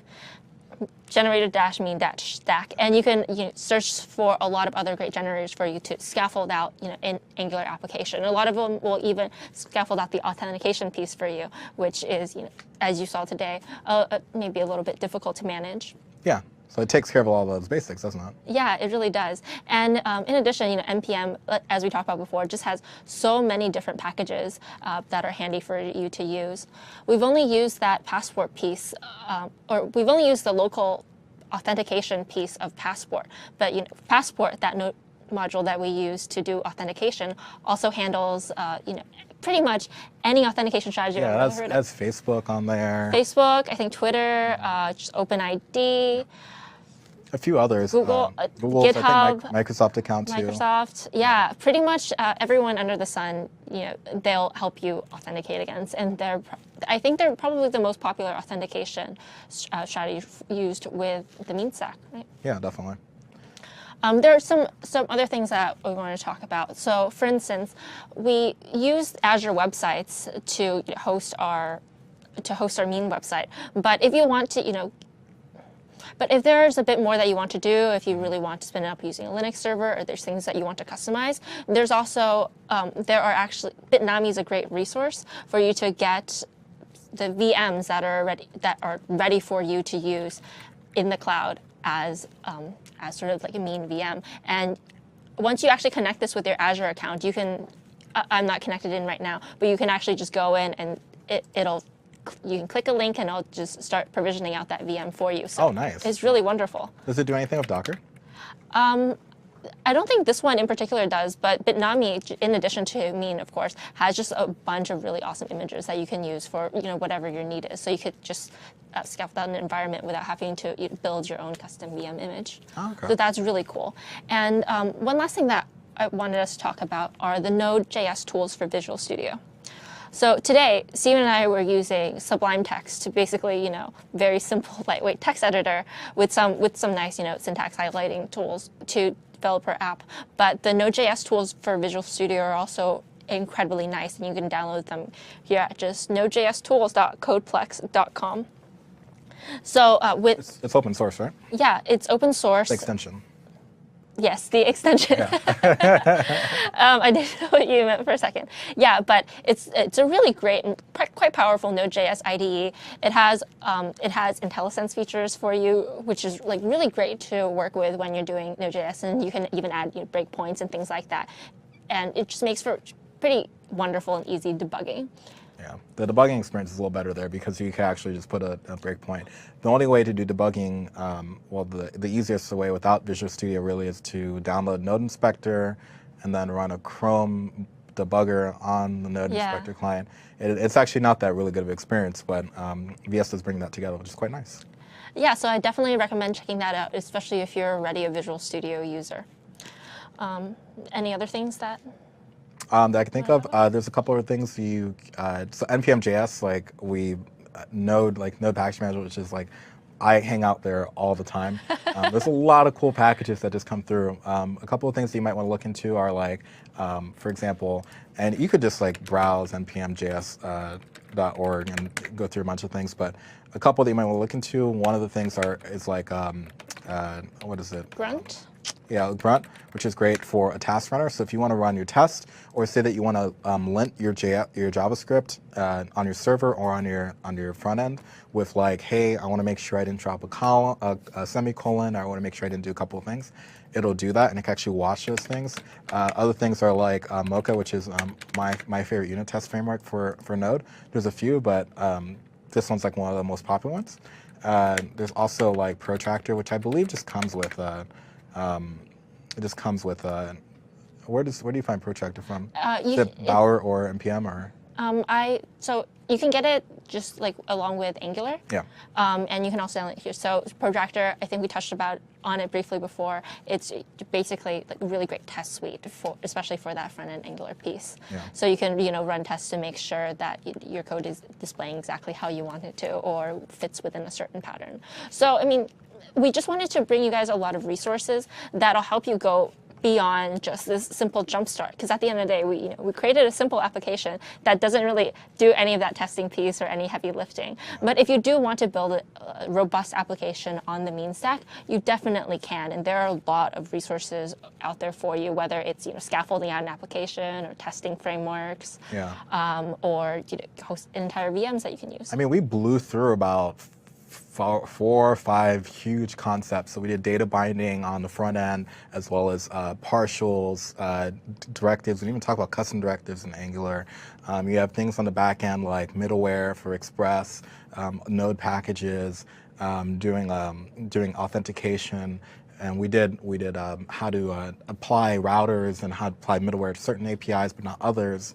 And on the front end, again, we bounded everything up together. We deployed it to the cloud. But we also had a few other MVAs. So this MVA is kind of like a capstone or maybe a precursor to a lot of other MVAs that we have that relate to the mean stack. So we have MongoDB MVA, which I did with Rami. Stacy and Rami as well did the Node.